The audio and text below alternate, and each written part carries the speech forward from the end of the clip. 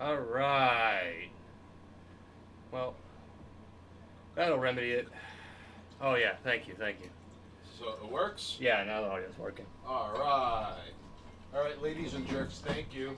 We have to sort out technical Uh, difficulties. Well, I'll explain it because Haynes, you don't know what happened either. Earlier on, when I was getting all this other stuff set up, you guys can't see it, but there's a spot over there where the cat likes to hang out, and the cat did this thing where he jumped up there and he grabbed all my wires, because you see all the ones I have up there that has all this shit hooked up to it, and just pulled the whole fucking thing down.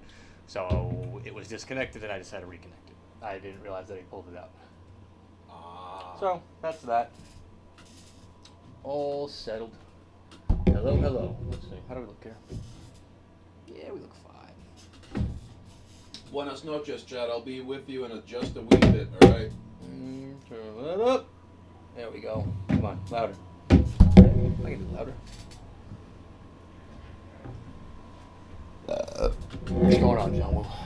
How are you doing today? Good, I assume. I am feeling better. Luckily, it was not a corona cold. It was just a regular old cold. I assume. So, ladies and jerks, if you're tuning in, give us just one moment. Monoxis requires nutrients, and Well, you know, I'm going to continue my trend of eating things when we start off. Kool-Aider, if you're here, thank you, Kool-Aider. You got your eat footage coming up right now. Oh, should I try to green screen again? Hold on. Wait. Let's see. Turn this. Oh no, I gotta go to the filters, right? That's what it is. I think the camera got hit. Oh, camera got hit. It's alright. I'll fix it. So, Kool-Aider, you're going to be getting some Monoxis eat footage, all right? So you got to hop to this. And we'll put that back where it's supposed to be. Well, at least until Haynes gets back over here. Oh, I've got like a string hanging off over here. Yeah. No, that was not it. Where are you, string? I can't find you. Can you attach I can to- snag it for you. Hold on. Ah, got it. It's just attached to this stupid little strap here.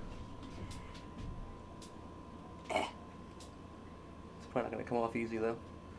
Yeah, try and... Okay, hold on. Let's see. It's, yeah.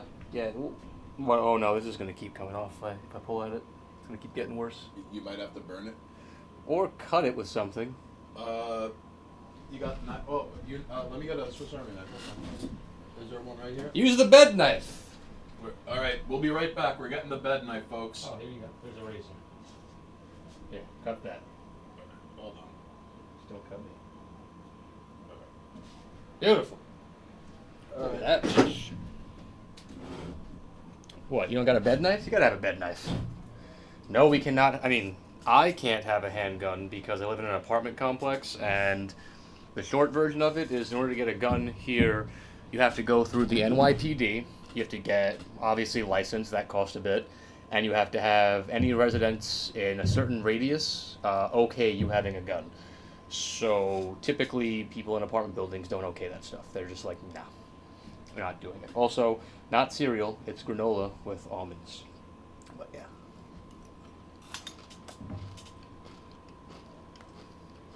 Tasty stuff. Why do you keep moving forward?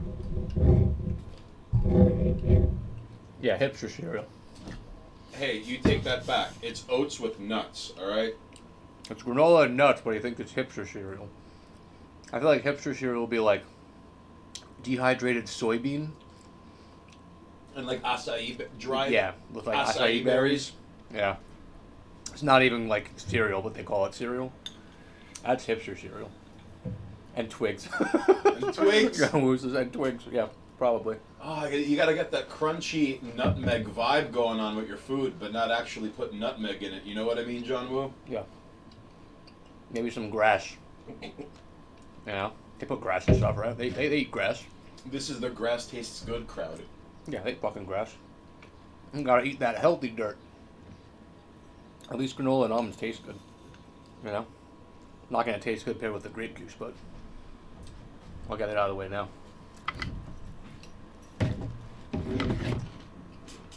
Anyway, welcome. Thanks for coming on by, you jerks. Here, let me get rid of that green screen nonsense. Get the Starry Night back. Uh-oh. There we go.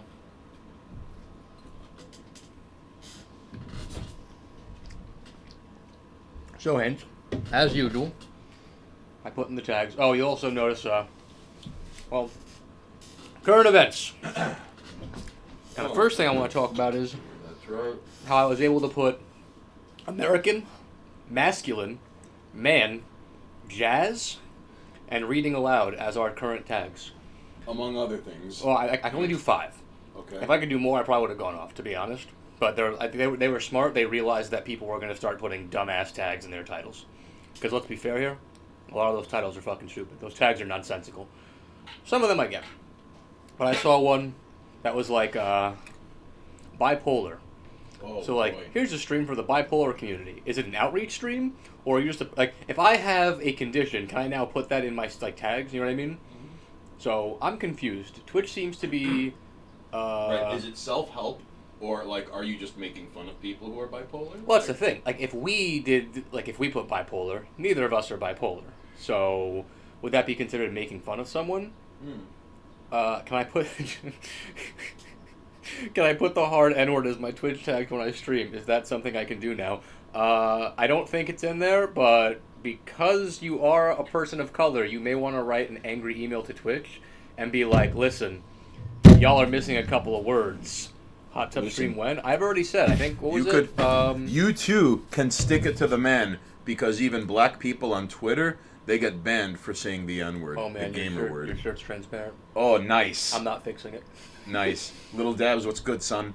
But I did say, I'm in a video somewhere saying, I think like 100 followers, not 100 followers, 100 consistent viewers. Mm-hmm. Like when I see 100 viewers on a regular basis, I'll get my ass in a hot tub. All right. Maybe not a hot tub, like a kiddie pool, you know? Buenas noches. Estamos aquí Yeah, like 100 subs. a negociar lo necesidades 100 por subs, él, I'll throw myself in a tub. a bañar por ustedes, mirando en la casa, él en agua caliente por usted. Necesitamos 100 personas mirando. Generalmente, cuando estamos haciendo eso, la televisión, acceso público, aquí en Queens. So, this Twitch stuff's getting nonsensical now. One day I'll give you 100 subs, hot tub, 200 subs, Cameron, I'll just hot tub stream. Ice cold girls- kiddie pool for manly vibes. Alright, if it's a kiddie pool, it's probably going to have some kind of booze in it, just for fun. I'll get like a bunch of cheap booze and fill it up, and I'll regret the decision later. Deal. If it's an actual, like, maybe ironic, like, stupid, go in my bathroom and get in the tub and fill it with hot water, and be like, what, it's a hot tub. It's a tub, but it's hot. And he's going to have a thermometer by his feet, the So thermometer it's like, can, it's hot. to constantly verify that it is hot. You So, can't bust him on this. Technically, it's not. Technically, it's a hot tub. 300 subs, Haynes pours vodka down your throat. I mean, Haynes can pour vodka down my throat without having. Like, subs. under normal circumstances, that's like 3 Tuesdays out the year. It's going That's on Crucial Pim. Oh, right, and before I go off on Twitch's nonsense, just so we're clear, what is it? Bad Postro Men. What was that? The Sir Winter Boots, Booze Ape, and Morton CB. Bad Post Roman, thank you for doing your service, Oh, was and it thank Bad you for Post doing Roman? your part. Oh, Yes. yeah, you're right. I thought it was Bad Postro Men. Bad Post Roman, thank you for doing your part. Now, these winter boots, thank you for doing your part. These are winter boots. These are winter boots. Excuse me, thank you for doing your part. Booze Ape, aha! Thank you for doing your part, homie. And you know what? You're on Twitter. You're alright. I'll follow you back for that. But So, yes, thanks for the follows. Booze Ape and Morton CB. Morton, thank you for doing your part. Now hang on. Oh, Booze Ape, you scamp! So in terms of Twitch nonsense, right? For one, I want to see how long it takes putting up fake tags before we get like a cease and desist Twitch style, being like, stop that. Booze Ape, if you're watching, tell me what your fucking screen name is. Is this you? Perhaps not. No, it's probably. Let me know. All right. Whatever. Crucial Pain. Buenas noches, caballeros. Balkan's up in this shit. Crucial Pain is going to lead a bunch of Balkan mercenaries just out of principle at this point to reclaim rightful Serbian claim. Twitch. Well, I believe. Well, the only thing I want to, because it's relevant, we're on Twitch, we gotta talk about the platform's nonsense. Right. I thought it was stupid that titty streamers got their fucking hot tub channel, but you know what? Fuck it. It's not like it's a gimmick anymore. It is actually a thing. All right. They now have their own containment channel. Right. So you All know right. what? Good job, Twitch. The stupid tags are going to get abused more than they're going to get used properly. Mark my words. It's just a matter of time. However, I want to know how long it's going to take before every stupid little micro form of entertainment is now a thing on Twitch. Oh. Like, how long before it becomes a system of abuse where, I don't know, like, much like sleeping streamers? Well, how much longer until now it's just very niche? How do I put this? Eventually, you're going to see mirroring of Tumblr vernacular and self-identification, but no clear concrete. Like, so is this... What's it going to take to get me Is this help self-support? What's it going to take to get me a depressed chain smoker's, like, description? You know what I mean? Yeah. And, like, all I do for the stream is, like, wax about how much I hate things and just, like, smoke a whole pack. And when the pack's done, the stream's over. You know what I mean? Like, how long before that's a thing? Right. How long before, like, because if we're gonna have like bipolar and depressed and anxiety and like all this. Okay, no. How is this person going to commit? How far with the pack of stream? And how come there's no fucking like we can? Because watch, this guy's gonna go on for years, a pack of stream, all right, and then like he's gonna come out of nowhere. People will call out of work. He's gonna smoke a pack of stream, shoot the shit with chat, and then vanish. Listen, and then eventually he's gonna get like fucking lung cancer, and then he's gonna get a tracheotomy, and even at the tracheotomy, he's like, "You got one cigarette per stream." You know what I How you noticed? doing? There's no fucking tag for like people with addictive issues. Really? From what I scanned through them, I could be wrong. I'll double check next time I do this. But there was nothing about like, I don't know, like drinking support. So like for all the fucking things they added, I still can't be like this is a stream for drinking, or like you know. I think. Oh, all like right. I can't have like a drinking So stream. they can't. They can't have a smoking stream. You know what I mean? But they do drink on what's their name? Three Biggest Losers. It's a podcast, and one of the people in it is Charles Carroll, and like they drink on stream, but I don't see anyone giving them a hard time. I'm saying we don't. Well, I'm sure they don't give them a hard time because like I think it's on a report. My point is, I'm gonna push the camera a little bit that way, just because if I put both hands up, you see, scooch over. okay, that's a lot of. All right, fine. I'll scooch over. Fine. You see this guy making this comfy, cozy stream. I'm just saying, Right. I got this thing deleted. Luchador tag. That's right. That's okay. 300 fucking tags added, and I still can't get a drinking Among them. tag. Okay, but So my vice is not good enough. I'm not okay. But you're okay. But someone what? someone with pretend depression gets to be like, I'm depressed. Come talk to me. Come talk me out of my No, depression. but that just by virtue of how you frame it, you said vice and then mental illness, and that is comparing apples to peanut butter. Well, what if my addiction and my vice go hand in hand? Okay. I have a disease. This is a. Technically, there's a chronic disorders tag.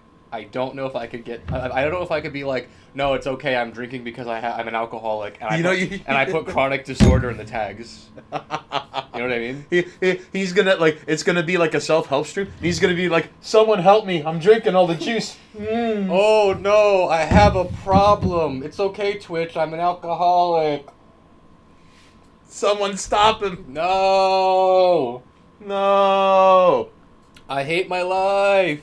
Everything sucks. Everybody knows shit's fucked. this grape juice tastes really good. Everybody knows. Stop, Queen Sex Man. No, I'm not going to. I'm gonna keep drinking my grape juice. Anyway, that's so Twitch. I mean, like, I don't know if you saw the internet comment etiquette. I thought it was funny that he was like, you know what, y'all gotta stop being mad at these booby hot tub streamers. Just don't watch them. Go watch the fat guy doing the hot tub stream and give that man money. Which, like, you know what? Yeah, fuck it.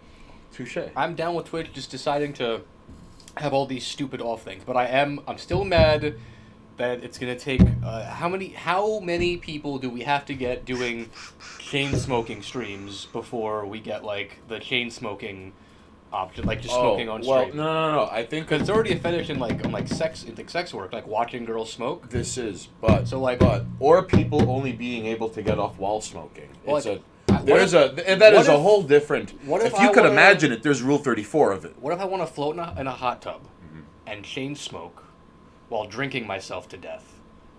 How do I tag myself now? I think that means you have to go to DLive then. if you wanna No, do that. no. Twitch is working with these other fucks. I want them to work with me. All right. This is bullshit. Cat Girls Milk, buenas noches, gracias por tu presencia aquí. It's hoy noche. bullshit, and I'm listen, I'm just quite bewildered that now finally Queen Sexman has his day in the sun.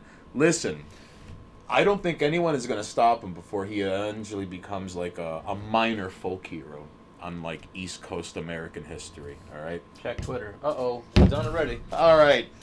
Come on, Kool-Aider. Let's see what you have lined up. Although I do like that Jazz is a tag because Jazz will be getting abused very much so. You don't even know where we're gonna start with the abuse of the jazz tag, all right? Because eventually, I'm gonna start arguing with you.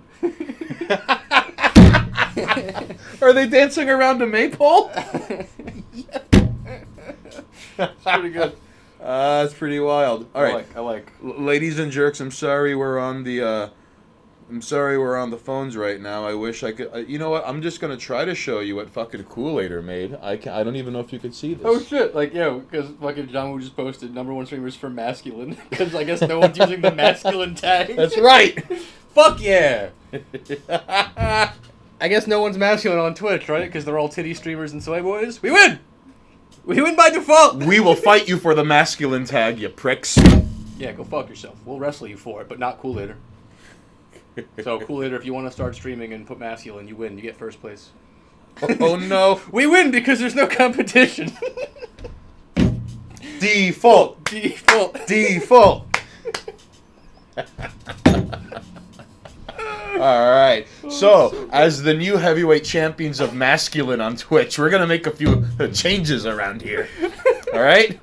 First of all, we're going to need one of you to help us start counting the money. All right. Second of all, Hey, we Bad need. Post Roman. Did you like the Chinese moonshine? Yeah. I Going on, ended up. Mr. Mystic Shorts. I ended up having the aftertaste of it Oh. for about like 40 minutes afterwards. It was so weird. It fucked with my mouth so bad.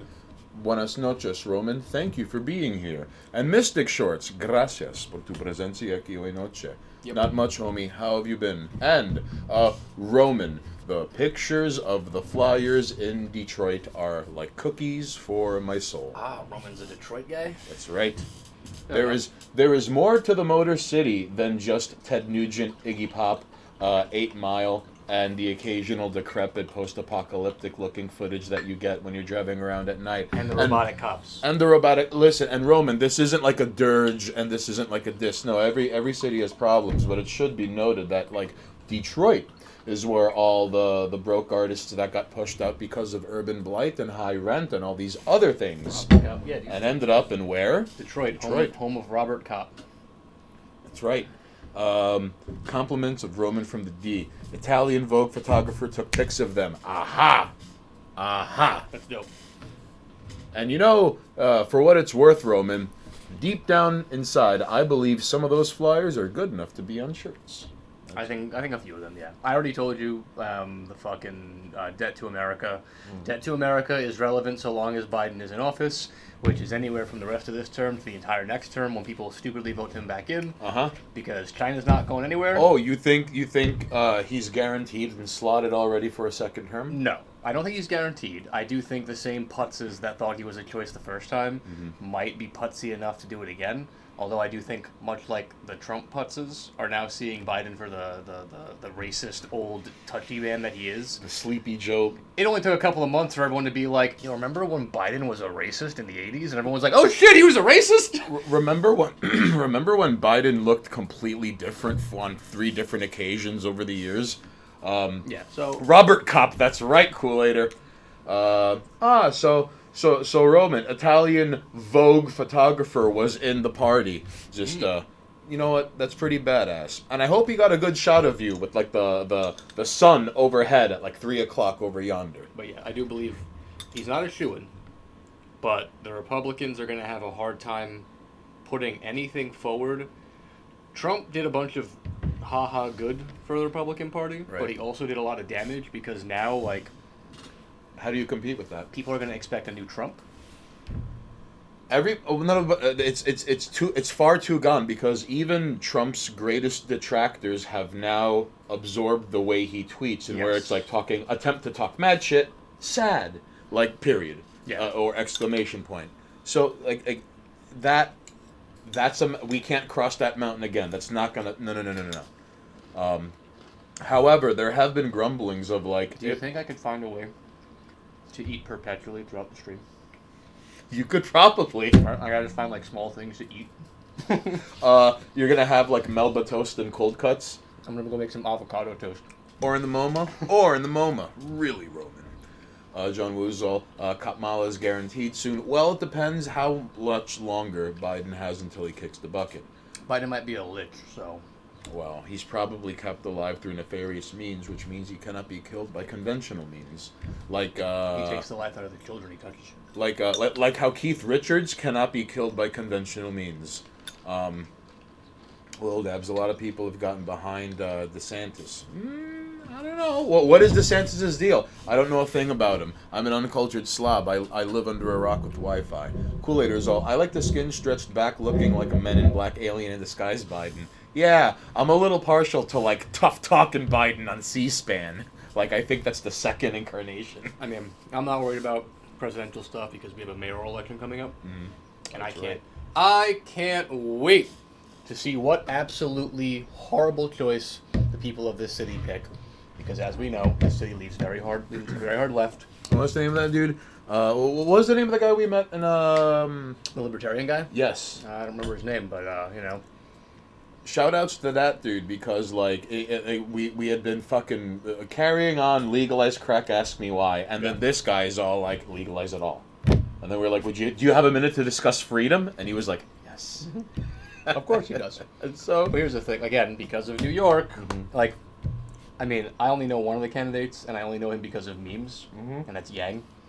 Because, like, as far as I'm concerned, Yang wants to give me $1,000 a month to do nothing, which I'm all for, because, like, the government's people are already stealing money in the city. Like, the MTA is hemorrhaging money because people are robbing them and putting it in their bank accounts. The mayor is caught embezzling 3 times. That's true. Like, the city is full of people who are stealing money. I might as well be getting some of the stolen city money. So right. Yang's trying to steal the money and give it to me. okay, but however, let it be known that once upon a time, this was maybe like 2 weeks ago, maybe a week at most, Yang came to Astoria, and he was over by the track and field, Was he? and like, Was this when he made pro-Israel statements? and a young woman stopped him, and she was like, "You tweeted a pro-Israel thing, and what happens to the Palestinians?" And da-da-da-da-da-da. But like, it was a very Yeah, but as we've talked about, the pro-Israel, pro-Palestine thing is a very small window, and everyone's going to forget it. right. But after Also, I'm pro-Israel.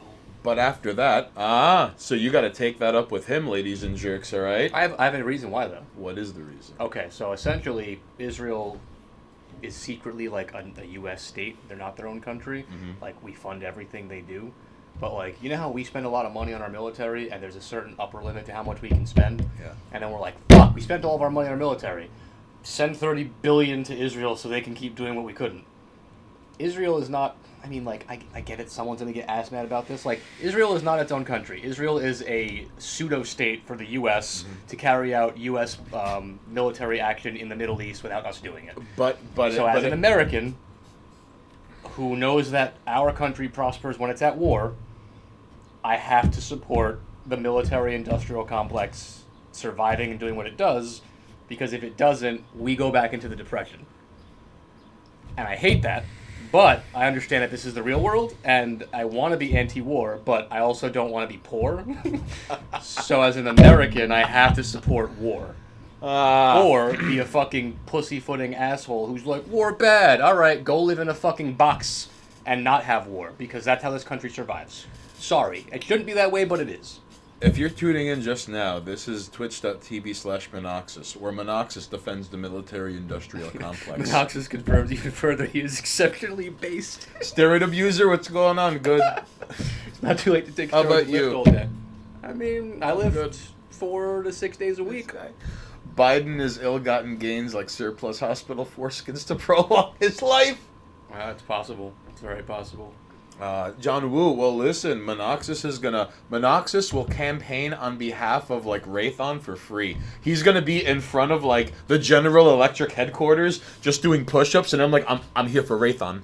And he's just part of Raython's PR team. Like I said, if there was another way. There's like a company retreat Fine. in the woods of like New Hampshire, and they're in like some fancy cabin. They open the door. You're doing burpees, and he's got like a film crew with him, and he's like, I'm here from Raython. Raython says hello, and he's doing burpees in front of the General Electric. They're at this fucking like corporate retreat. This man should be flaunting his personal trainer skills and his queen sex man abilities to talk shit to other military-industrial complex players. You know, it's not just Raython. Like, he could be the cool guy all the Boston Dynamics dudes wishes they were, so they just get, like, Monoxis on board as a consultant, and he just, like, bullies the dudes that, like, you know, like, he bullies, like 3 people into suicide, Listen, and then he gets the corner office. My ideal America is that we are as based as the Third Reich was, but without all, like, the Nazi racism stuff. You know what I mean? But that will never happen. Of course not, because we can't unite as a people, and we don't want to be fit as fuck. Okay. But, like, you know, to be fair, they were in pretty good shape, Monoxis, and they were all fucking, like, bros. Monoxis confirmed to be a fitness fascist, all right? Yeah, I think it works. You know what? You know, I'm gonna As long tell as you, you're a fascist against, like, you know, actually bad things. I'm gonna tell you. So far, fascism's always been used against, like, the like, I don't want to say the weak, but fascism's always come with, like, well, we're kind of fascist because we're also a little racist. Well, let it be known. Let it be known. All right. Like, you know. Gin of coolness. Hey. Hey. Thank you for doing your part, dude. What's going on, man? How you been? How goes it? By the way, Gin of Coolness. You could find this gentleman on Twitter, and he is the shit. All right, go take a look. If you like things that are dope, go give him a look. John Woo, are we still number one on masculine? And if I'm not mistaken, you also Twitch. That's true. Give this man a follow Gracias por tu consideración. as I continue to eat my granola. So, Anything else happened recently? in terms of current events, no. Right? I can't think of anything that was fun. Like, anything good? I don't. Well, other than being involved in my own BS, and even when I That do don't get count. to take a look at the That feed doesn't and count. things that resemble news. Default! Default! All right. You see? Because, listen, if you're just tuning in here to twitch.tv/Monoxis, Twitch has given us 8 gajillion tags that we could put when we go stream. And among them are things like bipolar, masculine, American, read out loud, jazz. So, we are going to continue to abuse the jazz tag. Oh, All right? everything is jazz. All right. Well, listen, because it's not until they stop us that we can go into an internet court of law and be like, Your Honor, if it pleases the ladies and gentlemen of the jury, let it be known that the chicka clickety clack of your keyboard, Oh, that's rock, paper, jazz. scissors. All right? What Dr. J does on the court, that's jazz. There's jazz in almost anything that's fluid, one motion. But I digress. Also, yes, we did stream the new Resident Evil. We beat it, actually, on stream. Yes, It this was is fun. true. It's a good game. Very good game. Rock, Ready? paper, scissors. On Okay. 3? All right. Yes. 1, 2, 3, shoot. Ah! 1, 2, 3, shoot. Ha ha! He's falling for the always do rock strat. All right. Listen, Kool-Aid, if you're keeping count, that doesn't I- even matter. I taught him that, and then I use it against him. And now he gives the grasshopper the green belt, and with the green belt, he throws him through windows and headbutts him when he's not looking. You see, Sensei Monoxis is going to end up doing push-ups as I have to jam all the buttons on the controller to get back up, like this is Punch-Out. Haynes is still in the lead for nothing lasts forever. You see that? Well, you know how he's calculating it. All right. Let the record state that even though Kool-Aider is doing this all in some insane, futile attempt to wrestle Monoxus and having a chance to get the good ending. You see, it is the stubbornness of Monoxus that prevents this from happening. So Kool-Aider has begun to wage a low-key war of psychic terrorism, and slowly begins to gnaw away at the consideration that Monoxus, looking out into the world around him, meet space, him taking a picture of all things considered, alright? So he realizes perhaps there are no such things as beliefs, perhaps all there is are egregores of control in people. We gotta do it again. Rock, paper, scissors. And then he shakes it off for some rock, paper, scissors. All right. Okay, yes. 1, 2, 3, shoot. 1, 2, 3, shoot. Oh, okay. 1, 2, 3, shoot. Oh. All right. Now we're back to a regular rhythm. All right. So now the crickets may resume ing over in the seat to the left. I thought Listen, cicadas were I see you. I thought the cicadas were the new hotness for noise. Wasn't there something about cicadas that happened recently? People have been talking about cicadas for no reason. Some about like some random like cicada species that like hibernates for like 20 years or something. This was the year they came out, and everyone was like, "Oh my god, bugs!" Maybe that's why it sounds different from the usual like rhythms that pick up after I was still, a while. I mean, like, all right, like this species of cicada that just sleeps forever decided to wake up this year, and everyone lost their like kind of like it was like collective like oh cicadas. I remember watching an old-timey documentary where someone was able to say 12 years, whatever it is. Yes, thank you, Kool-Aider. But for some reason, like Mr. Mystic Shorts redeemed. Stained Haynes asked chat a question. Do it. All right, Mr. Mystic Shorts. This is okay. In the spirit of Mr. Mystic Shorts, what is your favorite headwear? Now, granted. Favorite headwear. Now, granted. Do you mean like that you own, or like a style of headwear? A style of headwear, like for example, like I have See, no, like it's not just that they came out. There are people like eating them and turning them into like flour. Really? And like keeping them as Cattail's pets. milk. That is mildly unsettling. Like people, like for some reason, just cicadas. Anyway, sorry, the hat question. Disgusted but interested. So in terms of hatwear, so like I have a large cabezas, which makes it a little difficult to buy hats. So like beanies, I don't mind. Baseball hats baseball caps that fit, right? But then like if I want to get something fancy like a bowler hat or an English cabbie hat, then that gets kind of fucking hard. All right. Okay. So I would have to go ultimately, even in the end, bandana. That is my answer.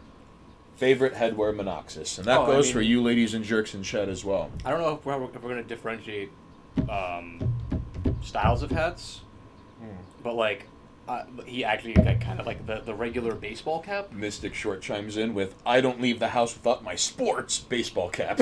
But like you've seen my hats because I have a couple of hats that are like I guess they're called like fitteds by some people.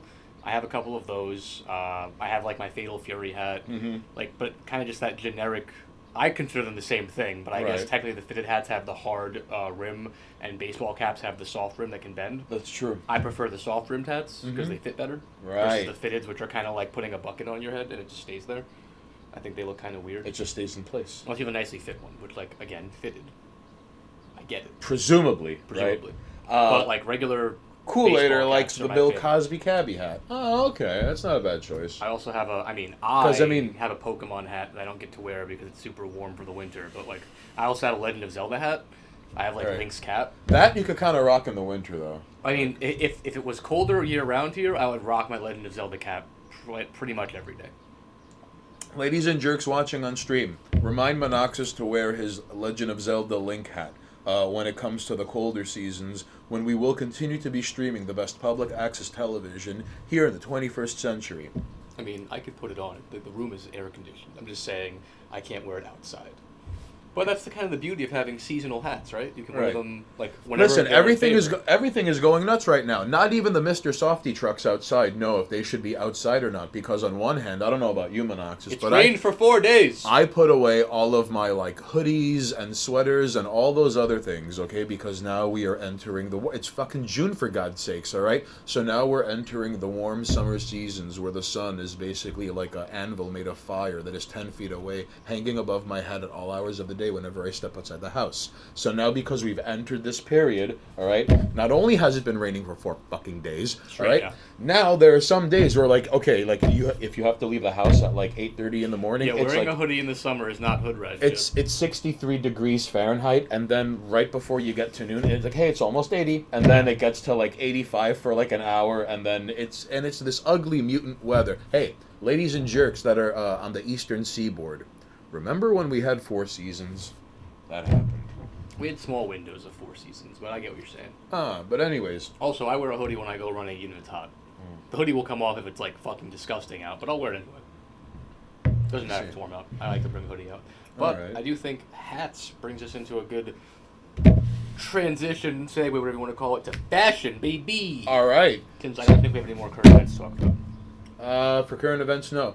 Although Cat Girls Milk, and what was that you who said that they were pushing? Okay, some ego. Kool-Aider was going. The journos were pushing it. All right.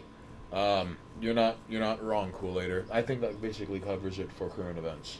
Yeah. Eat the bugs. Only 3 of the 4 seasons is alive now. Damn it, Kool-Aider. So, in terms of fashion, there are a few things I wanted to discuss and cover. All right. Okay. So. And mostly because like this all started, I tweeted earlier today. Sometime in the 2010s, there was this "I stopped trying in life" kind of pants that like even in offices women started to wear, Okay. and they ended up translating into like jeans, and like even like and it's weird where like even like women with figures will opt to wear the "I've stopped trying in life," and it's like the expandy waist jeans. And they look fucking terrible, and they don't do a service for their figures, but like some women wear that, and maybe that is why the larger, rotund, indignant ones also wear it, because like the high waist expandable thing hides the chundering mounds of blubber. So Monoxis had fixed the camera, ladies and jerks. You see that? We're always striving to improve here. I didn't like that my head was getting cut off. Whenever I sat up. Monoxis is not a fan of his head getting cut off, which is why he and I wage war against is to turn it into was. All right, and you can help us in that fight. Don't worry, Kool-Aider. We'll keep track of the goddamn rock paper scissors if they happen. Someone please tally the rock paper scissors while We I'm got away. it, I need don't to worry. clean up this George Foreman. Anyway, so was it so is the Give Up on Life clothing that got you interested in this? Right. So, it is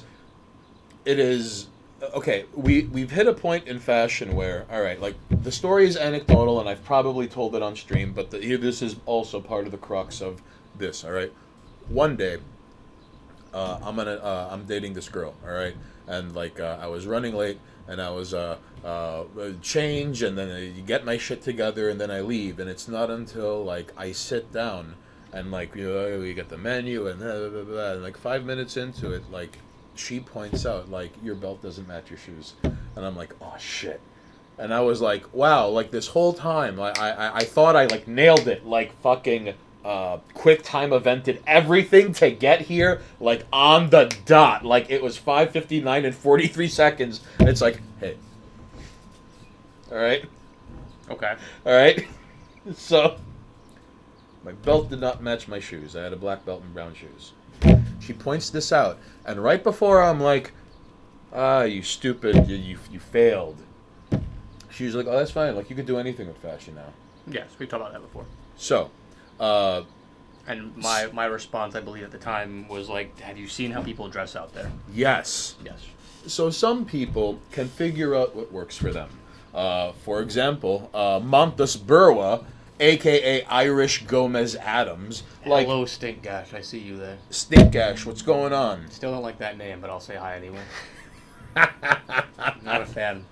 Stinkash? You've managed to make me upset every time I have to read your name, so congratulations on that. You know what rhymes with Pinkash? You want to continue the fashion story? So do you want to talk about, like, I know what you're talking about, but here's the thing about, like, the Give Up on Life clothes. It's not just pants. You gotta refute this guy, alright? I've been around for a while, you still don't like me. I don't mind you, it's the name you chose that it's kind of gross. Alright, that's... No. That name is fucking awesome. No, alright? it's good. The fact that the name gives me a visual it gives me a visual, and then I can smell and taste the visual. All right, here's a visual for you. Words on screen leads to like, oh. All right. Like, Stink gash. Wrote earlier, bloody well good evening to the both of you. I'm 6 beers in, starting to get blurry. Just went for a pee and pissed all over my leg. Fuck my life. So I am now just picturing a TV static VHS box running cylinder of pixels, but a stink gash of that. And then it just like waddles outside to pee, and it gets on its legs. But presumably now it has legs. Camera pans out, because I didn't know this. I didn't know stink gashes had legs until now. Well, stink gash is a person after all. Oh, wait. What kind of beer are you drinking, Stink Gash? I'm Good curious. question. Anyway, the Give Up on Life clothes. Nothing worse than a stinky gash. There are a few things worse than that. It's not like, all right. So I talked about this a little while back. I like the whole like people who wear sweatpants. I don't understand the whole sweatpants thing. Sweatpants in public. They look fucking terrible. Well, like sweatpants never look good. Okay. Wait. No. What if you're just going to the corner store really quickly for just one thing, and you don't have to impress anyone, and it's like before 9 a.m. Are you above wearing? Were you not dressed already? Like you got up and didn't get dressed? What if you're not working that day? What do you? All right, so let's say under that, let's say you wake up in the morning, right? I don't care how you sleep. That's not my problem. I don't give a fuck. You get up in the morning, and you have a morning routine, right? So presumably, before you make the decision to go to the deli for whatever it is, or even just to start your day, what do you put on? Nothing. I leave in basketball shorts and a shirt. Basketball shorts, bag. So you're not wearing fucking sweatpants. Because they look bad. And no person who respects themselves will be caught dead in sweatpants. Okay. Because they look bad. But no. But okay. But which is what? Okay. But what? Do you know what else has the same vibe as sweatpants? Parachute pants. Okay. Stop wearing baggy shit. All right? Parachute pants. Baggy shit looks like baggy clothes look like shit. Parachute. Well, no. Parachute pants. Now, those are the views clearly expressed by Monoxis Trademark Incorporated. Stop so wearing take it up baggy shit. It looks Listen, bad. However, parachute pants are kind of a faux pas, and you shouldn't be attempting to pull that off often. However, sweatpants. What about what if I give sweatpants one pass. One pass. Exercise? Exercise in the cold weather. Okay. Because they're perfect for it. But all right, although every once in a while, which is the point I'm trying to get to. Every once in a while, like a woman with a great figure can pull off one of the ultimate flexes, and where it's like, my figure's so good you even see it in bummy sweatpants. Sure. But again, the fact that you have to say bummy sweatpants. So give up on life clothes. To me, those stretchy pants that are not jeggings or leggings, but they're pants that have the material built into them. Oh, that's the I've stopped trying in life pants. But they're stretchy, so you don't have to worry about There the are size. office versions of that pants for ladies and people. What I'm saying Jerks, is, you don't understand. Those pants. It's everywhere. One day you're going to have to go to City Hall or renew your license or do something involving the city, state, or federal level. Well, not the federal level, but in the city or the state level, you're going to be dealing with somebody wearing I've given up in life pants. Although I bet there's maybe like 2 or 3 people working for the federal government that do wear I've given up in life pants. What you're noticing now, the I give up on life pants. One of them's in the Department of Education. I see you.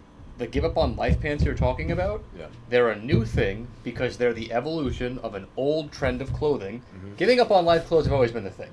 You knew people and I'm not going to go so far back as elementary school because no one had learned to hate life yet, but I'll say as far back as middle school, somebody was wearing clothes where it was like, you don't care. Like, you get it, because like by middle school you're dressing yourself, you know what I mean? Right. By that point you've seen someone who was wearing shit where it's like, you don't care how you look. And it's not like a fashion statement, you don't care how you look, because that's like saying like the goth kids didn't care how they looked because they dressed like weird fucking people. They clearly did care about how they looked. They actively maintained that I look like shit image. Right. And again, not hating on goths, I had a goth phase myself, but like it doesn't look, you can look better than like goth clothes. Right. Some people fit the style. But some people just don't look good that way. But the point is, people have always worn clothes that look like shit. Right. Sweatpants have always looked like shit. Now, are we taking all sweatpants? Sweatpants are the things that your mom bought for you to wear when you were a kid because they were cheap and they came in a bundle pack, and she just put them in you because they slid on and off, and then you got comfortable in them, and now you wear sweatpants as an adult. So because you don't care to actually go and get like pants that fit nicely and add to your form, But or he- dress pants or khakis. now, do you mean now? Obviously, Because sweatpants is easy mode. You walk into a place and you go, "Hey, look, sweats," and they have like a letter on them that I associate with my size, and then you pop them on and you don't have to think. It's like wearing baggy shirts that don't fit. If you wear a shirt that fits, you have to know the sizing chart and be like, is this going to fit and look good? Or you wear a size one size bigger because you've given up on life and just throw it over yourself. However, in defense of Monoxus being a livid jerk on a hot streak of hot That's takes, I would like to propose the following. Now, what if you're in a position or you're in a scenario and we're here? John Woo, I'm going to get back to you. Hold See, on. but John Woo was bringing up something that I slightly alluded to with the whole like sweatpants running in the winter. Sweatpants are utility clothes. Crucial Pain, at I'll have to most. get to you too. This is the point I'm trying to make, all right? Everyone, calm the fuck down. Shut the fuck up, I'm trying to think. So, what if, for example, like Monoxus and I are in Merca, all right, Burgerland. So let's say we order a shirt from Anatomy of the Heads all the way from Indonesia. Yes. Is a large here an extra large over there? Here's the thing: if you haven't given up on life when you buy clothes, like I haven't given up on life, and when I buy clothes, before I even make my purchase, I look at a sizing chart. And fun fact, I know my size. Like I know the lengths of my arm and chest bust because I measure them regularly. It's part Right. of my profession. Right. I know my bust size Because Queen Sex Man has to have his like measurements ready at all times. because I measure every month growth. That's the whole point. Right. So I have them because I fucking note them down every month. But before you buy clothes on the internet, you should always check sizes.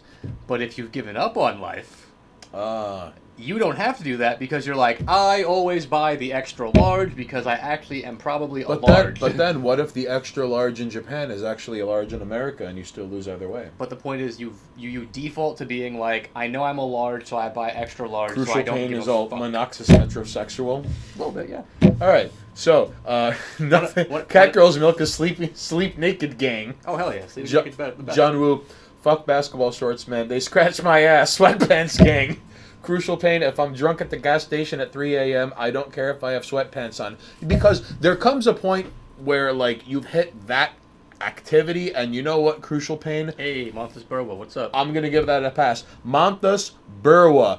Well, if it is an Irish fucking Gomez Adam himself. Well, we're- he said he wanted to chime in on fashion. All right, so finally, I don't know Montes Burwa I don't know how emerges long- from the crowd wearing a snakeskin shirt with his own microphone, I don't know and how no one long- questions why. I don't know how long you've been there, Montes, but we're currently talking about how sweatpants are the equivalent to screaming, I don't care how I look, please judge me. Okay, so Montes, we were discussing earlier, and probably if you were bearing witness to earlier, you're gonna play dumb and be like, "Oh, I don't know what you're talking about." So the point is, we were discussing earlier the "I've given up on life" pants that women started wearing in the middle of the last decade. All And right? men have been wearing in the form of sweatpants since forever. Yes, but the point is, there was this like horizontal application of this "I've given up on life" pants, where it's like they come in the form of like sweats, jeans with the expandable waist, Baggy shirts. baggy shirt. Yes, but with the "I've given up on life" pants in particular, sometimes you can get like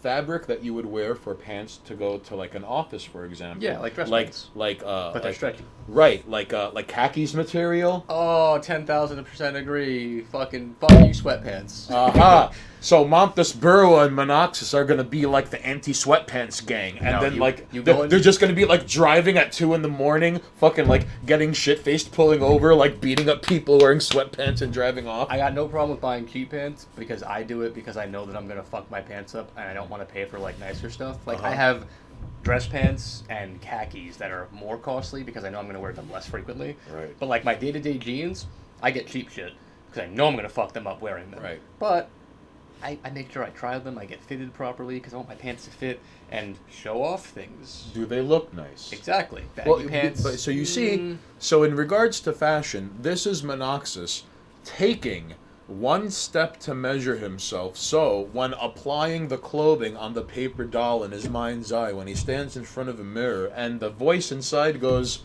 "This looks good." In fact, there are brands now. There's a couple of brands now, and they're more recent.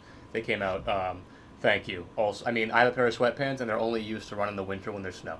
If there's no snow, I'll just wear fucking track pants. Mm-hmm. Snow, like, I mean, it's too cold, sweatpants are going on to run, and that's it. But there are now brands that make shirts that are specifically tailored and cut that they're meant to help accentuate muscle mass. So they're cut in a way where, like, underneath the arm is pulled in, so it tucks underneath, like, chest muscle.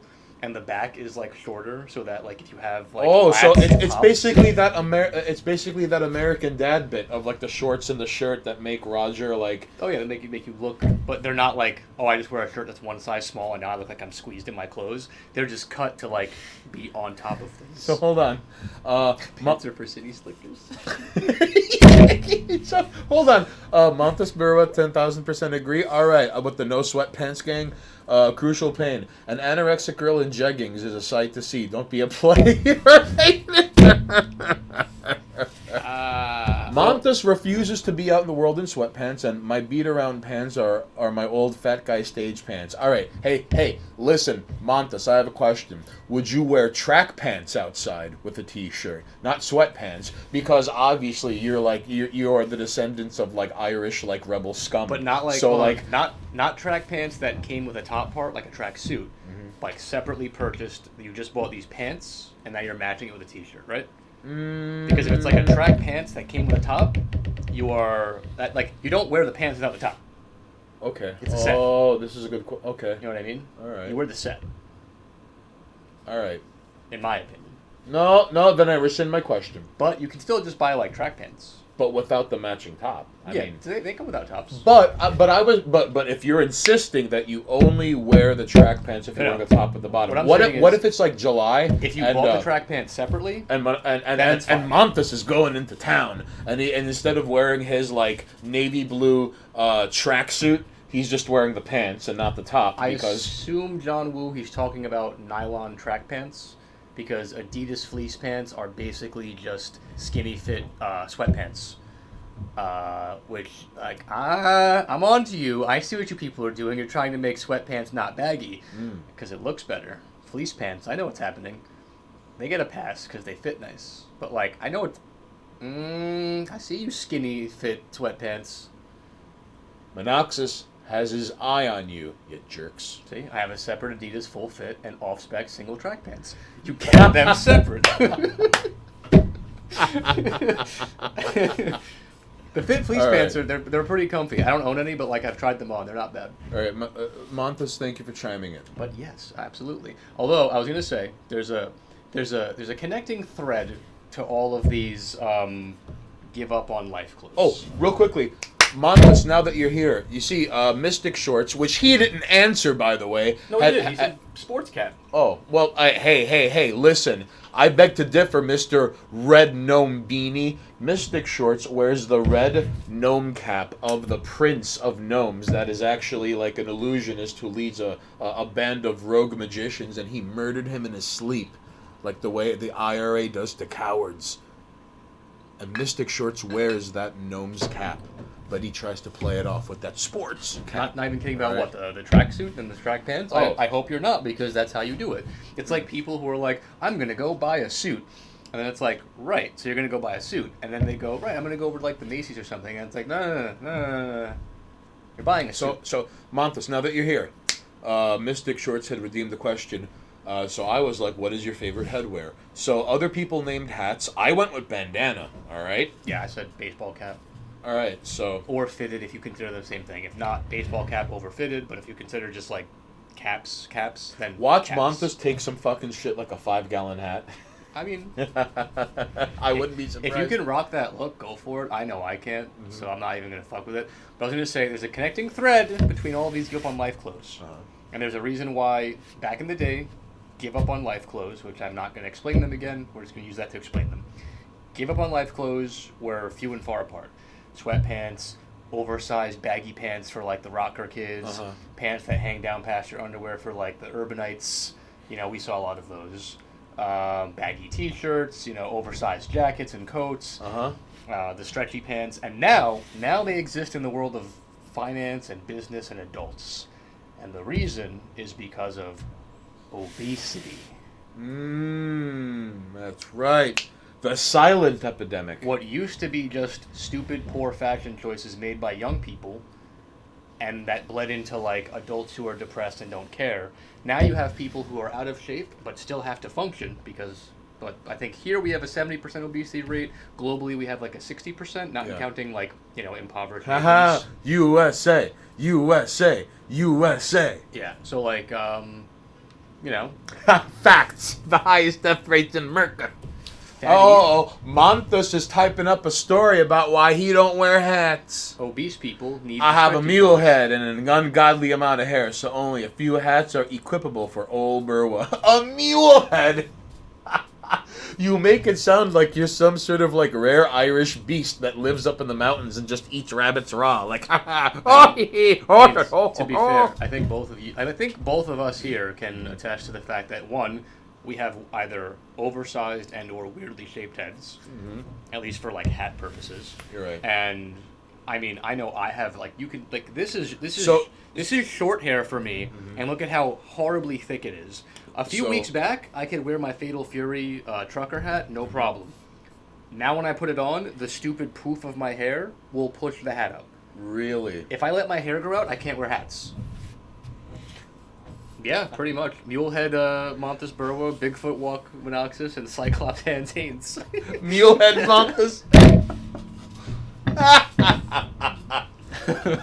Hey, Montes, you make it sound like your Irish heritage and Ohio well water has somehow turned you into like Gollum if he hit the gym and he was like Oh. 6'1" and just like, hello, I I, wear uh, tracksuits. I live in Ohio. I got a fashion question that I don't have an answer for, and I'm gonna ask it, and if chat knows, chat, like... Lock up your daughters, kill your sons. It's Montes in town. He's gonna paint the town white and your wife red. If someone in chat knows, please answer, and if you know, please answer, because I've been struggling with this, and I today I was like, I'm gonna look this up and figure it out, and I didn't do it before we started. What is it? My white dress shirts, when I sweat in them, get sweat stains that I can't get out. Right. Is it a material thing? It might be the antiperspirant you're using. Okay. It also might be... Because it hasn't happened with all of my shirts. You're right. It might be the deodorant that you're using because different deodorants have different chemicals and some come out in the wash and some do. That's fair. Because I'm tired of, like, I have to keep getting rid of fucking white shirts because I sweat Well, I through mean, them. no, but you could, if you treat it with, like, lemon juice, vinegar, baking soda, and, like, some other shit, you could get almost any stain out of white other than, like, dried blood. I'll try. Because once the blood, hits air and it oxidizes and it turns into that brown rusty Yeah, thing, like the yellowish you're fucked. tint. you're fucked. You can't get it out. Yeah. But anything other than that, like it's lemon juice, vinegar, baking soda. Like if you have a wire brush, those three things, and you could add one or two more. You could, but I would recommend before you throw them out, before you make a bonfire of white dress shirts you're not going to wear anymore, please Yeah. give that a try. That is my. Because, like, I need to go buy some more dress shirts because all the ones, well, two of them don't fit properly anymore because they're very old. Now that you're super cocky swole. I gained a lot of weight. And then the other one I just wore one day, and I've been trying out new deodorants, and Okay. I'd like to picture Monoxus in his old I dress ruined shirts, that like shirt. flexing, and then like they're oh like no, ripping. I have shirts in there I could rip. 100%. While he's playing Hulk Hogan's intro theme. Hold on. Non-aluminum deodorant. I've been trying out. I keep getting new deodorants because I'm trying to find ones I like and So- avoiding a bunch of nonsense. So Montes chimes in with either old guy vintage trucker hats and cowboy hats. I have a single flat cap that looks really good on me, but I never want to be mistaken for a fucking pub IPA guy. No, the way you carry yourself and the way you talk, you'd never be mistaken for like rootless metropolitan scum. All right, rootless cosmopolitans that don't have accents or twangs. They show up in every city. Watch out, Kool-Aiders all goof off and hot water cycle with bleach does well. Goof off? What is goof off? He explains here, but I'm gonna Goof look it off up is the anyway. stuff where it says on the back that you will die if you ingest it and to not induce vomiting. Ooh. It'll kill you. So goof off is basically the Florida man. I've definitely seen it. Hold on, Wait, Kool-Aider. Isn't goof off for like mechanical? Like, isn't it for like cleaning cars? So does that mean Kool-Aider is a cyborg? Hey, Kool-Aider, can you use goof off on white shirts? Apparently, yeah. Ptooey. That's right, But like, Mantas. I feel like goof off was used to clean car metal. I There could is be a wrong. laundry version. Okay, so they make a. I'll look into it. I still have to buy new shirts. Like I said, I ruined the one good one I had. I fucking wore it to an interview, and now it's fucking stained. And I was like, fuck, I can't. Like, I should have taken care of this before. Like, I put it in the wash. Well, now hang on. Professor Thomas ain't here, so evidently filling in for Professor Thomas is the substitute teacher, Professor Burwa. And Professor Burwa is all the non-aluminum deodorant is your problem, Jack. Yeah. And now Professor Burwa is just gonna strum this Git box and play for about 20 minutes, Oh, I will and try now other he's deodorants. gonna give you a quiz on it afterwards. So pay attention. I will try other deodorants. Kool-Aider wears iron clothes. Kool-Aider, you know that. Listen, because all of you are thinking Kool-Aider is like some gray goo. Quantum mechanic singularity point in human form that is red from all of the enemies he's killed, and now to contain him so he doesn't break out, he's in this giant glass container going, oh yeah, throughout like Central Florida. So instead of that, he's actually just like the old-timey robots you see in like Metropolis. Oh, like the ones that can't move properly.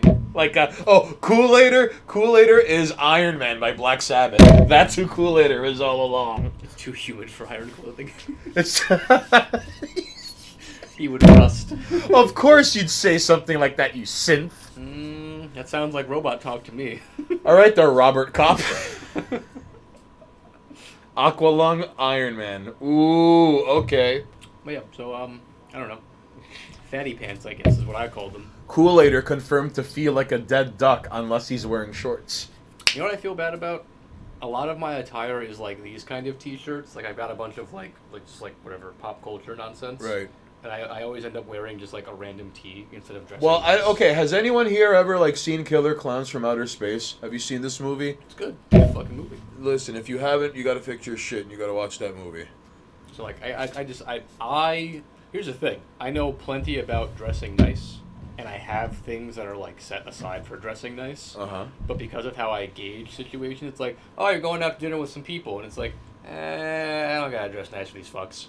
And it's like, oh, you're going to dinner with a lady, and it's like, all right, where are we going though? And it's like, oh, she wants to go to this place, and I'm like, oh, you're just going to some like fucking hole in the wall spot in the city. I'm not wearing my fucking nice clothes to this shit. Right. Like, why the fuck am I gonna waste my time dressing nice and having then to it's like- maintain the look? And then it's like, oh, are we going to Trattatoria? And it's like, oh shit. Yeah, like now I'll fucking dress up. You know what I mean? Like there's a time and a place for it. I wish I was in a situation where I was just constantly like going Well- to the nice spots, Well, and my attire was just full of that shit. Well, here's the thing, all right? There comes a point where, okay, for me, there's three versions of like dressing up, all right? Okay. Well, there's like business casual. Well, okay, this is what I like to call it, all right? I don't have to impress anyone, Regular clothes. all right? Like the shit you just wear normally. Then this ranges from, okay, I need to wear, like, I like to always overdress for everything.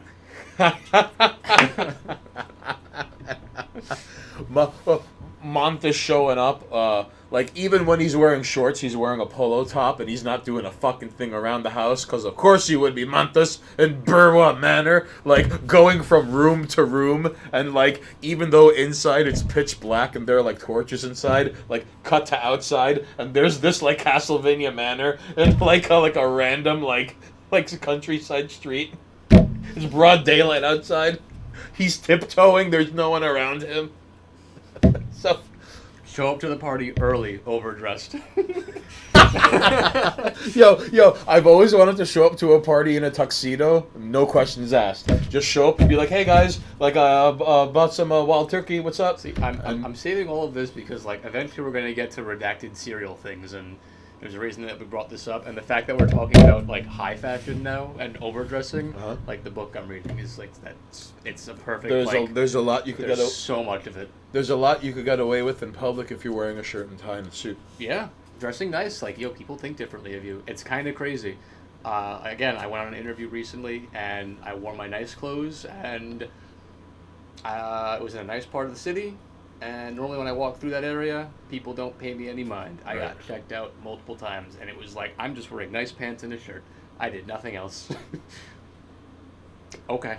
And you know what? It's ridiculous. But he knows what looks good on him, so he's like, I noticed you checking me out. What's Oh, going yeah. on? Yo, your boyfriend's mad. Your boyfriend's mad. That's all Monoxus does when he walks around when he's got to wear like pants that need a belt. I'm kind of upset that like I'm gonna be wearing fitness clothes to work, but like I'll get over it. I'll get over it. Like rich Uncle Pennybags with the coattails and monocle. Be solid. Be good. Aye. All right, so listen. In terms of fashion, so there's. I don't have to impress anyone. All right. I'm gonna go with like normal clothes. Right, normal clothes. All right. Then comes now there comes a degree of like, you have to meet someone halfway at the very least. So you could be wearing like a Dockers and a polo top, or like a Dockers and a. That's what I would assume is business casual. Right. Like I'm wearing my nice pants and maybe one of my shirts, but like I'm not wearing a full outfit. Right. I might rock Converse with it because I don't give a shit about how the shoes look. Right. You know, like I'm gonna slide it. And sometimes you could get away with the like nice shirt, nice pants, and you're wearing sneakers. Yeah. Like sometimes you could get away, or like you can wear. Sometimes you could get away with wearing like black jeans, but really nice black jeans, or if they're like it's like a dress shirt. Right. Or then there comes it's kind of like like a first date sort of thing. You know what I mean? Then comes either I'm either wearing a suit or I have to wear like nice pants with a nice shirt and a fucking blazer or a jacket. It has to be a blazer or a coat. I have to look like I have a dinner reservation somewhere. For me, it's either suit or dinner reservation look. Does that make sense? No, 100%. Yeah. All right, so those are the three modes of Stained Hanes fashion. I ain't gotta impress anyone. I'll meet you halfway. Dinner reservation suit. All right. We made our wedding party wear Converse. Cat girl's milk. Honestly, ever since, and it's kind of silly, but like ever since in Doctor Who, the 10th Doctor wore like a pinstripe suit with Converse. Mm-hmm. Ever since then, I've always been like, that's such a good fucking look. Like, it's amazing how nice Converse look with like dress clothes. By the way, Cat Girls Milk, so well. My friend, he's married and he has 3 kids and he lives in Idaho. And hey, Robert, if you're watching, mwah, what's going on, homie? Listen, when he married, he had a fantasy themed wedding, and his whole deal was all right, even if you don't have a full on legit knight or sword or sorcery D&D fantasy, Lord of the Rings, whatever themed you want. Yeah. And some people even met him halfway, the little kids that showed up, he just got them Lord of the Rings costumes, and it worked. It was great because the point is, even if you didn't have a fantasy themed costume, they were just show up in your Halloween costume. So one guy showed up in a Star Trek Klingon outfit with the fucking Baleth, which is kind of wild. Someone and his coworkers all showed up like Agent Smith from the Matrix, complete with the earpiece and all. It was they tried. You could. A friend of a friend is having a wedding soon. Mm-hmm. I'm not involved in it, but I've seen pictures, and I don't know if it's specifically Final Fantasy, but it's high fantasy themed, so everyone's kind of going very Final Fantasy, modern fantasy where it's kind of high tech but still sword and board kind of stuff. Right. And I saw the girl that I know, she's the one that I know who's going to it. I saw her outfit and it's straight up just fucking Final Fantasy style battle armor that her I think a friend of hers helped her make. And she's just wearing fucking straight up an armored suit with weapons and shit to a wedding because they were a Final Fantasy style high fantasy. Show up, and everyone's making full knight armor, because a bunch of them are cosplayers Because here's the deal, one of the best power moves I could do personally is when I have to do I'll meet you halfway, but I come with the mask, because what if I'm wearing impeccable khakis and shoes that look like fucking mirrors, honestly, but I'm wearing a Hawaiian shirt and the mask, but the Hawaiian shirt is tasteful. I'm upset I don't get to go to a high fantasy wedding because I would go mad hard on a black mage costume. Full on get a blackout mask and put yellow LEDs above my eyes and put discs and the hat and the big fucking hat and the blue outfit and waddle around and again with the But again, blackout mask so you can't see my face, and like big yellow LEDs for eyes, so I just have big glowing yellow eyes. It was always so funny in Final Fantasy Yeah, 1 fucking where black like mage, God dude. forbid you run out of spells, and then like when the black mage has to fight like a little dagger. Stick. Oh yeah, give him a dagger. Little shanks. Hell yeah. I mean, unless I was gonna go character specific, but like, Alright. if I was gonna go character specific, I'd be Zidane from Alright, from 9, that makes 'cause sense. Zidane's the man. So just very quickly, hold on. Monthus Burwa goes, Lux Interior once said something along the lines of dress for the way you feel, not the desires of others. Alright, well Monthus, Mr. fucking organized tracksuit and track pants premier, I'm gonna take your word for it. Cat Girl's Milk made our wedding party. Okay, well, I mean, that spawned this whole thing. Coolier goes, the one that got away. I have security issues getting wasted in costume unless I'm dressed like Macho Man Randy Savage or like a guy from Lynyrd Skynyrd. Alright, now listen, Kool-Aider, what is it about you getting trashed and wanting to hear Freebird? You know what's funny? I am curious about that. I don't understand the having security issues getting wasted in costume. This past Halloween, Be right back. I did Jacket from Hotline Miami. Really? And I don't think I've had it that much fun just getting trashed, like being a bloody mess, carrying around a baseball bat and like the fucking like bomber jacket. Oh, yeah. Like it was so much fun. I remember. John Woo says getting drunk and listening to Freebird is awesome. I don't know, like because like I was at a fucking Halloween party, and the beauty of it was that for the most part nobody knew who Jacket was, and like because they were doing like the host was trying to scare people. Mm-hmm. So like as they ring the bells, they would like kill the fucking lights, and like try to get them to walk into the house. You know what I mean? Yeah. And because of where I was sitting, it was like the door opens and the whole like you can just see me. I was on the couch direct across the hallway. That's basically like a Hotline Miami 1 scene. So like lights go off, new person shows up, and they just look down the hall, and in no like very like because like there was only light from I think we had the TV still on because we were watching like Night of the Living Dead. Yeah. So like there's the light coming off the TV, and I'm just sitting on the couch in like a bloody bomber jacket and a bloody chicken mask with a baseball bat, and they're just like walking in like, all right, what's going on? And then like dude dressed as the Grim Reaper jumps out and does like the spook. I mean, people had stupid gay costumes, but like either way, I was like, it's such a fun idea to just like sit around his jacket, and it's like, oh, lights are back on, and now I'm just like drinking through the mask and like That's amazing. It's beautiful. just not talking to people. And it's like, who are you? Video game character. Show them picture, like, oh, it looks really good. And I'm like, thank you. But yeah, I love the whole costume getting drunk thing. So we got John Woo getting drunk and listening to Freebird is awesome. I'm not reading his quoted O's. Monthus says, one time I got drunk at a Halloween party dressed as Friday the 13th Part 2 Jason and smashed a shot glass on my face. You smashed it on your own face? How fun. John Woo, again, quotes from Freebird, not reading them. Cool-Editor, Freebird or any of the good stuff from Creed. There's no good stuff from Creed. I feel like, Ooh. do I have to tell him that Creed's a bad band? This is twitch.tv/Monoxus. The opinions held by Stain Haynes do not necessarily reflect Monoxus Corp., Monoxus LLC, Monoxus Holdings, or the 718 TV studio opinions. So we got Monthus, yeah, dude, being intoxicated and feeling how pressed everyone was that I had a for real miner's pickaxe. Oh, you actually had like the pick. John Woo, he means happy costumes, not homosexual Twitch. No, I meant gay. Like, there was a girl who was wearing, because she was like bi, and she was wearing this unicorn. Like, it was like, you know, have you seen the costumes where like they have like the inflatable pump and they keep it like filled with air? So she was a gay unicorn. And I'm not saying because unicorns are like gay. It was literally like rainbow. It was a gainicorn. It was a gainicorn. Like, it was meant to be gay.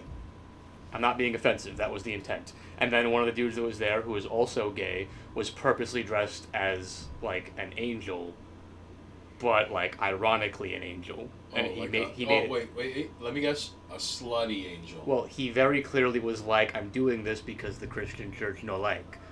So like it was intentional. Oh, so like a sinner, says John. Yes. Although this one dude showed up as what are they called? The German, what's the fucking outfit? The lederhosen, the fucking straps and the short. Yeah, thing. yeah. Yeah, he showed up like that. That was dope. Like a Stein. It was pretty cool. That was a fun costume. That was cool. All right. The host was Lola Bunny. Oh, fuck Fucking really? I mean, Lola Bunny. Whatever. She was a cute white girl who wore like short shorts and a short shirt and like pump shoes. Like, Okay, that makes. I just thought like, okay, I immediately thought like fursuit. And my mind went to a dark place. no. It was just her in Lola Bunny outfit, and it was like, oh, because you thick. Right. Whatever. Come But, on and slam. I mean, it worked. She looked good. I mean, to be fair, like the only costume from that night that I remember that was kind of like you didn't try. Some lady showed up. I don't know who. She was with somebody, but she wore like a ninja costume, and I was like, I mean, low effort, but like a ninja's a ninja. Okay. But whatever, it was a ninja costume. Monthas saying correct about the shot glass to the face, bloody burlap bag. I mean, that probably fucking worked out. Kool-Aider hitting me with like a hey because, like I said, Creed sucks because Creed sucks, and I guess he's mad about that. It's fine. You can hate on my music too. It's not a big deal. But I am objectively correct in the Creed sucks game. It's much like who's that band? Nickelback. Nickelback's also bad, objectively. All right, now Kool-Aider, are you going to defend Creed, or are you just going to smite Monoxus and then go drive down south so you could meet some sort of like Cuban ballet, and then he's going to do black magic on Monoxus? John Woo, hold up. Nickelback isn't that bad. Kool-Aider, listen.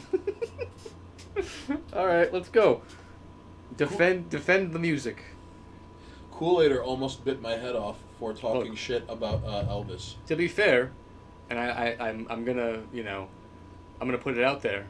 My music taste and your music taste are completely different. So if I say they're bad, you're more than welcome to be like, you're wrong, and no, they're not. Let the record focus camera. Let the record state that one time, Kool-Aider, he once almost bit my fucking head off because I posted a picture of Fat Elvis singing, and I posted the text, run, run, run, hound dog, run, pills and food, and like there was Fat Elvis.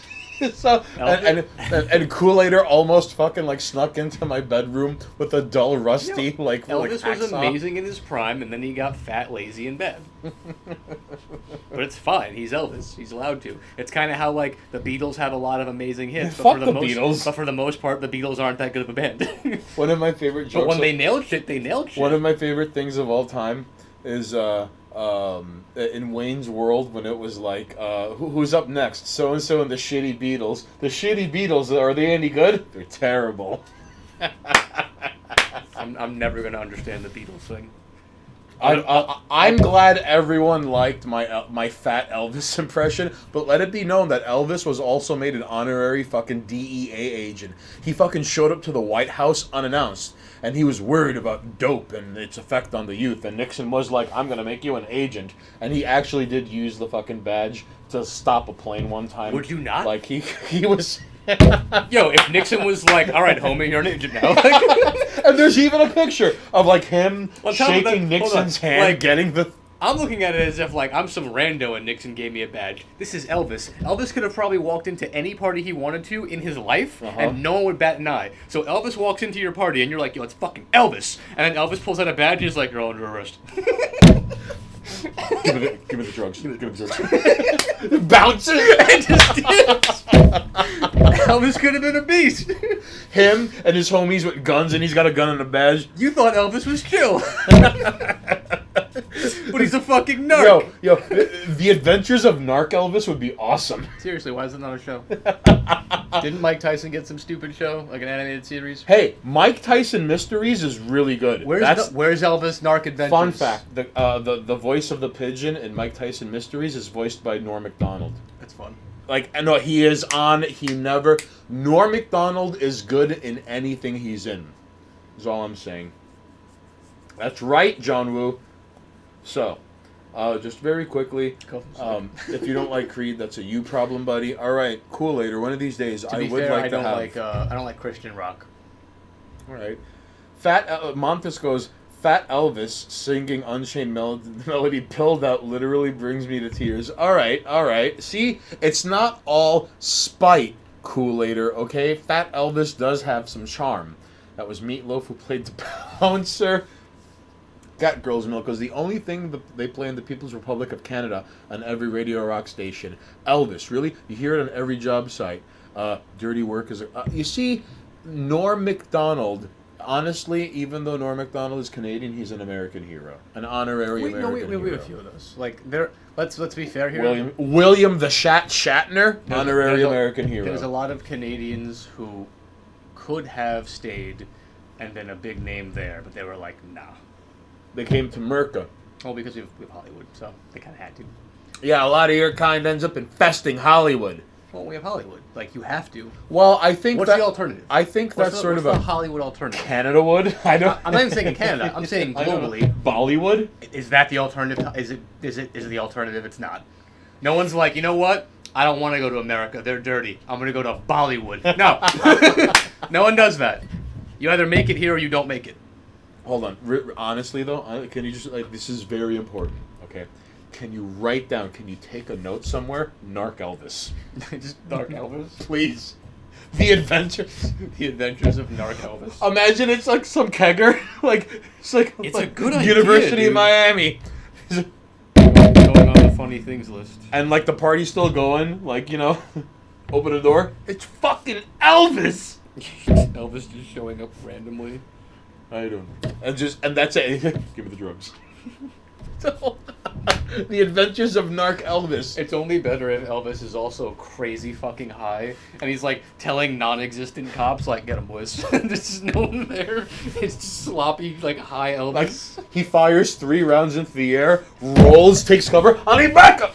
Like just out of context. Like Shooting the ceiling, tumbling through the crowd, I need backup. And like hiding behind a couch. and everyone's like, "Holy shit, it's Elvis!" Like it's always the initial 2 minutes where they're like, "It's Elvis! Oh my god!" And then he just leaves. And then- He gathers an ensemble of people who are like, "I'm following Elvis." Yeah, he's sweaty, he's out of his mind high, he's breathing heavy, he's fatty rolling all over the place, he's unloading like a firearm. occasionally raiding the fridge for things like Yeah, just grabbing a sandwich. I'm taking this as evidence. Fucking eating the sandwich. it's like a ham. It's a fucking cooked ham with pineapple slices on them. You take this as evidence. He's the most ineffective fucking narc. But he's got a badge and a gun. Narc, The Adventures of Narc Elvis. Oh my god. Thank you for taking a note. I don't know how we're ever gonna. I mean, maybe a t-shirt. Narc Elvis. I mean, just like a picture of Elvis and narc. Fat Elvis, narc. Him pilled out of his mind. Oh my god. You already know. All right. Taking a honey him under his arm. This is mine now. This seems dirty. I gotta check it out on the station. And by the station, it's the back of a Cadillac he's being driven in. Fuck yeah. You could have Elvis showing up at a police station, flashing a badge. They have no idea what's happening, but it's Elvis. Like, it's Elvis! And he's just, they let him in. He's just there for the donuts, leaves. Bringing coffee. Goes to the evidence room. He's telling them about the fucking party he just busted. Like, we don't know what he's talking about, but fucking Elvis showed up. He's like tossing evidence and paperwork like left and right. So like everyone's kind of taken aback at first. He waltzes to the anything that looks like pills. He's stuffing into his blazer pocket. Walks out with the donuts. These don't look good for you, ladies and gentlemen. Hey, what's going on? Yeah, it's Starry Night today, because we're talking about art. Narc Elvis versus the Sinaloa. And Kool-Aid, he Mr. Magoo's his way to busting the Sinaloa cartel. So, yo, Oh, you get almost to Elvis! And he's just like tumbling in, firing randomly. the climax of this entire Adventures of Elvis could be that through all of these stupid mishaps, he gets- is actually busting people. He just fails upward like Mr. Magoo. He goes to that stupid fucking party, and the shots he fired in the ceiling gets the neighbors to call the cops, and they actually get busted. But Elvis leaves with a honey ham and a bunch of drugs.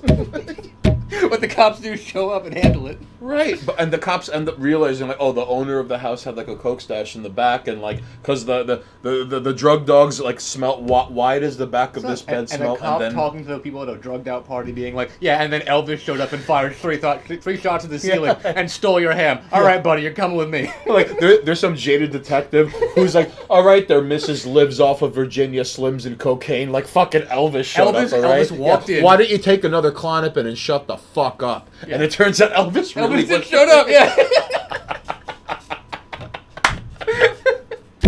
Yeah, Elvis came and put those bullet holes in your ceiling and did a bunch of drugs You off the could- countertop. But because the DEA has So no good. jurisdiction, all right. Like imagine it's like fucking Ibiza, that party island in Spain, and there's like a phone party going on. Fat Elvis bursts his way through. Like he fires the gun, rolls, calls for backup, but it's so loud and everyone's covered in foam. No one notices what he's saying, so he has to like do drugs to get his way out there. He's like just patting people down, flashing his gun and his badge and gun, just doing drugs to get out the foam pit. Like, yeah. for your pockets. This is one of the few times where I'm like, you know what? 2 times women try to fucking make it. There's no way we can get this made properly. So, universe, please steal this idea from us. Make this happen. I want this. The Adventures of Narc Elvis is better than 97% of what is on television right now. All right. I just like. Normally, I'm all for the whole like, please don't steal. Like, someone, anybody, steal this. I want this. I want to watch this.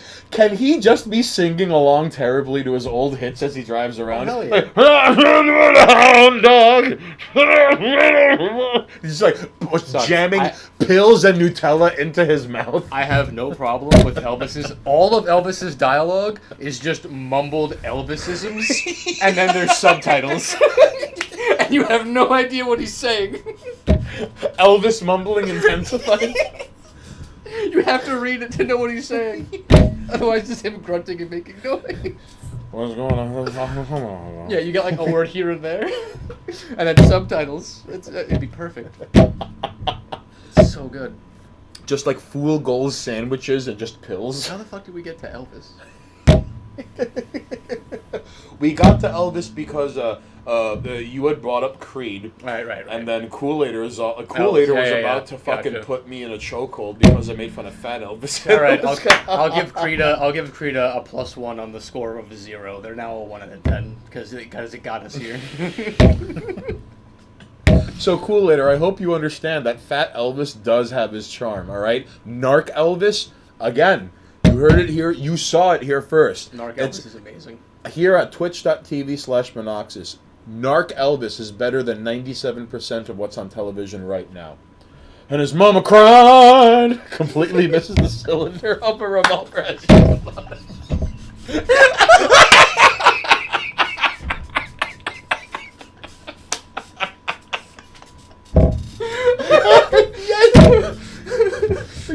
Yes, that's exactly the point. And as in the ghetto, So good. We have to find an animator. I don't take my money. I need this. I need it. Oh my sides. Oh my god. How is it? How? This is how has this not happened? Listen, there is, and the only reason people talk about it these days is because like there was an episode of Drunk History where someone told the story of one day Elvis shows up to the fucking White House.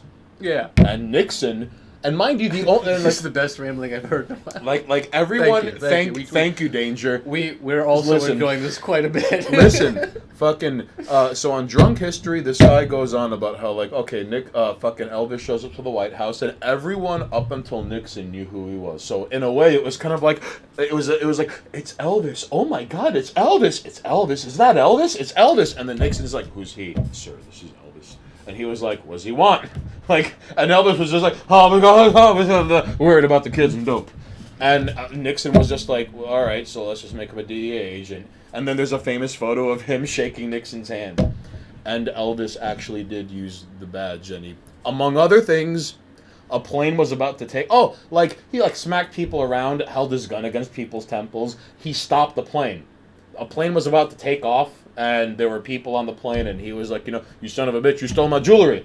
And it had nothing to do with anything. He was just mad with power and pills. A lot of pills. He was hiding in the bed. A lot of... There were more... I mean, there just... The misadventures of Elvis. It was Narc Elvis. Yep. Except in our version, he gets the job done, but not through any actual effort. It's That's through- right. it's The through Colonel some other- taking Narc up 3/4 of Elvis's imagine? The Colonel. Oh, what was that dude's name? Here, you got a Cadillac, and you got a Cadillac. What the fuck was that dude's name? The Colonel Tom. Tom Parker. Right? Yes. Okay. Clear said, yeah. Chief of Police is his old manager, Colonel Tom Parker. No matter like all the book sales, every like Narc Elvis retires to like his drug shack and it's squalor. I'm the king, baby. Like wallowing in his own crapulence, and the Colonel Tom Parker is living in like a palace made of gold. All right, the real question is though, does the show end with like the death of Elvis?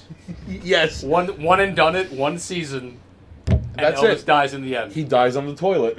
Like Submit this to Adult Swim? Maybe. I mean, I'll take the fucking money. They don't get to brand it though. We brand it. Narc Elvis. It's so good. And Oh he's no, I'm just- seeing the camera again. So good. Yo, really, I think, you know what, John Woo, you're not wrong. Listen, this is better than 97%. I think we cut this out of the VOD and we find whoever we can email at Adult Swim and be like, all right, here's our pitch. It's just this bit from our stream. What do you think? You want to buy it? and it's funny because because Elvis was always Elvis, and no matter what he did, if you could find Raw by Eddie Murphy, he had this comedy stand-up bit Yeah. where he would talk about that's how like arguably his biggest, and live show. Elvis was like so good at what he did, they didn't even let he sung his lines like Elvis he was, what's the best way to put this, like no matter what he did, he was Elvis. So like instead of like going like someone would be like, hey Elvis, we gotta win this race, and they're like, we gotta win this race, and it's he would like this is a movie and they just let him sing his fucking lines, like, all right there buddy. Kind of like how the other end of the spectrum is when Frank Sinatra was like in Guys and Dolls, and he just mumbled through it because he wasn't a musical singer, he was like an actual singer. And Marlon Brando was like, I'm trying to sing, even though he wasn't a professional singer. I've always wondered why they do that. I mean, I guess like it's the musical cadence, like the whole, because you just said like the I'm trying to sing, and it's like that's not how singing, like, No. they're like only theatrical singing does that. Mm-hmm. But like in a film, you can just like you can kind of just sing. Right. You don't have to do any like specific. It's not a musical. It's Yeah, not. It's so. Very quickly. like it's like people have personas. Elvis's persona has Elvis. He was just always Elvis. Right. And now you become like the better Justin Roiland, and you just dunk on Tim and Eric's. I don't know if we can dunk on them. They're powerful. Listen. First of all we need is Narc Elvis, and then we'll figure it out from there. I'll take Narc Elvis and a paycheck. One season. One and season. That's it. In fact, I would take a gigantic pay cut on them buying the idea just to make sure it gets made. Like, you can pay me crumbs, but it gets made the way we say. It's like, all right, clam bake. All right, no, listen. While we're on topic, I would like to note there is a internet. Listen, there's an internet. Well, John Woo, I sometimes wonder what would have happened if World Peace was given a second season. 6 episodes for one season was like such a rotten crime. And a lot of the stuff that they wanted to do got cut. But now, That's because World Peace was like, they were, like, Adult Swim's always been like funny edgy, not actually edgy. And I hate to call World Peace edgy, but like, it's the best way I could explain the kind of humor. Not 17 goes, they let Elvis make the same movie 3 times. Every movie he was just him playing himself. That's right. So, Not 17, gracias por tu presencia aquí hoy noche. I don't know if you were here earlier, but long story short, we figured out season 1 and the only season of Narc Elvis. The misadventures of Narc Elvis. So, I'm sure you know the story of where once upon a time Elvis just waltzed into the fucking White House, and then Nixon made him an honorary DEA agent. So season 1, the like only 20 minutes season. Elvis stuff, yeah. Yes, like It was pretty good. It was pretty good. showing up to parties like everywhere. I like the idea of door opens, it's Elvis, and he like fatty rolls past them Fires and just starts honey, shooting. back up. And runs through the kitchen. There's evidence, baby. And everyone's just like, it's Elvis! Oh. Like, So good. I would hope he's not above the idea of like taking drugs and or food out of people's hands and Yeah. doing them himself. Yeah. Like just Eating the pills, taking the drinks. You're all under arrest. I gotta wash out the taste of booze beer. Like, like All right, enough. We fucking Narc Elvis the show. I will look into emailing someone at Adult Swim and I'll cut the video. he's on call waiting for a call. He's just eating a bucket of chicken by himself in the car, just by himself.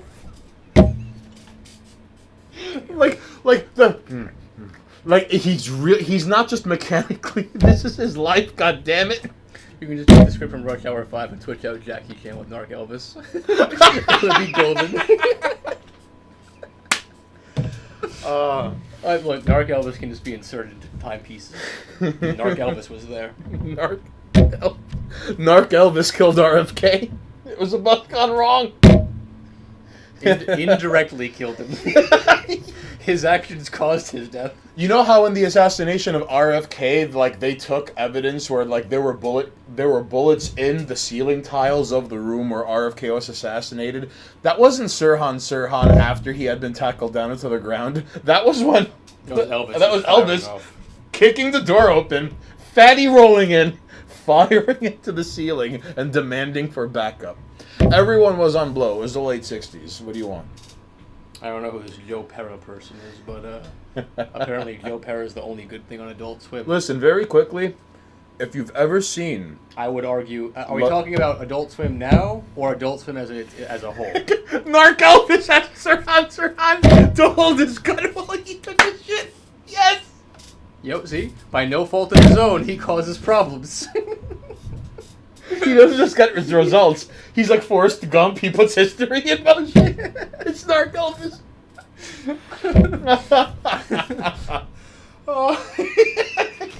Oh my! Narc Elvis gets a call over the radio in his car and tries to throw a little detective car light on the roof, but it's a convertible caddy.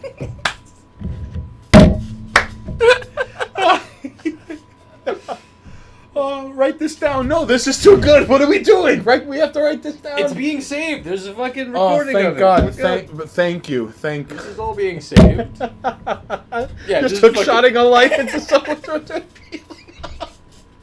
Just parking on motherfuckers' lawns. Just he's unstoppable. He's fucking Elvis, yo. No one thinks twice. It was like, it's Elvis. All the supporting cast would just say it's Elvis. It's Elvis. Isn't that Elvis? Oh my God, it's Elvis. Everyone, just it's Elvis. Like, and you could even. No one has anything else to say Fun fact. except like the chief of police and the other cops that show up. But there are a number of angles to Elvis you could play and like crank it to 11. I'll give you an example. According to legend, he wore numerous religious iconography around his neck because evidently he said, "I don't want to miss out on heaven on a technicality." Even though he wasn't Jewish, he had a Star of David. He had like other religious symbols around his neck, even though like he didn't subscribe to that. Sure. He didn't want to miss out on heaven on a technicality. pretty Also, Lisa Marie Presley, his daughter, who dated Michael How did this Jackson, by become the way. Elvis cast? Because the idea was too good. So, That's a blasphemy. that's right. Now, Lisa Marie Presley became a Scientologist, so they tried to like get Elvis into it, and evidently he stormed out of the headquarters in L.A. and he was like, "Those sons of bitches just want my money." So if Elvis knew Scientology was up to no good, like, come on, he Elvis is a slandered hero. That's what Elvis is. Does he wear an actual uniform or does he wear a studded jeweled jumpsuit from Live in Hawaii at Street Times? No, he's wearing like Elvis's clothing. He's not wearing an actual uniform. He's not actually an agent. He's just Elvis. And someone gave him a gun and a badge. And he's power tripping on Oh my drugs. God! It's with the shades and the giant sideburns. Elvis is a loose cannon, but he gets the job done, damn it. Yeah, like... But, again, by no fault That's of right. his own. You see, Little Dabs is almost like, "Damn it, Elvis, you're a loose." It's got to be someone like Little Richard or some shit. Like, "Damn it, Elvis, like you're a loose cannon, but you get results." His manager, dude. Like the Colonel Tom Parker, who's just fleecing him He's the fucking chief of police. as He's just letting him go. as Elvis retires to his decrepit, cracked drug shack. He's gonna just keep letting Elvis get away with it because he's making money off of it. Like I would love if like Elvis accidentally like runs over like someone's husband. Come on, camera. Focus here. Look at me. I would love how No one's even moving. What's wrong with you? No, listen. Elvis gets away with like friendly fire and collateral damage. We're going. Here's a camera. Like he comes into like a crime scene, accidentally runs over this like woman's like husband, but it turns out like he was cheating on her, so she doesn't mind. But in the end, she is like, here's a car. Like Throws the keys. yes, of that guy. Yes. He just gives her the keys and walks away. And when he's done with the bus, he's on the bus doing drugs. And we're like, oh my god, it's Elvis, and he's just singing to himself doing drugs. All right, let's move away from Elvis because we could do this for a while. We gotta get off Elvis. It's a good idea though. I'm not like I like it. I think Kool-Aiders, all the people in this movie are dead except Sir.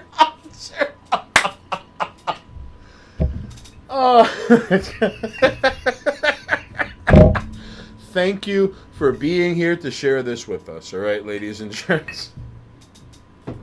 We're gonna have to credit everyone in chat for this, all right? it's all. I mean, it's the VOD is saved. If someone even wanted to steal it, they'd have to just deal with the fact that it's like. Listen, Kool-Aider. I gotcha. Even Lemmy held the greatest candle for Little Richard of all people, fucking Lemmy Kilminster. That's right. So listen. Well, hold on. But now, so fashion ended up becoming Elvis. Narc Elvis. There's commercials. Mm-hmm. Oh, we still have a bit of a way to go. Serial redacted. Yeah. And art. So, I know what I want to talk about with the serial killers. What is it that made you want to talk about commercials today? Okay, so We're moving on, folks. No more fucking misadventures of Elvis. Because we could keep doing that, and I gotta stop it. you mean Narc Elvis? Yeah, Narc Elvis will never. Don't put your mask up, damn it. You're gonna fuck the camera up. I've got it in a good spot. Yeah, life goes on. Assassins live so long made in my slim because they're protected people because they were paid by the government. And they also ate a lot of hashish. That's And, why. and they might be needed later. Which kind of assassins are we talking about? He just said weird how assassins seem to live so long. Yeah. I blame that on like most of them are hired guns and they're protected because you may need them again. Well, no. What the fuck could Sirhan do for people in prison? I mean, I'm saying the reason why he's alive is because, Uh-huh. like, you protect him because if you need another fucking patsy to shoot somebody, hey. What? Bust out Sirhan and let him do it again? He'll do it again. He did it once. But that's no. This is where I'm not saying you're wrong, but you're wrong, and here's why. Go ahead.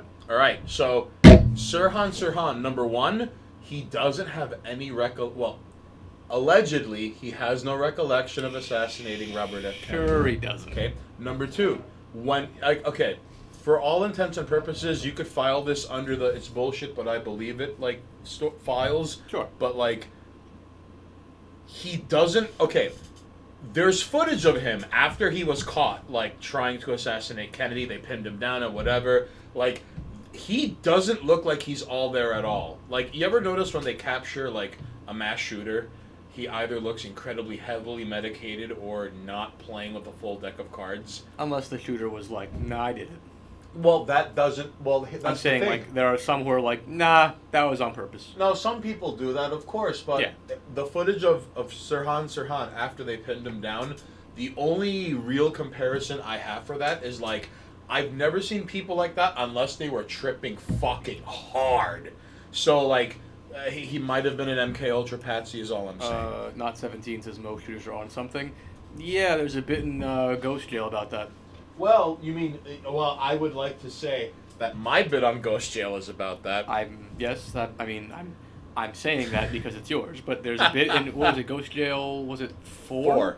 Ghost Jail 4, Haynes has a 2-part bit, actually, because it was so long that it had to be separated into 2 parts, where he just goes down a list of mass shooters, and the drugs they were on. It was... Okay. Well, not just mass shooters, but Because I wanted people to do a little bit of footwork, I gave... not 17, I might be stealing from Haynes without remembering. That's fine, that was the point of that bit, Right. so that you're aware of it. It was because I wanted people to do a little detective work. Yeah. Because there was so much of this. I made sure to put First name, last name, And then drugs. year, month. I'm not giving Oh, you yeah, the day. yeah. Like, that is the final piece for you to. But if you just Google the name, you're gonna find this. But yeah, most shooters are on some Like kind of year, month, and then the medications. Now, the reason this is important, I'm glad you bring this up, is because, for example, like the Columbine shooters, Yeah. one of them, their medical records have never been unsealed. Which, like, why? Why? So the other one, he was on antidepressants. Makes sense. Like, But- and I made sure, Keep taking drugs, people. and I made sure to avoid the obvious ones, like Jared Launer. I believe he attempted to pew pew like a senator or a congressman in a fucking supermarket. Like he was on. He was the guy who like shaved. Well, not to stray away, Right. because my point was going to be that to connect it to serial shooters or spree killers. Right. I mean, Oh, I'm not but, saying but spree redacted is different than serial redacted. killer in general got removed from the title, but we can say it because there's no auto-modding bot for like what we say. Right. But my point was going to be like the same way we can look at shooters, killers, spree killers in general, murderers, psychopaths. I find it interesting that we look at these people who are medicated heavily because of their mental deficiencies. Yeah. And then there are now people who do the like, I have depression, I'm bipolar, like, you have a disease, Yeah. there's something wrong with you. Well, here's the thing. all right? You are those people in the same boat as that motherfucker who shot up X location. And to champion these things is weird to me. So I find it funny that we're in a phase now where people are kind of like, Twitch has a bipolar tag, Twitch has a depression tag, Twitch has tags for all of these mental deficiency, disorder, disease, condition, whatever you want to call it, that some people on the far end of the spectrum of those who have these conditions and are on these drugs pick up guns and murder people in mass. Just very, very quickly. But let's stream about it. Very quickly before I build and respond to what it is you're saying. Not 17. How you doing, homie? Let us know. I can't say what he said. It's called Twitch because of their eyes. Ah, this fucking guy. All right, listen. Although I do like not 17. No shooter is ever on steroids. That's right. Listen, you want to know why? Because they're too busy trying to get that pump. Danger. Anything in excess can cause a tragedy. Of course. I'm not saying that we shouldn't have representation of people with disorders. I think it's important that we do have it. Very quickly. But I think it's funny that But to build on what you're saying, championing it is becoming a Monoxys. thing. Yeah. Monoxys, hear me out. Now that we have labels for these things that, I mean, if I'm putting words in your mouth, No, go ahead. please excuse me, but like, we are now championing these things. Yes. We are now holding these things up to be like, as if this illness was a badge that they put like in the old Soviet commanders with their whole page of badges. I'm a non-binary I'm a non-binary neurodivergent something on the spectrum. What I would call a character flaw, But they or a medical or personal flaw, But a they flaw nonetheless. But they say this in the same term and cadence and meaning of, I'm doing my part. They say it as if it has any kind of... They say it as if it rings a bell of positivity. It is a flaw. You have a condition. I have a few medical conditions. I don't put them on my resume. Right. They are not things to boast about. They are things to treat and work on. Much like any condition, whether it be mental, physical, social, anything. Uh-oh, rock, paper, scissors, 1 round. So Danger says labeling it makes it more accessible, and makes it as a whole, even the extremes, more alright. Cat girls, I'll meet you halfway. I'm not gonna. We can hold on. We can hold on. wait, No. You can see my. You can see my hands from me, right? Right. Okay. You can see my hand. Okay. Ready? Okay. On 3? Yes. 1, 2, 3, shoot. Ooh, got me. All right. Not 17, bit of a weird day. It's over 100 degrees Fahrenheit, so I'm hiding indoors. I made some tea a bit ago and trying to decide if I need to take more or wait longer. It's so weird that illness being bad is a controversial statement. I don't think it's controversial. I just think it's kind of the whole reclamation of it. Like, people are tired of being chastised for having a mental disorder, which I understand. I think acceptance of people having disorders is fine. Yeah, because but there's a certain degree to this where this becomes fucking contagious, and it's because of the internet. But like I said, acceptance is fine because there are people who, even when medicated, still have such a bad psychosis for like either a cocktail of things or like what if this person was raped and their social issue or their mental disorder, like it's not something that you can wash away because it is something that sticks with them forever. There is a physical moment in their life and it will never go away. You can't fix that. You cannot medicate it. It Right. will always be with them. Uh-huh. Acceptance of these flaws is fine, but championing the flaws is where I draw the line. To accept somebody into your fold as a flawed individual is normal. We all have friends that were like outcasts or don't belong. We all have family members that we don't like as much, but they're still our family and we love them. Uh-huh. We've always done that. Right. There are, I guess, like weaker members of the community. These are weaker members of the community, and building acceptance towards them makes perfect sense. And you can apply that to any outgroup. Oh, very quickly, to build on what you're saying and what Not 17 is saying, one of my favorite bits from Ghost Jail Episode 4, Mental Illness. So, there is a gentleman who is not on Twitter anymore. His name is Berthold. Although he's now he's been active on the 3D testosterone forums. Point is, Berthold has contributed to Ghost Jail before, right? And let the record state that I wrangled him into this bullshit.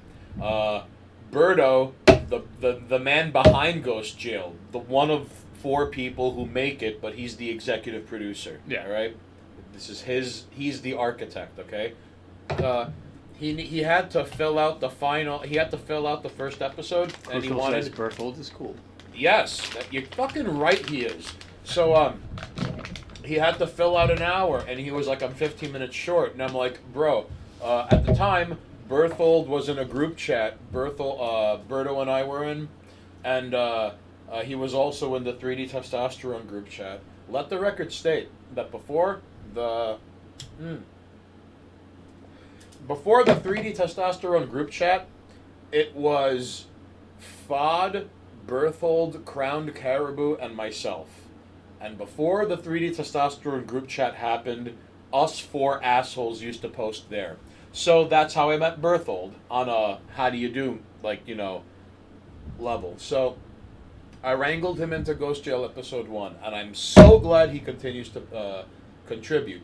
In Episode 4, he said something to the effect of like, all right, people would come back from, Fod is a quality guy. Yeah. Goddamn right. He's a visionary, and he carved out his own piece of the internet all on his own.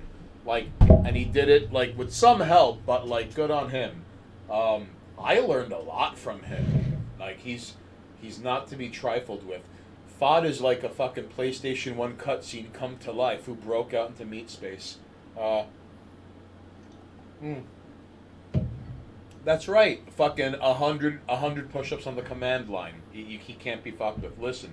Come on, camera. So Ghost Jail, Episode 4, Berthold's bit was he said something to the effect of how people in ancient societies used to come back. Is it still unfocused? No, that's fine. It's just I gotta make it work with this because you want your mask to be here. And that fucks with you. A little bit. With him, you see? Fucks with him. Him.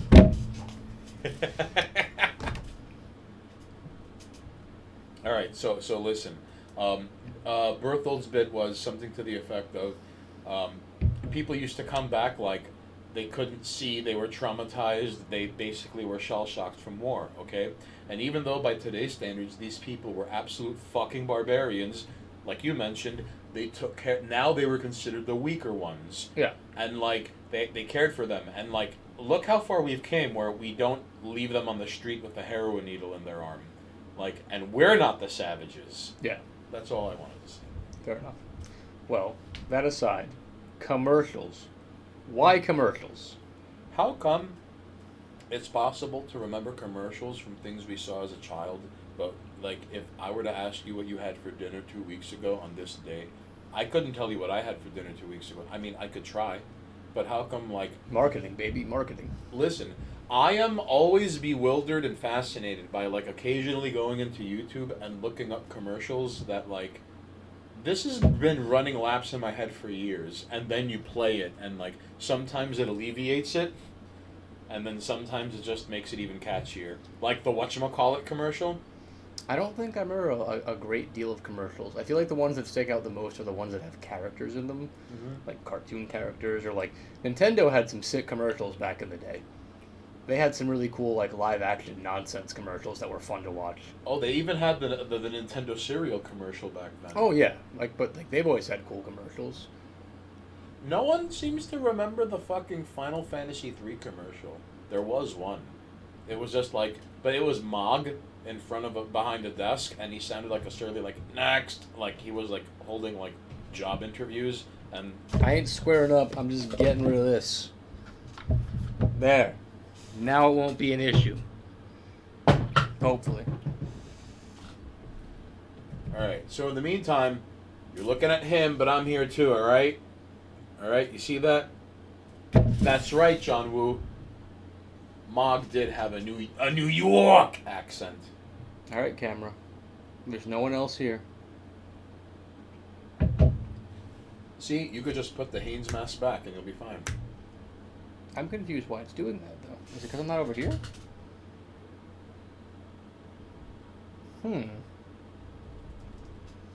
Interesting.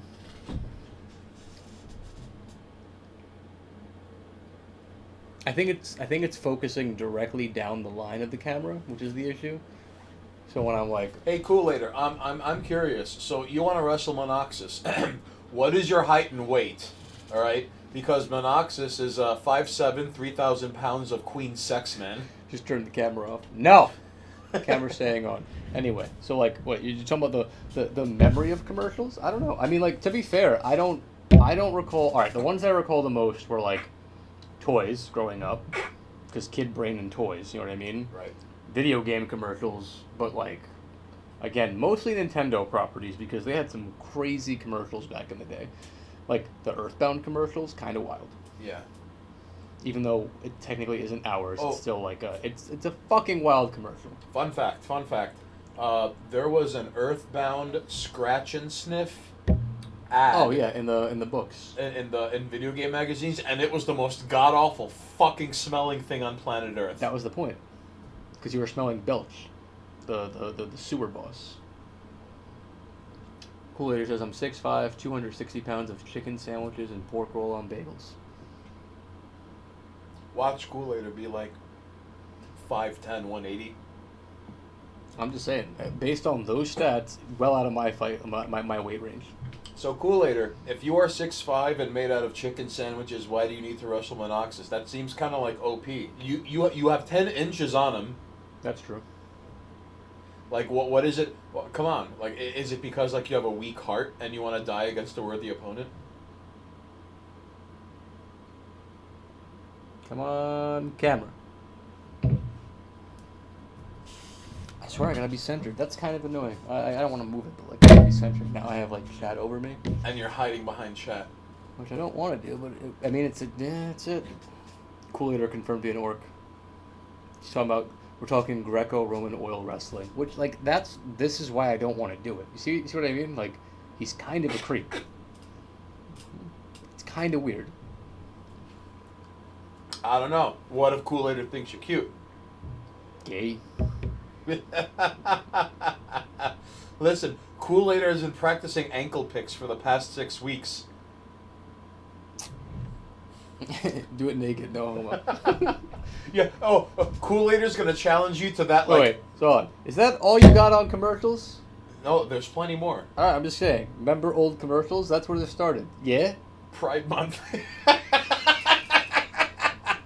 You're not getting my gay money. So listen, I've always found it okay. No one ever brings up that like okay for in utero there were commercials for that like Don't be phobic. I'll be as phobic as I want to be. That's my right. Didn't you see the tags? It says American. He does what it says on the tin. I'm just saying, like, I can be as homophobic as I want, even though I'm actually not a homophobe. But you know, if you're getting homophobic vibes, that's on you. I'm just All not right. wrestling a strange, obese man from Florida, naked and oiled up, as I would not wrestle someone I know and trust naked and oiled up, who was within my weight class. Kool-Aider has been practicing ankle picks and going up in like Turkish oil wrestling where they wear leather pants and they squeeze Christmas crackers as a special move. I don't think they realize how weird that request is, and it's weirding me out that they don't realize how weird it is. I believe. Wait. Kool-Aider, what are your preferred pronouns? Because Monoxus keeps calling you they, so I don't know if your preferred pronouns are he, him, I'm sorry, it's or a giant. or Kool-Aider. I want to carry Monoxus around like Edgar Bergen. Kool-Aider. Kool-Aider's been scoop slamming people to the streets, but it's okay because he's from Florida. It's not okay. You can't just do that. Now, Kool-Aider, if you want to hang out and you want to pick me up and carry me around, I'm still not into it, but I'm more okay with that than naked oil wrestling. Yo, John Woo, what is up with like hood knockout videos where like scoop slams and suplexes and power bombs? What is up with those? No one ever has the same two techniques or forms, but they happen. Like slams and scoops and power bombs. Not 17. Both gay guys and 100% straight guys are comfortable with naked wrestling. Not being okay with it implies someone is bi-curious. To clarify, this is a strange, obese man from another state who parades around as the Kool-Aid Man and wants to wrestle me. I think I'm well within my right to go, nah, that's weird. Alright? Are you guys Greek? I'm half Greek. I am, like 15%? Maybe like 25%. Less, definitely less. I'm a mix. My My family you, are you mutts. are okay. If you want to split hairs about it, you are 12.5. If we're going like half of a half of a half, My family are mutts. I'm all you- over the place. you are 12.5% Greek. Probably something like that. Kool-Aider, I'm straight. I just like to get silly. Sounds like a gay man. We're out, by the way. Ah. It's called the Knockout Game, and someday white people are going to get tired of playing it. It says not 17. And then African American men are born with this scoop slam technique.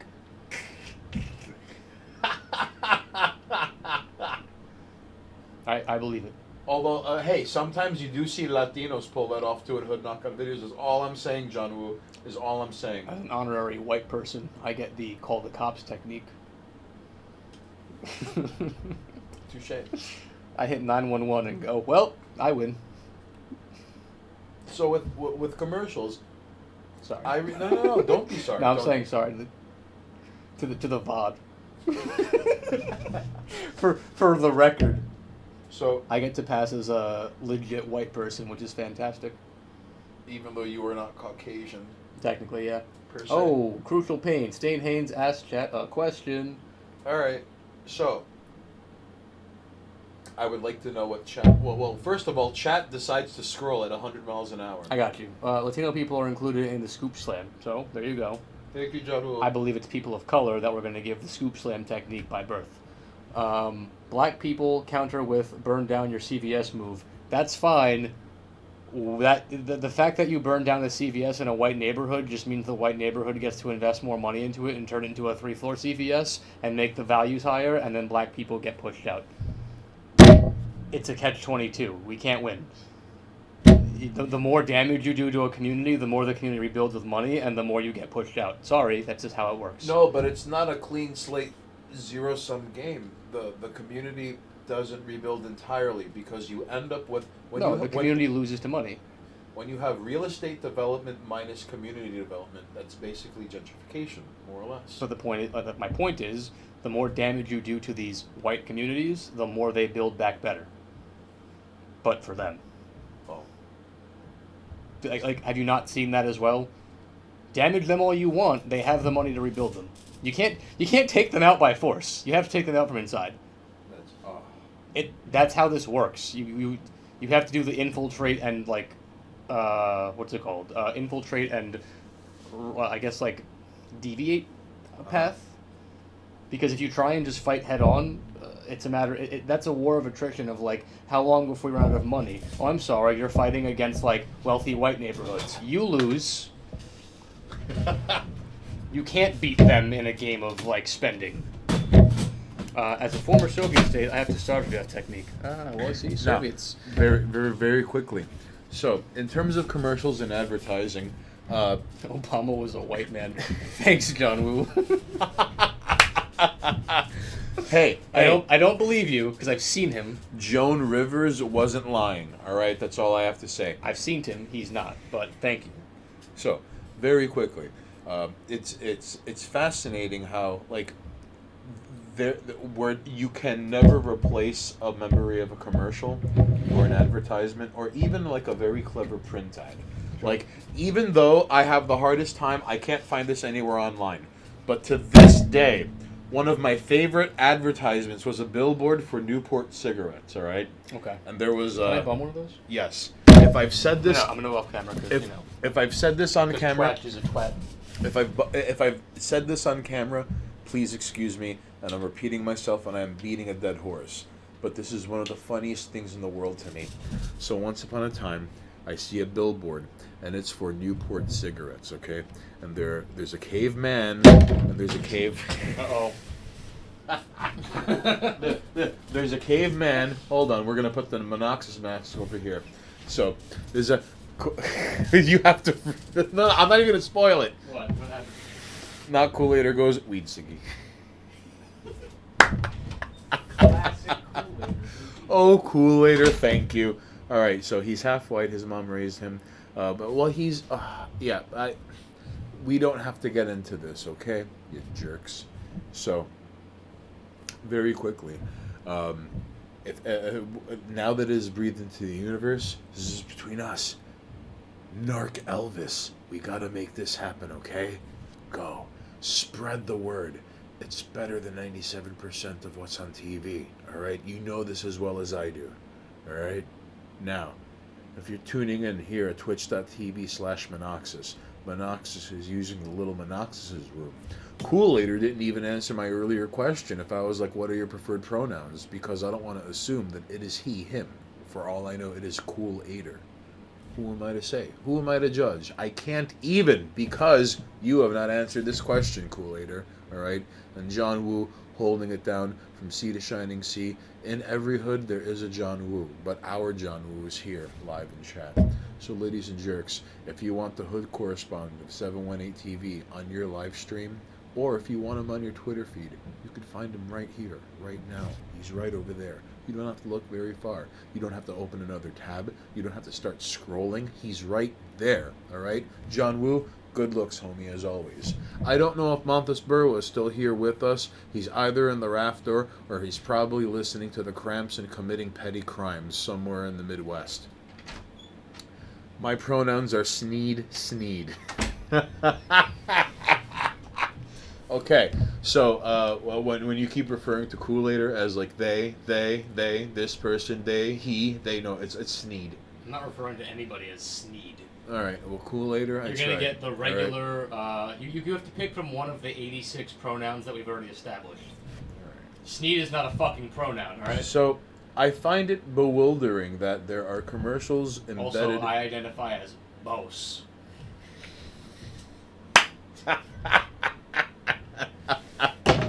It's funny because it's true.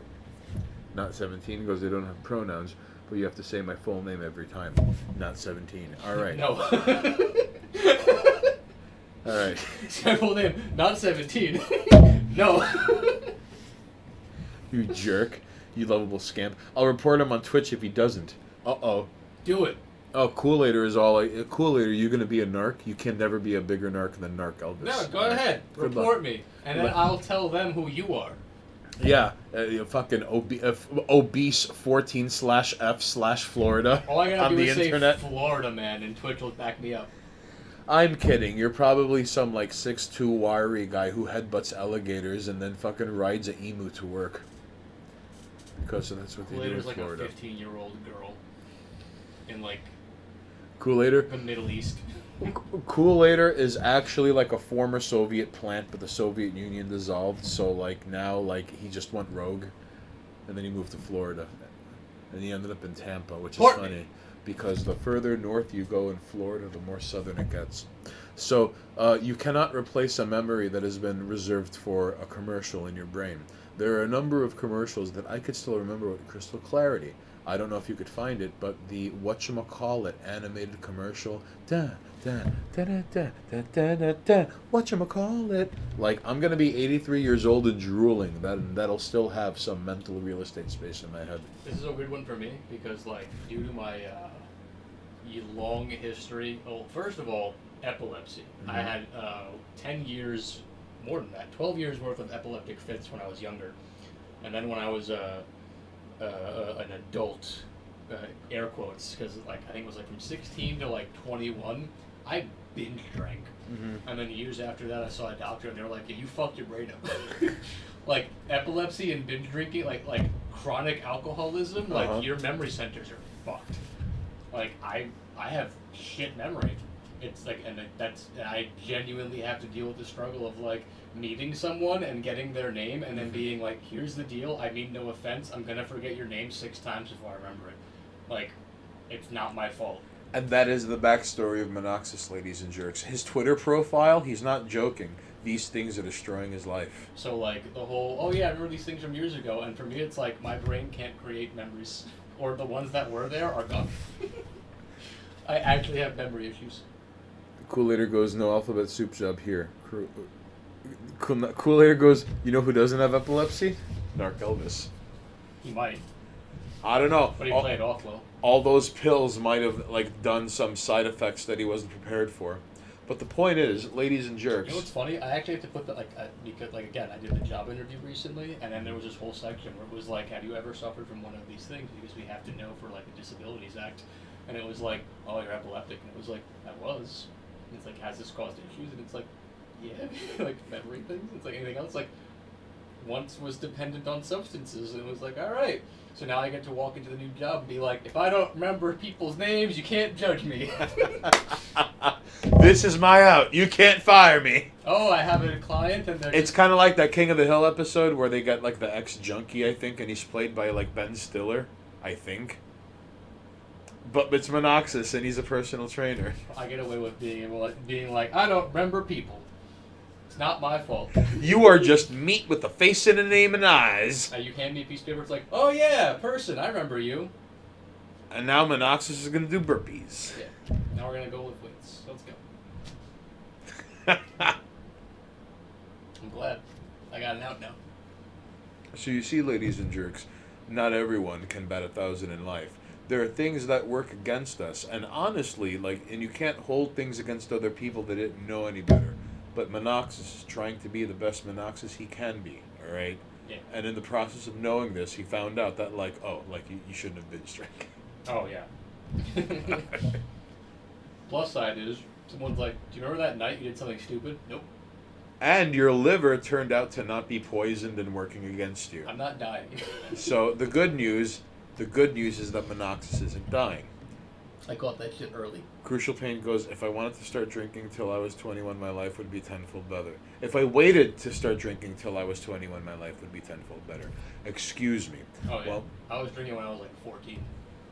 you see, Crucial Pain, this seems to be like the roundabout course of I should not have drank until I turned 21, because some people, I mean, listen, you were lucky you didn't end up in like a car accident, in jail.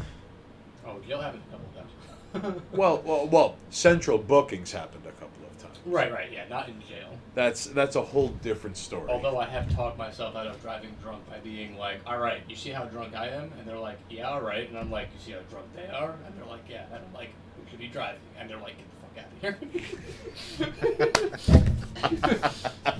That's happened like, I think 4 times. Where I was like, you know, doesn't need a driver tonight, right? And then like 6 hours later, everyone's drunk, and I'm like, I guess I'm driving because you're all fucked. and like I handle my You see, drink better. you can't blame Monoxus for being chaotic neutral because of this now, alright? You thought you had them all figured out? No. I was driving back to my place with two of my homies and this girl I was seeing. They got so fucking trashed they passed out in the back. She was just angry drunk and just yelling nonsense. And I was like, I'm also shit-faced, but like, they're passed out, you're not making any sense, I can think straight, I'm driving. So, I'm driving home, her lights don't work, and I was like, I'm so fucked. Because her headlights were not working. And I was like, I swear to God, I'm gonna get pulled over because of the headlights. I got pulled over because of the headlights. The cop pulls me out, I explain, I'm like, here's the deal, bitch's car doesn't work right. Mind you, pulls over, and I'm like, how you doing? And she's like, fuck you! And I'm like, shut up. And she's just going off, and I'm like, and he's like, get out of the car. I'm like, please, like, thank you. And then, like, we're behind the car, and he's like, I can smell the drink on you. And I was like, yeah, I was drinking hours ago, and we were at a show, and blah, blah, blah. And I was like, and these two motherfuckers passed out, and she was the designated driver, and she fucked off for, like, 2 hours and got shit-faced. And, like, look what I'm dealing with. And he's like, I only pulled you over because your headlights are on. I'm like, I know. And he's like, but now I smell alcohol. I'm like, was I driving bad? He's like, no. I'm like, all right. So I'm perfectly You see, confident. ladies and The jerks? lights are just out, and look what I'm dealing with. And he was like, where are you going? And I showed him the ID and was like, that's my address. He's like, all right, get the fuck home. I better not see you make any, like, he's like, I'm going to follow you. I better not see any weird turns. And I was like, I know. And then, like, home, park. See, what did he mean by weird turns? That's what I want to know. Go home.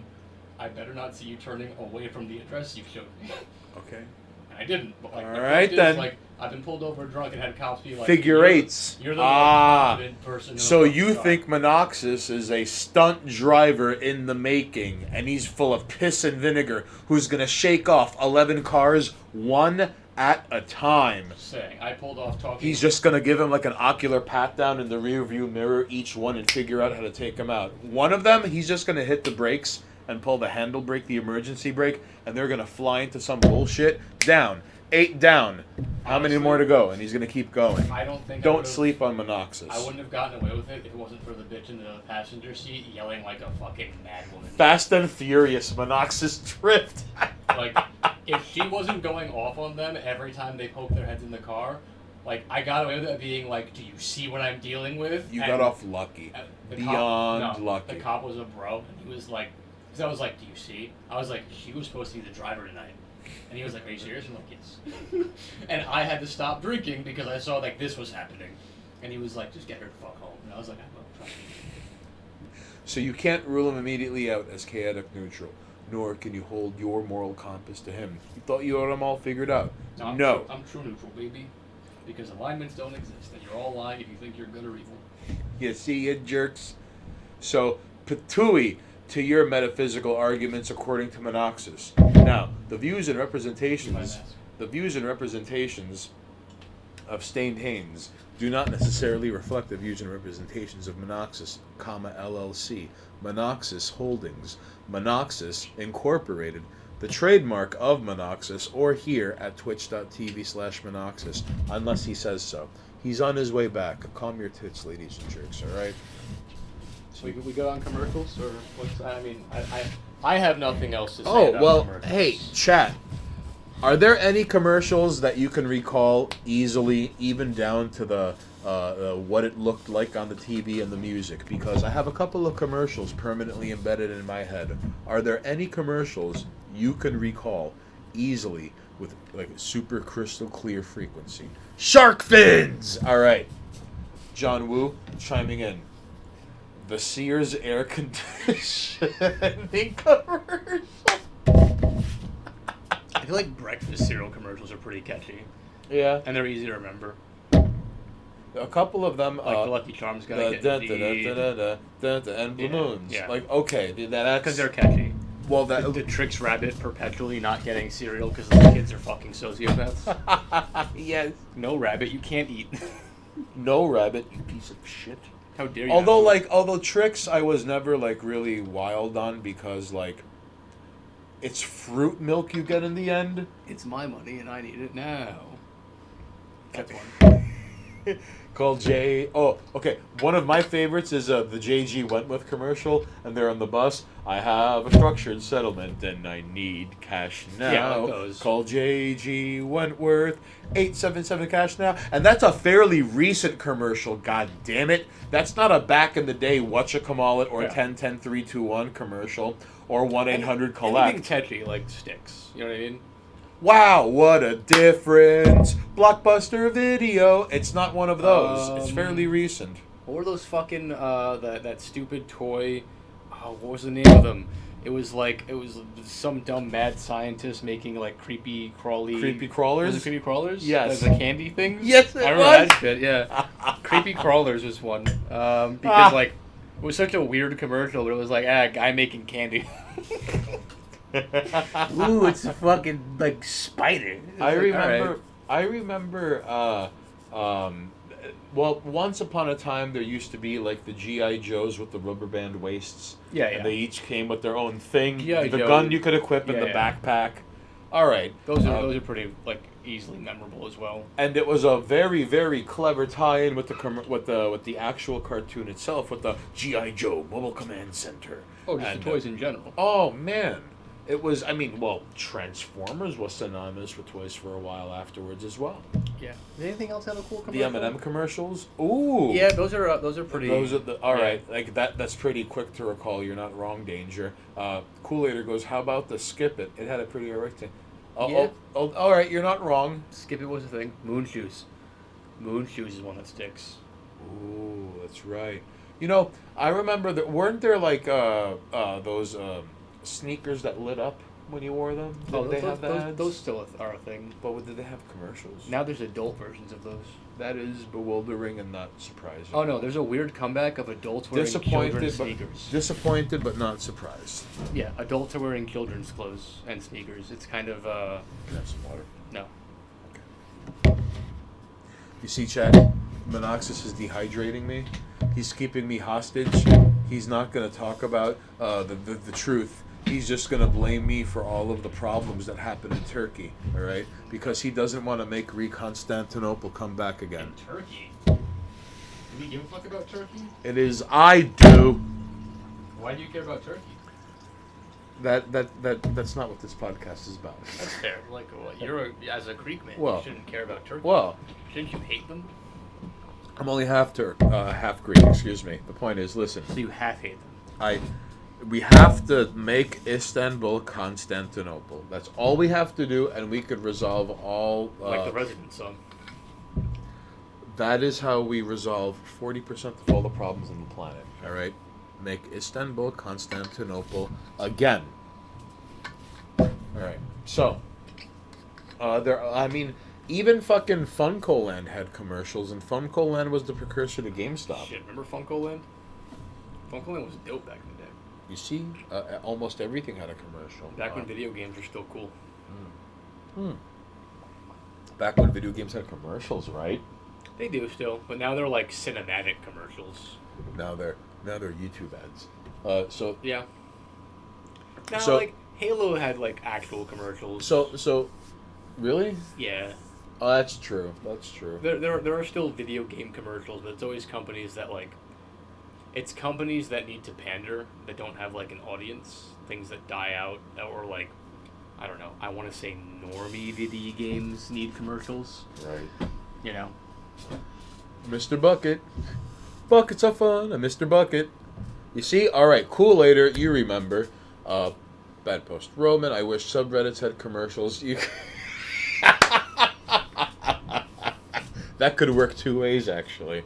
The Red Bull commercials, I don't remember. Oh, the Red Bull have wings. Those ones. Okay. Yeah. Oh, Danger remembers. Those are pretty memorable. Yeah. Those were all kind of like a borderline insidious because they were able to tie everything back to like chugging a Red Bull and then the character gets wings.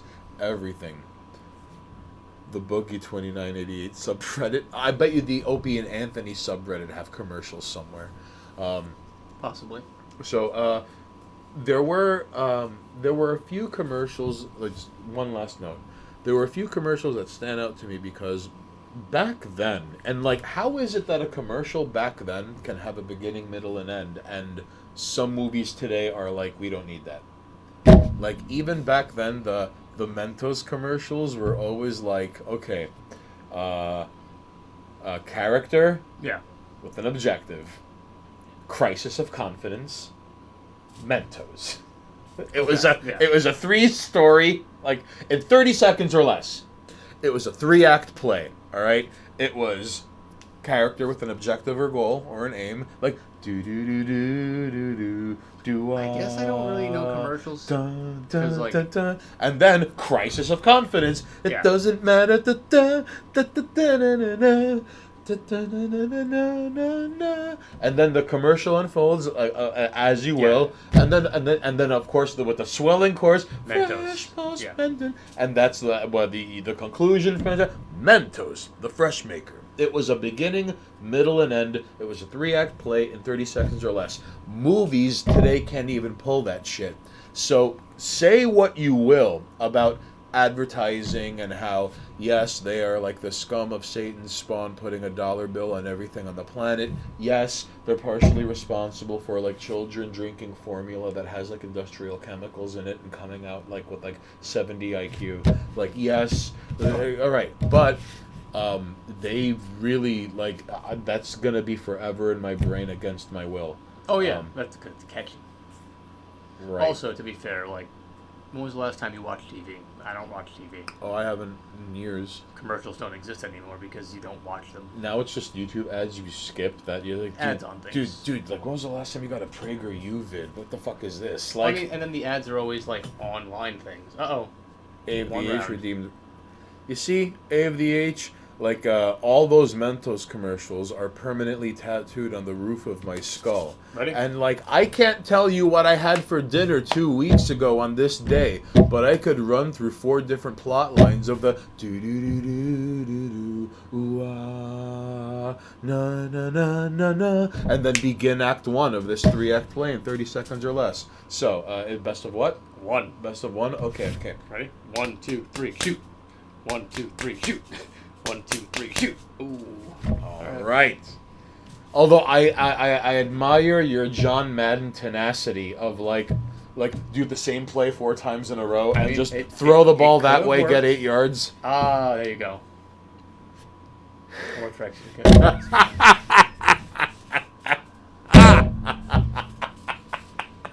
It's non-negotiable.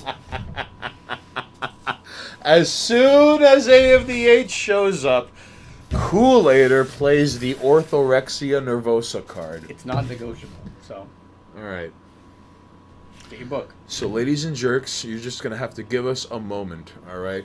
That's what you get for calling me a piggy boy, Monoxus. All right. I'm not the one losing here. A of the H, buenas noches. Gracias por tu presencia aquí hoy noche mirando twitch.tv/Monoxus. Está aquí en el estudio de 718 TV, aquí en Queens, New York. Estamos vivo, hablando con usted. Get your And book. Now we get the book, all right? Get So your book. Hold on.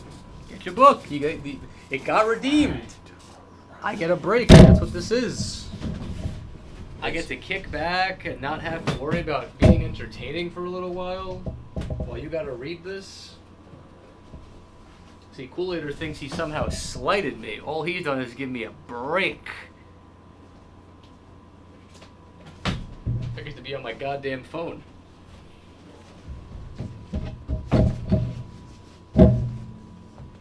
I might have to read it off of my phone. It's not the book is not in my bag, so I'm gonna have to read it off my phone, Kool-Aider. So I'm sorry. All right, these things happen.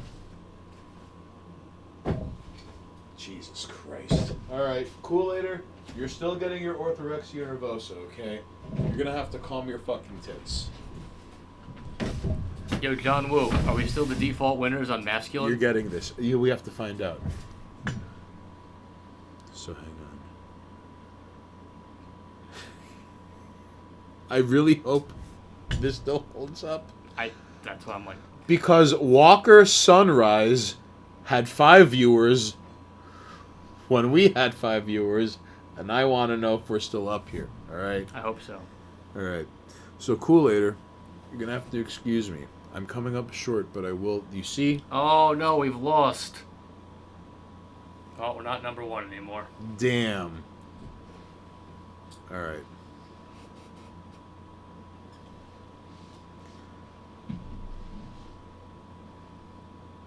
So, ladies and jerks, courtesy of Kool-Aider, we're gonna have to give you this. We're gonna have to make a video of this once and for all. Okay? No. This is what happens now. The most I'll do is raise the points price. That's about as far as I'm willing to go. All right. The meme must live on. You started this. I didn't start this. Okay. So is everyone settled? And this fucking guy, and he goes off camera too. Is everyone settled in?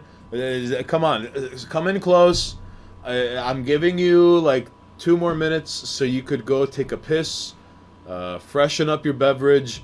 AFVH, you're 12 hours in the future, so I'm gonna give you like, a minute so you could like peer through the blinds or pace around the living room or like call in some sort of like, no, like I need 300 of fucking Shiba Inu coins and I need it now. And then like you're threatening people and you're driving by really slowly and menacingly. Like everyone do what you need to do, all right? Because we're gonna be doing this soon.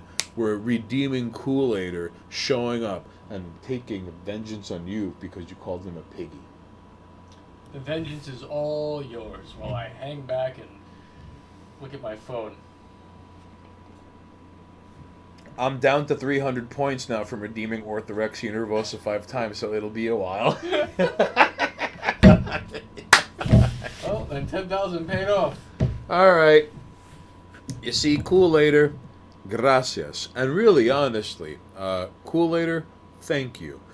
It's never the same without you. And even when you do have to step away to the store and go hop in on your pickup truck and fend off snakes twice the size of trees so you could drive over to Taco Bell so you could hear the boom as you're sitting in the parking lot like stuffing your face with like gorditas and shit. The point is, everyone cool? Can we do a rain check? No, we're not going to do a rain check. We have it right here, you son of a bitch. I mean, should you change it to a different thing after you do it a few minutes? No, we're going to do it right fucking now, alright? Orthorexia nervosa is a fixation on righteous eating, first diagnosed by Colorado physician Dr. Stephen Bratman in 1997. Rap. Alright. Bratman, but let everyone call him what they may. The term is derived from the Greek word ortho, meaning straight and correct, and refers to a psychological syndrome where one's food choices grow progressively narrower over time under the auspices of health. When vegetarians learn there is an even more restrictive diet plan available, the way of the vegan, dairy products like milk or cheese, subclasses of poultry products such as eggs, and refined bread, ingredients involving yeast or white flour are summarily stricken from their diets as well.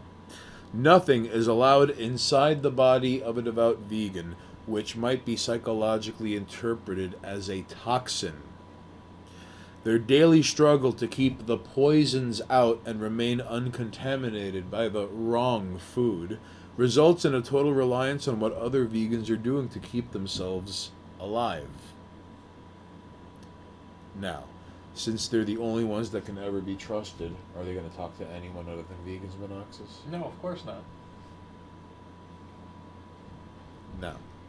Like an oil painter who arbitrarily refuses to use yellow, a vegan diet is an attempt to gain control over at least one simple aspect of a person's otherwise ordinary life, a less is more aesthetic taken to its most conceited extremes. Extremes like vegan dog food, completely free of meat or animal derivatives, composed only of organic vegetarian ingredients like soy, peas, carrots, and sunflower oil. Is there nothing a dog or cat loves more than the wild, hearty grains of an oat cake? And woe to the meat eater who tries dating a vegan even for a single evening. Dr. Bratman's treatise on orthorexia. Can you type in Brap? Please type in Brap. You're making me do things. Brap. Please. Brap. Alright. There's no such thing as closure, but there is ending and there is resolve, alright?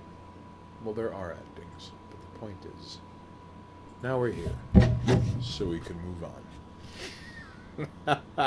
Dr. Bratman's treatise on orthorexia cautions that an excessive vegan lifestyle is socially restricting, eventually coming to rules a person's life to the point where all thoughts and activities revolve around what is and what isn't allowed, where people with anorexia and bulimia focus on quantities.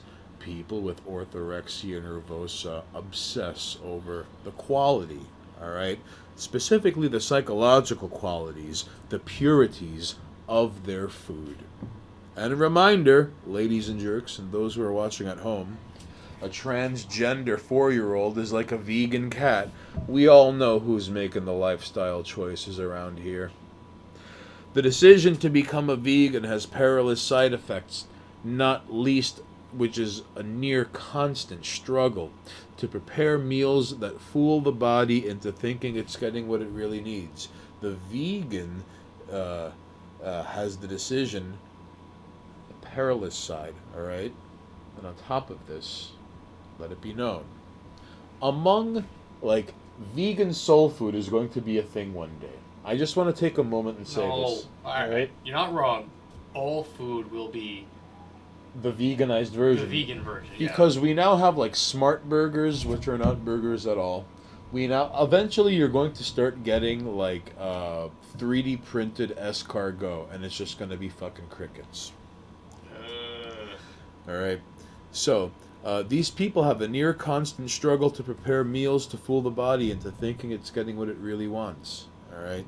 Vegans force themselves to go through a great deal of labor and preparation to make food just taste more like meat. And I wonder how many vegans and vegetarians you could quietly convert with something like a cheeseburger. Now, granted, bacon is haram, but bacon is how you convert people to eating the better meats. I'm very sorry. You can't hold this against me. I know that is not a very kosher or halal thing to say, but it is true. Oh, quick You side could come plug. at me. While I'm off camera and legally no one could actually prove it to me, buy gay pride merch from corporations that don't support gay bills. You heard it here first, folks. Perpetuate the hate because people are stupid enough to slip on it.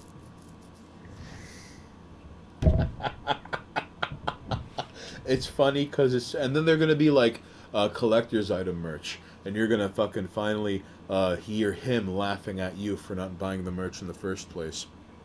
So I was going against the trend because apparently it's trendy now to be like, don't buy gay pride stuff from corporations, and it's like, now? How many years have you bought gay pride stuff from corporations? Ah, never mind. I'm sure those profits mean nothing. oh, you. Yeah. So, John Woo goes, now I'm gonna buy gay stuff. Danger chimes in with, I've heard that most vegan substitute food is not even eaten by vegans, but by meat eaters on a diet. I would like to see the statistics on this. I don't know. I'm not trying to discredit what it is you're saying, but I had never heard that, but I can't say that you're wrong. I would not be surprised. Kool-Aid goes, the Chick-fil-A hate is great too. It drives their sales up so much. It's amazing. I love it. I love when they're like anti something and it just like it goes again. They're like protest thing, and it's like you've only made them stronger, you fucking idiots. Yeah. So don't send cops to Pride. You're asking for trouble. remember that time you ended up sending cops to Pride? When will you people learn? So Sorry, continue. don't be sorry. I'm just reading a feed of people being like, stop buying gay merch, and I'm like, you guys are 10 years too late. Vegans force You've themselves. already slipped on it. Now you mad because you can't get a profit. Oh, are you suddenly realizing that these people who support your gayness don't support your gayness? They support your money? Congratulations, you're a grown adult and it took you 20 years to figure it out. Mazel tov. Everyone's a moron except me. That's right, buddy. So back to our regularly scheduled programming.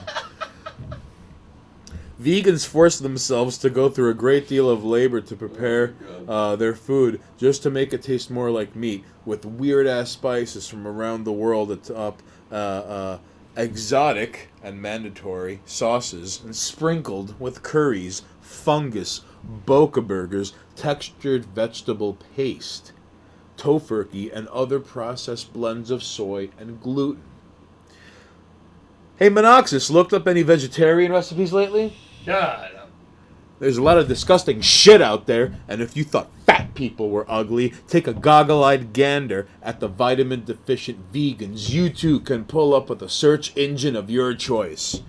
The universal hallmarks of a long-term vegan diet absent in proteins are pallid gray skin, stringy, straw-like hair, knobbled, witchy finger knuckles, cracked lips, diminished muscle mass, protruding bones, yellowed teeth, a smug sense of self-satisfaction, and enough Lanugo peach fuzz to carpet the moon. Alright? Laguna is really disgusting. Alright? I wouldn't look it up if I were you. All the plant-eating hominids died out because their diet was contrary to nature. Alright? Remember that.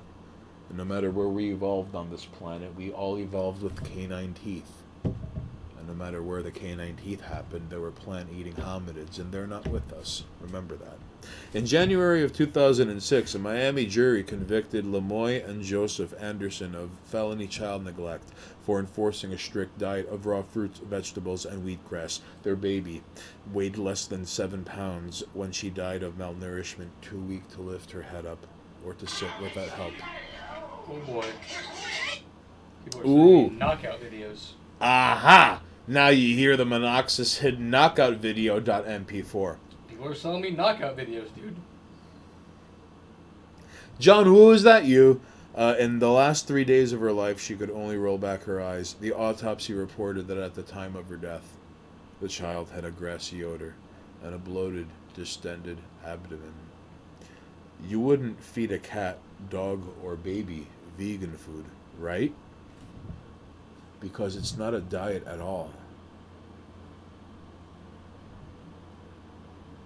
Other children in the Anderson family never saw a doctor, but received wheatgrass enemas in lieu of traditional Western medicine, and testified I still hate it. that they were taught that cooked foods were evil.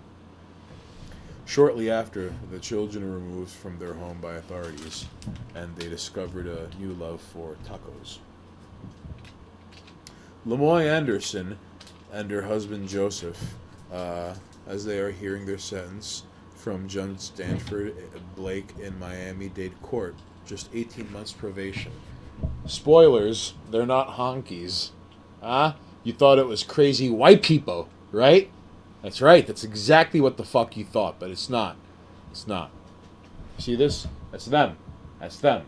This whole time, people thought they were honkies. They look like honkies to you. The only honkies here are the lawyers. You see that?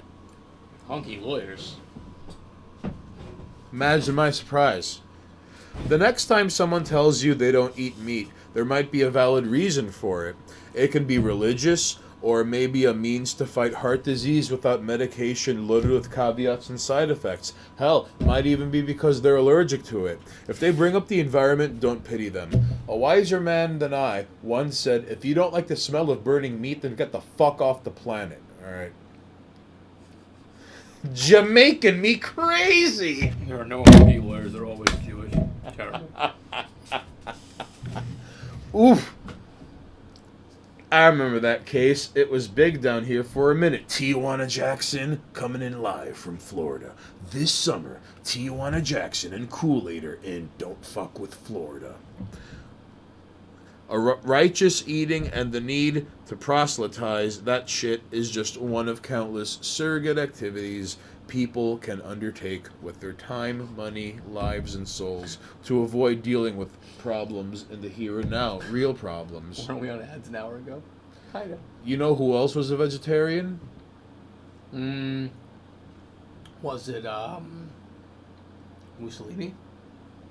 No. You're kind of close.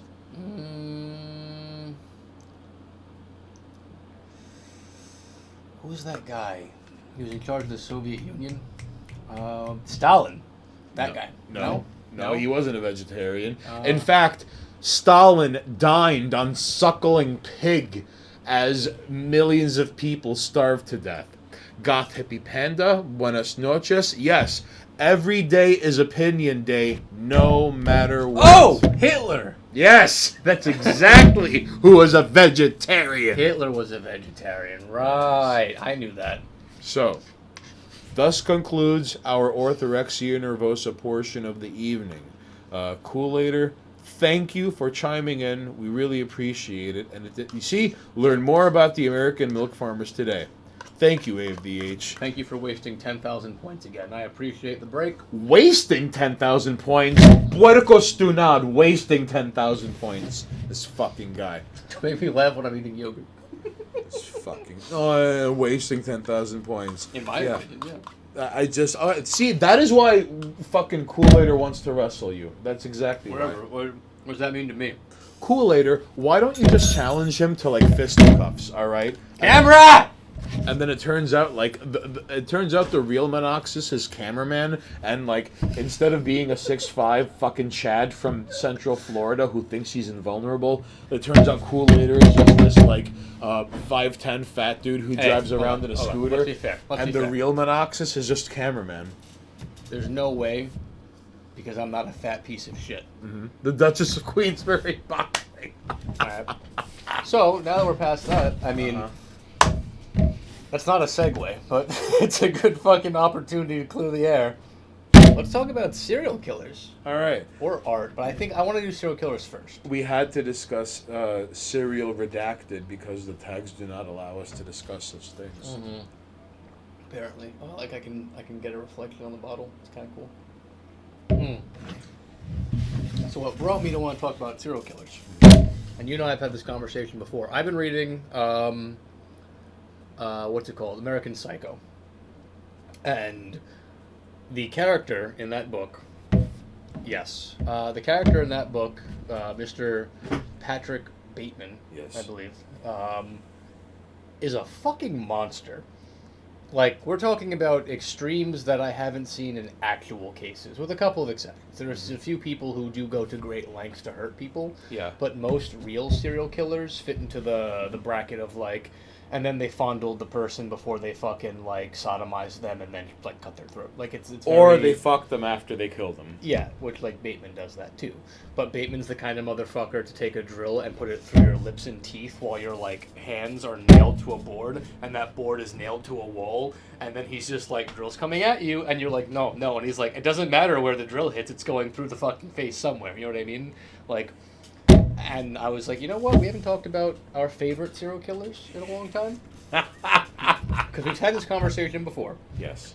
But I think it's fair now to reopen the conversation. Fictitious serial killer.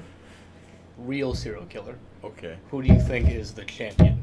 Well, alright. Personally, I'd like to believe... And I'm going to go with, for the sake of argument, no supernaturals. Of course. In the world of fictitious. Okay. So, Tijuana Jackson chimes in, the book is so great. Ed That's Kemper right. is a very good pick. Alright. Ed Kemper, I'd like to believe that... You know mine. I think, like, I'm just going to say it. We'll talk about him later. My personal favorite real-life serial killer is Mr. H.H. Holmes. And I've stuck with that for a long time because that shit is fucking, like, masterpiece. I crafted an entire building to kill people. Like, that is next-level killer. He was playing Don't Starve, but, like, Don't Live. That's what, like, he crafted. Come on, camera. What's I going would on? I would like to believe that in an alternate timeline, Ed Kemper never turned himself in, and he just continued to operate. And fun fact, when Ed Kemper turned himself in, they had asked him about all these other, like, murders that had been happening, and he was like, I don't know anything about that. And it turns out, like, 3 other serial killers were operating in the area at the time. So what was it about California that was so ripe with creating people that... It's California. California, as far as I'm concerned, like the ley lines idea, which is nonsense. But like, if there's anywhere in the world that is a breeding ground for evil, California's got to be one of those places, because it's had ridiculous amounts of serial killers. It's got an incredible pedo population. It is the headquarters of Scientology, Disney, like it's Hollywood. California is, if there is a focal point on planet Earth that like draws in pure demonic energy, it's California. And so that's California. I don't know. I don't think anyone will ever beat Dahmer. Everyone knows Dahmer. Well, here's the thing. We're not saying based on how much you know them. We're saying like your personal, our personal favorite. Their style is something that you're like, that shit's Listen, A1. What makes now granted, okay, as much as I want to champion Ed Kemper and the fact that like he outsmarted the test they gave him when he was sent to fucking San Quentin as a minor, and he told them all the answers they wanted to hear. Buffalo Bill John Woo? Ooh. Serial killer from Silence of the Lambs. That's Buffalo Bill, right? Okay, in terms of... Would you fuck me? In terms of fictional sounds, serial killer, all right. Yeah. All right. I would... Honestly, it's a tie between Dean Corll and Ted Bundy for me. One reason is because Dean Corll, he set precedent for all serial killers after him. Yeah. He was the first sensationalized... Oh, you did this habitually, you had help, you buried them in multiple places, you are a disgusting pervert. Like, he was the first famous, like, that operating on that kind of circle. Now, it turns out, among his personal possessions that ended up in, like, evidence and for different trials, because there were a lot of murders, and back then, because it was a different time, if young boys just disappeared, they were runaways, even though they were like raped and murdered, mutilated horrifically, and then halfway dissolved in acid and buried under a boat. Yeah. Like in like the late 50s, early 60s. This was, all right. He even did things like slide glass rods into the urethras of his victims and smash it with a hammer. Yep. He was sadistic, yeah. He would pluck every pubic hair out one at a time. And in fact, John Wayne Gacy, when he was caught, he was like, "How'd you learn? Where did you get the idea of like the crate where you kept them in with the fucking strap?" And he was like, "Oh, Dean Corll." Like he kind of set precedent, right? So among the items in his personal possession, there were like boxes of Polaroids, and time went on, and then in the 70s. Someone noticed, and it was like a missing, like a picture, and he was like, "That picture looks familiar," and they matched it with the Polaroid, and it was like, "Oh, that's a missing child that, like, we're looking into, like, a human trafficking syndicate that operates out of Dallas," and Dean Corll, according to Elmer Wayne Helmley, the guy who used to, like, collaborate with him and then killed him, called 911, and that's the only reason we know about Dean Corll. He killed him, because he got outed, basically. Because instead of bringing boys, one time he bought a bunch of boys and a girl. And that infuriated Dean Corll. And, like, Dean Corll was getting ready to, like, rape and kill one of the boys, and everyone freaked out. And then, like, he killed him. And, he untied... And in fact, when he was untying the boy that was about to get raped and killed, he said, like, "I could have gotten $300 for you." Like, scolded him, like... So anyways, Dean Corll. I also like Gotham. California has also had a bunch of very trusting hippies during the sexual revolution. Summer of Love was a prime target, which is funny because my fictitious character would be Patrick Bateman currently, and he's a prime example of trusting someone who you shouldn't trust. And I think it's interesting that we're currently going through a sexual revolution where we're also getting rid of police presences and trying to have an open arms accepting policy, and I think we're well on the way to seeing a rise in serial killers once again in the modern age. Well, okay.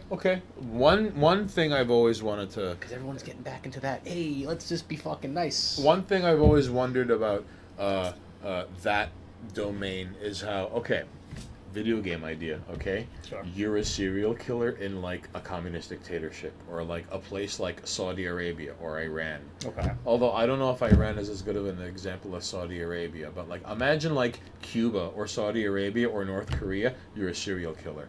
Like that is like if you were to play like a serial killer video game, the hardest difficulty is like you're in a theocracy or a dictatorship.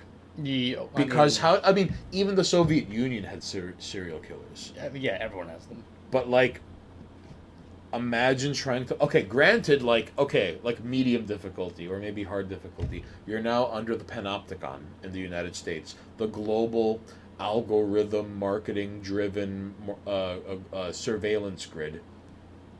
I mean, well, I also think you have to put location in too. Well, just leave your phone at home. I'm saying like in the terms of the game, Right. like killers in somewhere like again like Soviet Union killers. Oh, so the hardest difficulty is North Korea, Saudi Arabia, and Cuba, I think. Like, North Korea, Saudi Arabia, Cuba. yeah. I mean, it depends on where you are though, because like you can I get mean, away like with a lot depending on the easy the mode region is you're in. easy mode is like Iraq, Okay, because you can just kind of get away with it. You can just kind of kill people indiscriminately. like India. Yeah, places where like Surprising number of serial killers come from India too. Like no one ever brings this up. Like China is another one where like you can probably just kill Yeah. somebody and no one would notice. I mean, well, I don't know. Now they're under their tin pot dictatorship, shoddy tier surveillance state. Sure, but there are still regions, like there are rural areas where you wouldn't notice a missing person for a while.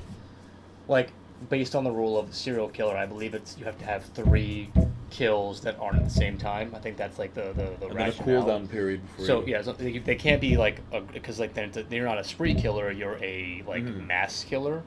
It has to be like separate targets, separate times. You could kill some people in rural China and bury the bodies and make them Probably. disappear and give it a window.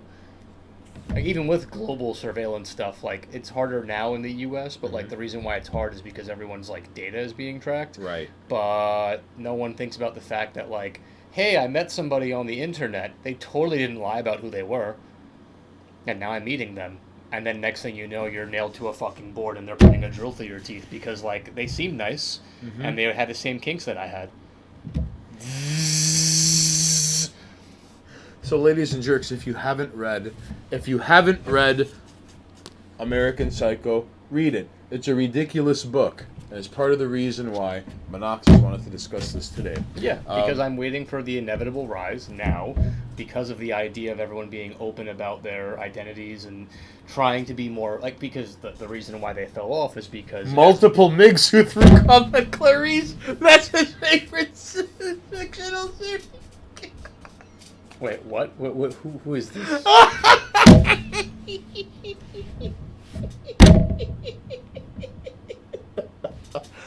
Okay, so in the movie and in the book, Silence of the Lambs. Yeah.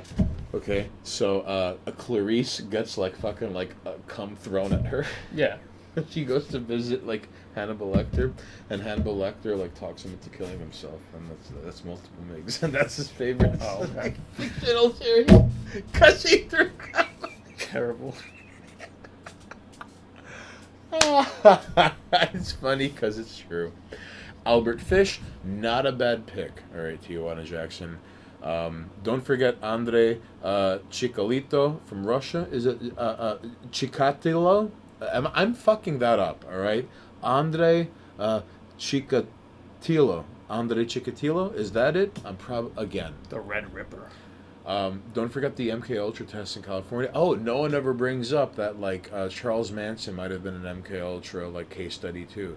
Not just Ken Kesey. Dennis Leary is also the reason why all. Never mind. I'm just not even gonna get into that. A of the H.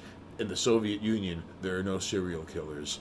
Serial killers are a consequence of capitalism. No capitalism, no serial killers. So they just deny your existence. Yeah, tell that to the 53 people Andre what's his name violated. They're not serial killers because killing people over there is normal. I mean, now there's like 53 less mouths to feed. Glory to the communist empire. Oh, you killed somebody? Congratulations. Ah, we've got an amateur here, huh? One? He's trying.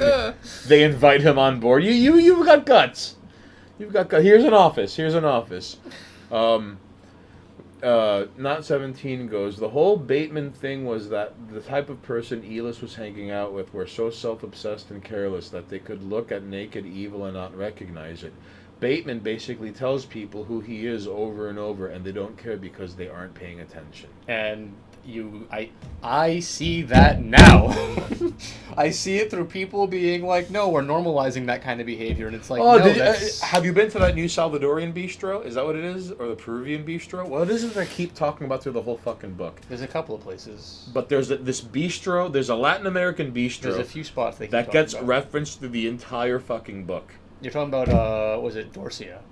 But it's like that Peruvian or that Salvadorian bistro. I know Dorsia comes up repeatedly, and then his brother takes him to Dorsia because his brother apparently is better off than he is, and the entire exchange is just him like lamenting and hating the fact that his brother is this cocky piece of shit who's doing better than him by not working a day in his life. And Bateman tries as hard as he can to be the best, like to be who he is, and he's still a fucking like absolute monster and failure. Based on his own judgment of himself, because, like, to be fair, Bateman's doing very well for himself. He's just also a psychopath. But outside the psychopath stuff, like, he's got bitches, he's got money, he's got a job, he lives on, like, the Upper West Side. He's doing just fine. He puts holes in people's faces sometimes, though. And, well, there are things in the book that are not covered in the movie. Like, oh, no, the movie is softcore American Psycho. Because the descriptive text in the book is disgusting. Like, Bateman is worse than real-life serial killers, but that's why I was also like, you gotta separate fantasy and, like, real life. He does horrible things to people for no reason. But we're also presented with the dilemma of he is not a reliable narrator. At all. But, yeah, that is what spurned it on, because I have seen people now who look at someone and go, oh, that's just who they are, and I'm like, no, they're a fucking degenerate, and, like, that person's gonna hurt somebody someday, and it's like, oh, no, they're just, like, that's what they're into, and it's like, yeah, eventually someone gets stabbed because they're into hurting people. Normalize it. All right. Okay. And then when they have a drill to your temple, you're going to be like, this is fine. They just like to hurt people. I'm not even going to spoil it. Like, listen, you have to find this book and read it. It's so much, and the movie's not bad. It's kind of great, actually. I've only seen the what's his name, Christian Bale one. There's one where Matt Smith, I believe. There's another version of it where Matt Smith played Bateman. I haven't seen it. I don't know anything about it. If memory serves me correctly, I believe Bateman did do like 1,000 crunches a day, so he could do that scene. Oh no, where he's just like, I'm going to do crunches with mousse in my hair. Christian Bale just has amazing dedication to like making his body look good, but Bateman in the book 100% lies about his routine because he has absurd numbers. Like, his life in general is just absurdity. There's no way he does any of the shit he does in, like, half the book. It's fucking physically impossible. No one has that kind of time. You mean, like, the peels and the baths and the exercise? At one point, I think he has, like, a number... I think he's like, I'm up to, like, 2,000 crunches a day. And it's like, no, you're fucking not. No, you're not. Are you saying that's impossible? I'm saying that you would be doing crunches all day because, like, the rest period between, like, you would be doing nothing but crunches. And he's talking about he does that, like, on a regular, and it's like, no, you don't. No, you don't. You're lying.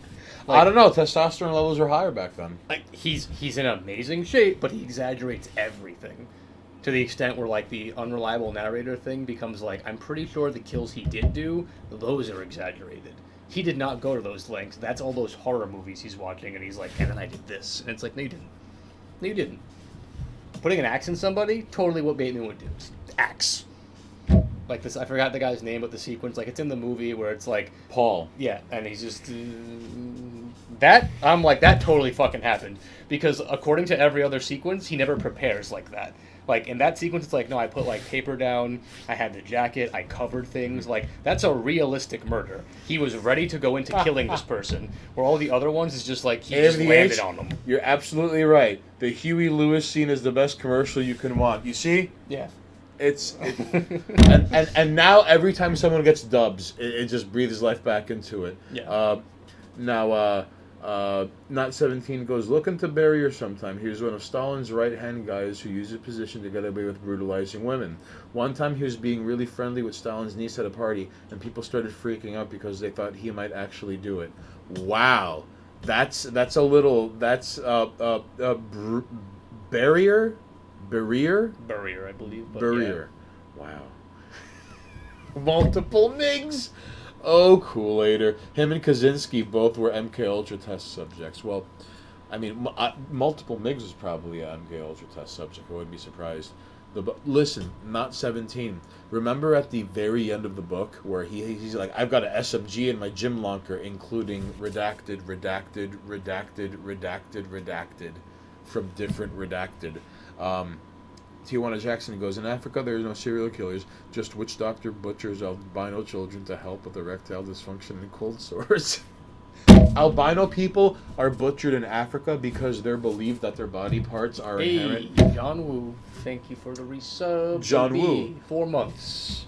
Gracias por tu consideración. You have joined us to suffer. Thank you. As always. So, in Africa, albino people are killed because it's believed that, like in witchcraft and as like ingredients or regions and spells, like albino people body parts are better than regular body parts or more efficient. Don't add to the reasons why I think witchcraft is stupid. It's there though. I know, but I'm saying I don't need more reasons to look at witchcraft and go, wow, y'all a bunch of retards. So let the record state that's what happens in Africa. Right, but like, don't make it worse. And Huey Lewis in the news scene kicks. That's right. And militias that liberate a village or two by depopulating them. Hey, those child soldiers aren't gonna train themselves. All right. Liberated via death. Oh, by the way, Crucial Pain. You were all like, I haven't gotten a text in 3 years. I'm a prime topic. Yeah, right. Look at you, fucking like kicking women out your car at random hours of the evening. Honestly, liar. That's how it was back in the day. Like, before this wave of things, of like communication technology and the internet, yeah, the person who knew nobody, they were a prime target because no one would notice they're missing. Nowadays, that person is ignored because a killer is looking for an easy target. A person who is off the grid and doesn't have any contact with anyone, they're not going to find you. A killer is going to find somebody who has such an obsessive presence that, like, everyone just constantly sees the near constant flood of their bullshit, and it becomes background chatter. You know what I mean? Like, if I post something, everyone's like, oh shit, he posted a picture, because, like, I don't post often. If you post 20 things a day, eventually people are just clicking on it for the sake of clicking on it, or just, like, scrolling past it because you don't fucking stop. Right. It's the person who's constantly, like, doing things, and then someone just, like... And then, like, 20 days later, it's like, because you became background noise. Oh, yeah. Also, you probably have, like, on a massive social circle where it's like, hey, bitch, where are you? Trying to chill? And you don't respond, and it's like, that bitch is probably doing something. Like, you have so many people around you that when you go missing, they just think you're doing something else. Right. Where if you're a solo person and you go missing, that one motherfucker who hits you up is like, where are they? But if you have thousands of fucking people looking out for you all the time and you go missing, they're probably just out with somebody else. Right. It's reversed now. He's probably doing his thing. Yeah, they're just fucking about. And like, I'm not going to worry about them because like they're always doing something. They're always busy. That wasn't the case back then. That's right. Now, if you're always busy, like, you're fucked. You're fucked. Because no one will notice you're gone for weeks. Because they'll all just assume you're ignoring them and you're busy. It's only until someone notices, like, hey, you haven't posted anything on Twitter in 2 months. And then, like, it turns out, like, they're gone. They're dead. And that's when they noticed. Especially if you live alone. Oh my god, if you live alone, you're fucking screwed. If you live alone and have a crazy active life, you are a prime target for a killer. Because, like, no one's gonna miss you for weeks because they're gonna think you've just been fucking about busy. Oh, I remember he was talking about he got a promotion, must be busy at work. Oh, they've been seeing somebody new. I'm sure they're just seeing them. And the person they're seeing, they're the one that fucking got them. Seeing somebody new. And they probably used a fake name and a fake account and a fake picture. Because you'll believe anything you fucking see in hyper-reality, you idiots. Get shanked by the mystery person. So, not 17, he goes, the book gets into absurdity where Bateman is getting into shootouts with cops on his way back from work. That's right. 4 months, big ups, holding it down. That's right. John Woo was like follower number 6. Looks out window. Robert Hansen is a great little-known killer. Shout out to the Alaskan Human Hunter. Oh, Tijuana Jackson with the deep American lore. Good on you. Quality over quantity. Alaskan Human Hunter is an amazing moniker. Could be a metal Alaskan human hunter. It sounds like a vigilante. It really does. Still a killer is generally unlikely. Gotta be a black metal band. And listen. Monox's stabbing ability isn't indicative of his ability to stab people. He's just channeling people, stabbing people. All right, it's performance art. It's an art project. Oh no, yeah. Killers are generally unlikely just because it's hard to do nowadays. But there is a atmosphere of people who are open to strangers again. This idea of accepting everyone and trusting everyone and hands holding and, oh, you're into things I'm into, therefore by proxy we're alike. It's ripe for abuse. I'm not saying we're gonna get a fucking serial killer boom, but don't be surprised when like we get some missing persons cases in large cities or party cities, and all of a sudden we're like, what's happening? And then we have to go back to being like, call in the fucking FBI because like we've clearly got a serial killer on the loose in a town somewhere, because they were like, wait, no one's gonna notice if like, oh, I went to a college party and a couple people went missing. No one's gonna notice. That's right. Because they got drunk and got fucked up and fucked off with some guy.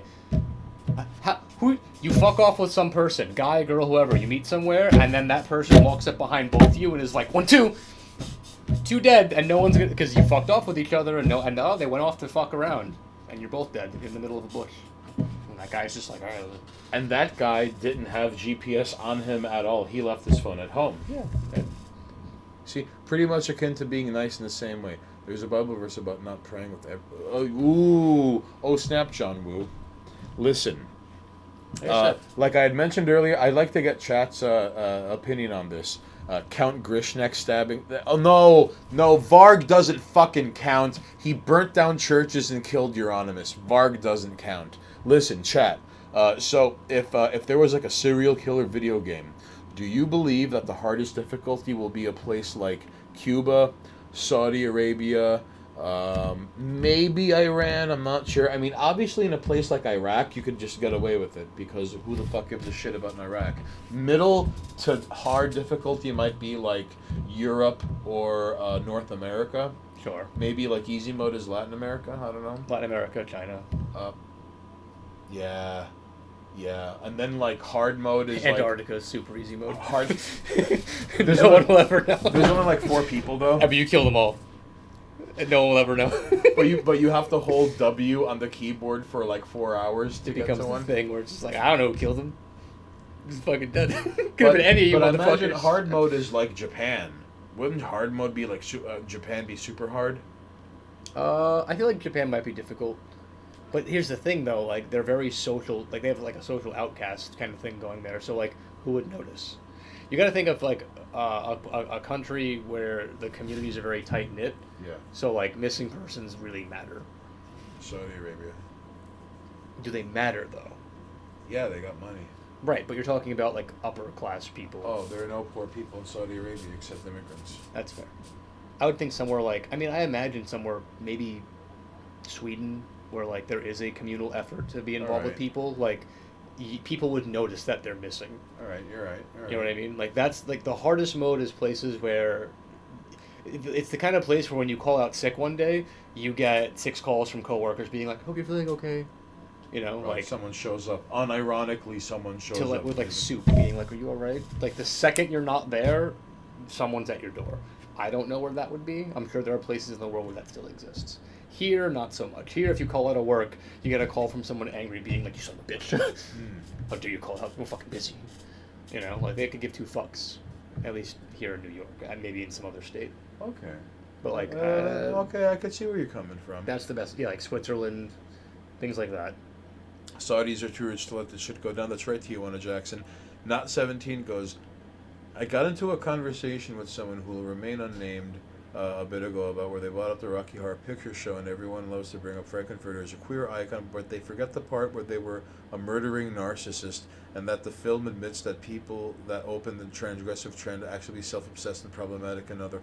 Well, okay, that is, he's not wrong, but that is often glossed over by, let's do the time warp again. Well, if you wanna open that conversation up even wider, Meatloaf.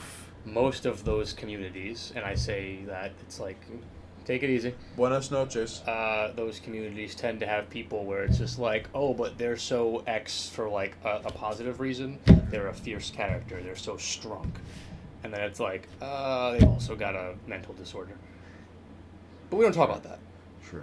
Like, we're not gonna talk about how they mutilated their body in a way that we look at other countries and go, how dare you mutilate people?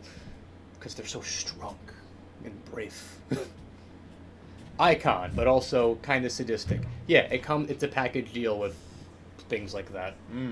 I mean, it's the same way, like, what we're talking about, the character like Bateman, this fucking, like, masculine, chiseled, like, dude, and it's like, yeah, he's the fucking American dream. He's got everything. He drills holes in people's faces because he's fucked. You know what I mean? Anytime someone is... Never let them play anything up too much, because it's like, alright, now what's wrong with it? And mind you, Not 17, there are a number of things in that book that are just wild, like when he goes to the Central Park Zoo, and then he does something awful, and then get away, I'm a doctor. Oh, yeah, I mean, like, spoilers. Should we talk about it? I don't know. No. You have to let them read it. Okay, yeah. He goes to the zoo. Horrible things happen. And then he gets involved. I'm a doctor. Incredibly horrible. Meanwhile, penguins are freaking out for no reason. I guess penguins realize what's happening. I don't know. But they make a point of, like, the penguins are fucking losing their mind. Like they realize something incredibly evil is unfolding. And the cops are like, shoo. Shoo, bloody man. I think my favorite one is the middle-aged, chubby, gay dude with the fucking, like, prize dog. Yeah. And he's, like, hanging out with his suitcase on the side of the car. You know what I mean? Oh, okay. And the guy's like, are you an actor? And he's like, this fucking guy's, like, hitting on me. And doesn't realize that, like, when I'm going into my bag as he's trying to flirt, that I'm, like, pulling out a fucking knife to, like, go after him and his dog. And I was like... And then, like, as he's covered in fucking blood and there's things twitching on the floor, he's, like, running down the street to go to, like, a fucking, like... I think he goes to some building to buy clothes, and he's like, and I'm covered in blood and, like, screaming at the top of my lungs, and I go to look at ties. And nobody notices as this, like, man and dog, like, die on the sidewalk. Oh my... It's... It's fucking ridiculous. It's a great book. It's so crazy. You owe it to yourself to read that book, alright? Honestly, I just got to because I'm assuming thanks to Not 17 having reference to the book, I just got to the rat parts of the book, and, like, that rat shit's fucking ridiculous. That's gross stuff. Now, mind you, penguins understand evil because they live in black and white reality. Wait, are they colorblind? No, dude, they're black and white. Alright, I can't say that's the joke, but I was hoping to draw it out just a little further. No, dude, they're black and white. You will never find a mulatto penguin, or let it be known, alright? Boo! Boo! Oh, good. I'm glad we got a boo out of him. Now, Not 17 is facing the, like, in Half Baked, like, I've sucked dick for coke.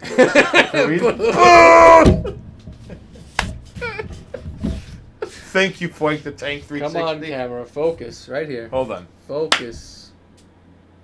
There you go. I don't know why I keep doing that.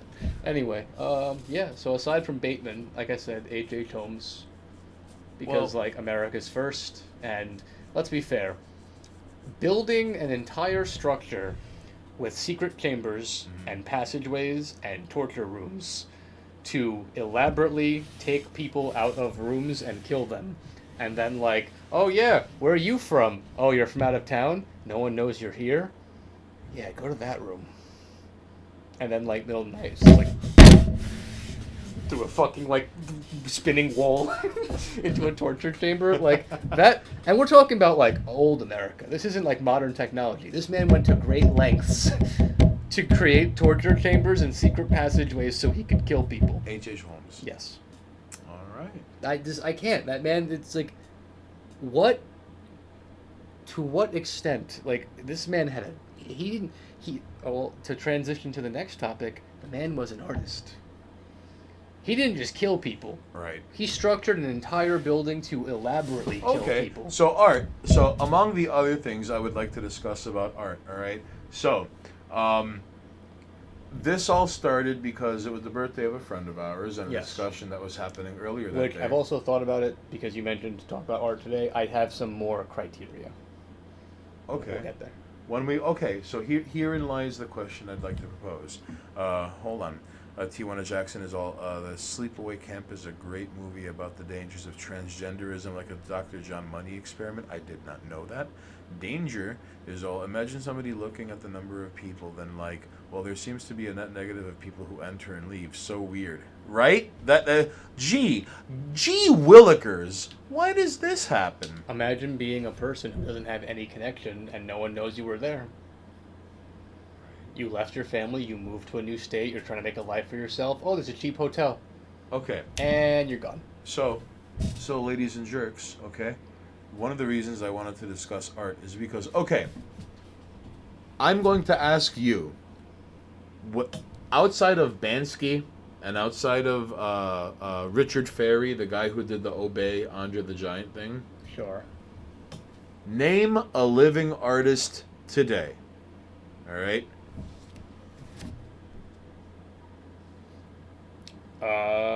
Well, I'm going to let them think about that for a little bit because you know my initial responses. We talked about the other night the criteria for art, right? And there was a lot of generalizing and a lot of chit chatting.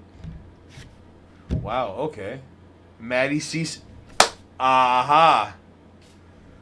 Jimmy Nidges, but still, Maddie Cece. Aight, John Woo, you're not wrong. So either way, Alex Pardee, he's a Skinner. What does he do? Let us know, Tijuana Jackson. Also, Tijuana Jackson, shoutouts from Florida. Of course, a dude named Tijuana Jackson would be in Florida. Memory serves me correctly, you are in Florida. Let me know if I'm not misremembering. Either Because way. now you and Kool-Aid have to unite forces and fight crime. I'm going to say we talked about what defines an artist, right? Like what makes art. And my initial point, and the only one I was really sticking to, was that I believe it has to transcend a certain period of time. It doesn't have to be like a lifetime necessarily, because let's face it, there are artists where like their art that exists today, and they were Renaissance artists, and they're still around. You know what I mean? Right. And there are artists alive today, even like music, games, whatever you want to fucking look at, movies, like. The Godfather is a film that came out a long time ago. It's still relevant today. That's a piece of art, right? Right. So it has to pass a certain window of time where it is no longer a part of the time period where it came out in, and people are still looking at it as it is relevant. I also want to add to that I do believe there has to be some amount of effort. So, so like something can transcend for a while, but if it's a minimal effort, and it's only living on through like perpetuated by people who want it to live on, I don't think that necessarily counts, because when those people stop, the lack of effort will be noticed and no one will give a shit. You know what I mean? So it's kind of like some memes don't live on. Right. A lot actually get cannibalized and chewed out. People try to force them, but there was minimal effort to make them work, and then they don't live on. Okay. So the amount of energy, time, effort put into creating the art piece, how long it lasts, and I think the last criteria would be the effect it has. Mm-hmm. If it's like a meaningless, empty piece that does nothing and changes nothing and no one cares about it, doesn't matter. And I can't really think of anything off the top of my head, maybe except like a movie. There are some movies that have lived on, and now we look at them and go like, nobody cares about this shit.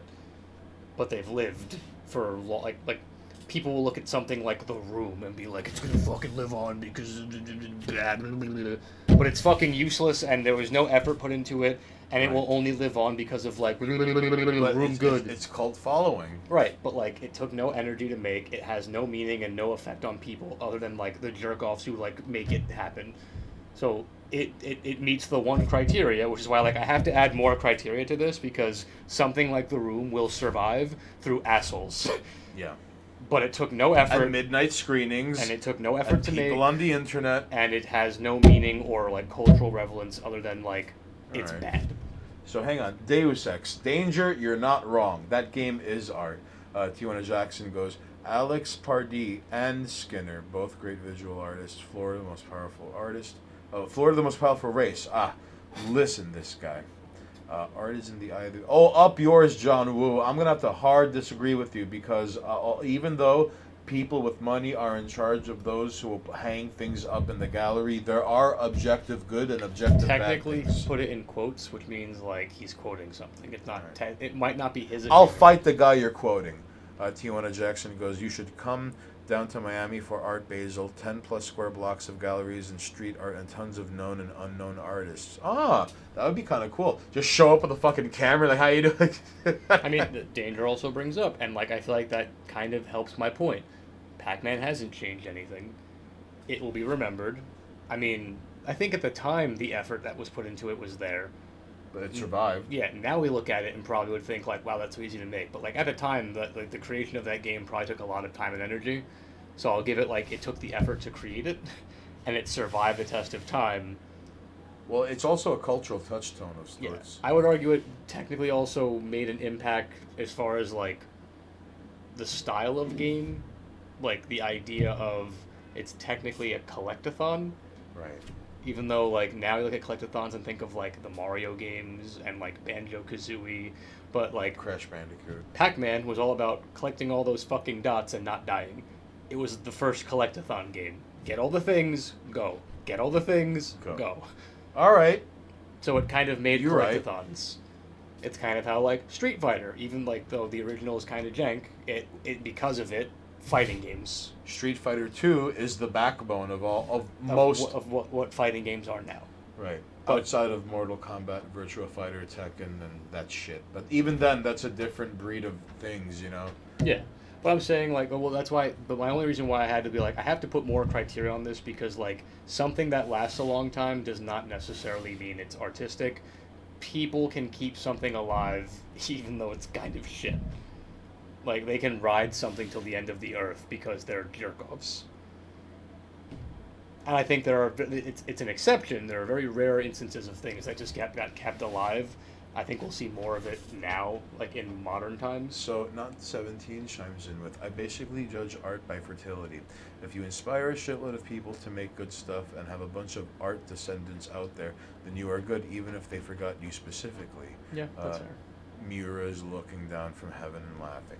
Well, I would like to believe that in the grand scheme of things, like not having, I'm going to let the cat in. Sure. In the grand scheme of things, like not having the ending that he intended sort of adds to the mythos of his work, if that makes sense. I'm just hoping that there's something hidden in a safe somewhere, even if it's just storyboards.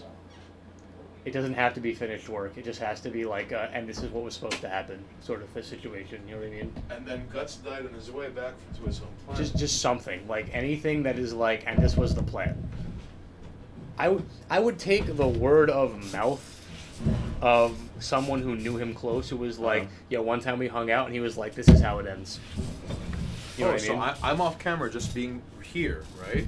Technically, yeah. Oh, okay. Then I could. Oh. Community people kept the dying game alive by funding them to keep it around, which is awful. You even have to do that to keep the fucking game up, but it's amazing how much one community people kept something alive. Can I trouble you for some? This game had years of hard work, art, voice, coding, and such. What game? Like what, like the Street Fighter games?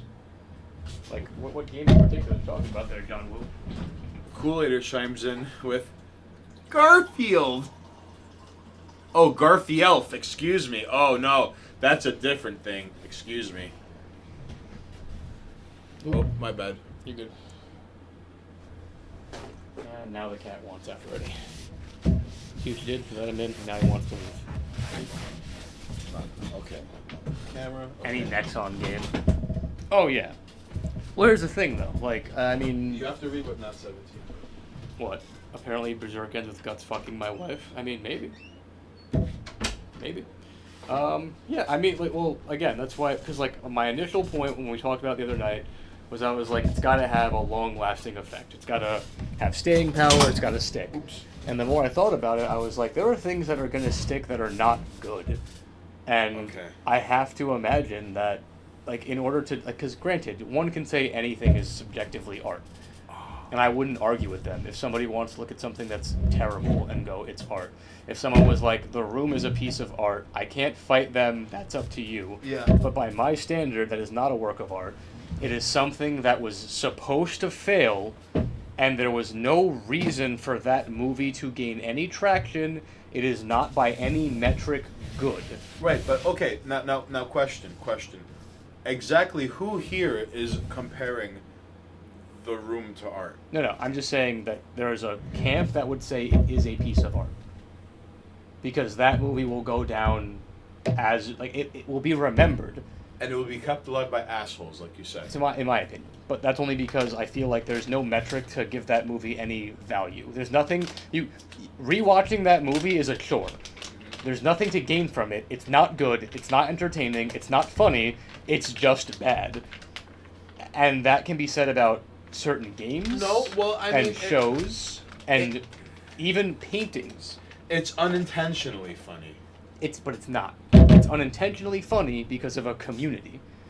As a single person watching that film, like, if you didn't have anything, because when I watched The Room, and this is just like, I had no understanding of the film, I sat down by myself and watched it. Sit down and watch that movie sober.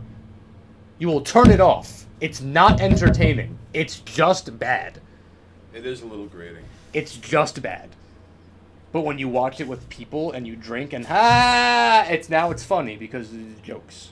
My point is, so I was like, but it has a lasting effect. There are people who will die saying that movie's good for whatever reason. So I was like, no, I'm going to add the effort put into it, however you want to define that. To me, it's like the actual time and energy that went into it. If you want to argue that, what's his name, the creator of that movie, Tommy Wiseau, Yes. that man put his heart and soul into it, and everybody else was just fucking shooting the shit and not caring. If memory serves me correctly, according to legend, the woman who played the female lead came off the bus that day into California. Like, they were nobodies, they had zero training. Yeah, no one This cared. was just some vanity insanity project by Tommy Wiseau. So, like, he put energy into it, and he put money into it, but no one Tommy else Wiseau to me seems like a frozen... No. Tommy Wiseau to me seems like an unfrozen caveman actor-director. Does that make sense?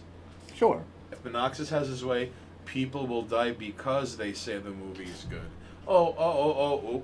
Take it easy, Kool-Aider. No, I mean, like, Adios, Kool-Aider. you're welcome to say, like, again, you're welcome to say that, in your opinion, something is art for whatever reason you define it as. Right. But as far as I'm concerned, like, if you're like, it's art because we still talk about it, like I'm talking about it now, I'm talking about it to explain how the opinion of it being an artistic piece of work is false. It is somebody putting money and time and wasting people's life to create something that only still exists because people want to make fun of it. Okay. Like, no one wants to actually remember that movie. They want to remember how bad it is, poke holes in it, make jokes, and then someone's getting a paycheck out of it. It's not the same thing as looking, or like listening to a fucking, like watching a masterpiece of a movie. Watching Goodfellas. An actual fucking piece of art. It's not the same. And to compare them, I think, is bullshit. So there has to be a way of dividing these things up and saying one is or one isn't. But I'm also making it so that there's two camps. It is or it isn't. Right. There's an argument where there's tiers to this, which, like, okay, I'll also concede that that could be an option. But okay. So are you saying that on one end of the spectrum is The Room, and on the other end of the spectrum would be what? Like, In terms of film, yes. Well, like a perfect, like, this movie will go down in history forever. yes. I think there are a few of those. I think there are movies that are never going away. Well, what are your versions of that? I feel like people are going to talk about The Godfather until somebody kills every single person who was in that movie and burns every copy of it. Otherwise, The Godfather's never going away. Okay. All right. Yeah. All right. I could see that. People will forever be like, but have you seen The Godfather, though? And it's like, oh, it's okay. It's good. It's a good movie. But, like, but have you seen The Godfather, though? Like, it's never going away. Unless someone decides to make it... Luca Brasi sleeps with the fishes. Unless someone decides to make, like, an argument that it's, like, got racial stereotypes, like they did with Gone with the Wind. Because Gone with the Wind... Like, Citizen Kane is a movie that no one's ever gonna fucking, like, let go. Yeah. I don't care for it. I still think it's good. But, like if we're talking Lawrence about... of Arabia. Yeah, like, end to end, like, sure, Lawrence of Arabia, and on the other fucking end of that is, like, The Room. Okay. Also, it should, one of the reasons a movie like Lawrence of Arabia is really fun to watch is because instead of having, like 800 people on horseback CGI'd into the background, they had 800 actual people on horseback and they filmed it. Yeah. And it is wild. Like the soundtrack has to compete with the sound of 800 horses and dudes. Like and the movie and gunfire and yelling. It is wild. So Lawrence of Arabia is a great movie. Also, Crucial Pain. You have not seen The Godfather, but have you seen Goodfellas? That is the important question. Okay. I'm not a fan of The Godfather, but I understand its cultural relevance. And if we want a comparison, because I use The Room as an example, but The Room to me is like, and I've used this example, the banana duct taped to a to a white easel, and then put on the wall, and then a bunch of assholes go, wow, art. And it's like, no one's going to remember the banana outside of the reference of, like, remember how bad that stupid banana thing was? Like, no one's going to go, like, I saw the banana duct taped to the easel, and it changed my life. Like, no one's going to the museum on acid and seeing the banana duct taped to the easel and going, wow, what a fucking masterpiece. It changed my life. And no one's going to care about it other than, like, to joke and be like, remember when we thought that was actually, like, a thing that was going to happen? Like, people just doing, and again, low effort, no staying power, no care, like it's fucking like no. Versus, and as I put in the background, something like Starry Night, which people still remember. Even if you don't know who painted it, You've seen it and you know it. And it has staying power, and it was cared about, and it was like there was time and energy, and there was relevance to it, and it inspired people. It still does. The fucking banana duct tape to an easel is not inspiring anybody. The duct tape banana is The Room, and Starry Night is The Godfather, The Lawrence of Arabia, whatever you want to call it. You know what I mean? Crucial Pain. Let me know if you've seen Goodfellas. That's the important one. Remember when the people only cared about the banana when one guy went up and ate it? Oh my lord. My favorite, and I know I'm beating a dead horse here, but like the glove that fell in the Miami Museum and people didn't know if it was like an exhibit or not. Yeah. Oh yeah, the Cleopatra movie from the 60s cost $30 million when it was made, but it was kind of shit. So does effort really determine if it was art? I would say that because if you put time and energy into it and you care about it, the product is still good. It's the argument some people make for like Wiseau's movies, but he put a lot of energy into it. Nobody else did. And because he's just a bad actor. Like he's trying. How did he fund his movie? I'm not sure if it's ever come out, but apparently he just comes from money. Because he just had mad money. Like he had a lot of money. He was funding the entire project. I don't know. Point is like, effort matters. I don't think it's not the only criteria. I tacked that on because my original sentiment was it's got to have staying power. It has to transcend. And initially I was like, it's got to last generations. But I think it's fair that if you can go a full lifetime and like you're an old fucking man and you heard some shit when you were a teenager and you're like, damn, that shit is still banging today. Like that still counts. It lasted a lifetime. You know what I mean? That's enough staying power. It stayed with you your entire life. Really quickly, not 17. All right. I'm not going to give away any spoilers for the... Oh, okay, hold on. Frank, I'm going to hydrate. You see that? I'm hydrating.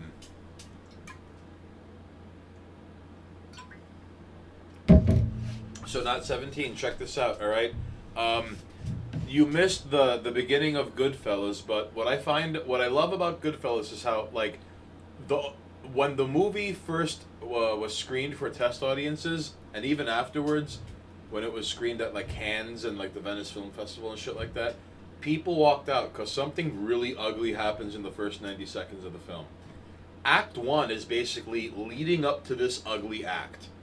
And then the rest of the film is like what happens after this ugly act. Yeah.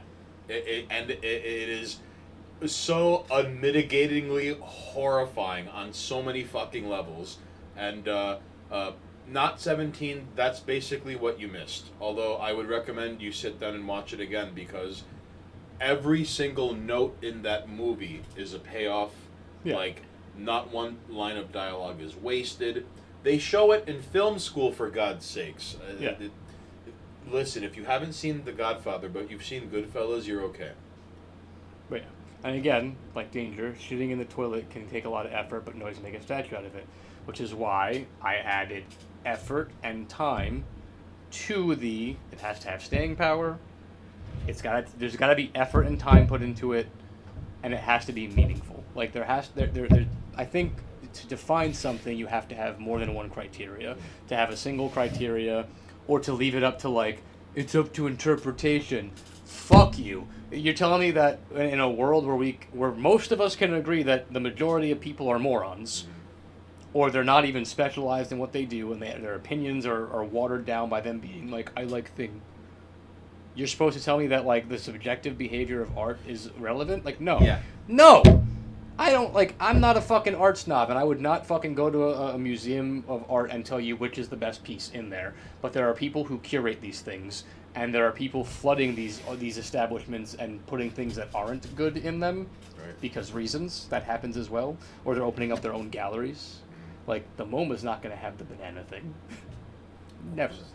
But a private gallery? A private gallery will have some bitch who just painted her own pussy 100 times in different colors and put it up on the walls and like, buy my art. Make an NFT out of that. Yeah, you basically just did like you did the equivalent of like modeling without having any like posing or outfits or like backgrounds. You just stood in your room and took 100 pictures and went, I'm a model now. Like, you did nothing. You've created nothing. So hear me out. I can't read what Not 17 wrote. The guy who played the best friend character built this whole mythology. Tommy was in the actual. Oh no, right. Well, it was based off of a book called Wise Guys by Nicholas Pigelli, and Martin Scorsese called him and said, "I want to make a movie out of this." That's how Goodfellas started. All right. I would argue that Goodfellas is a better movie on a technical level, but Casino tells a better story to me. Like, I really like Casino. Holy shit, that is an excellent film.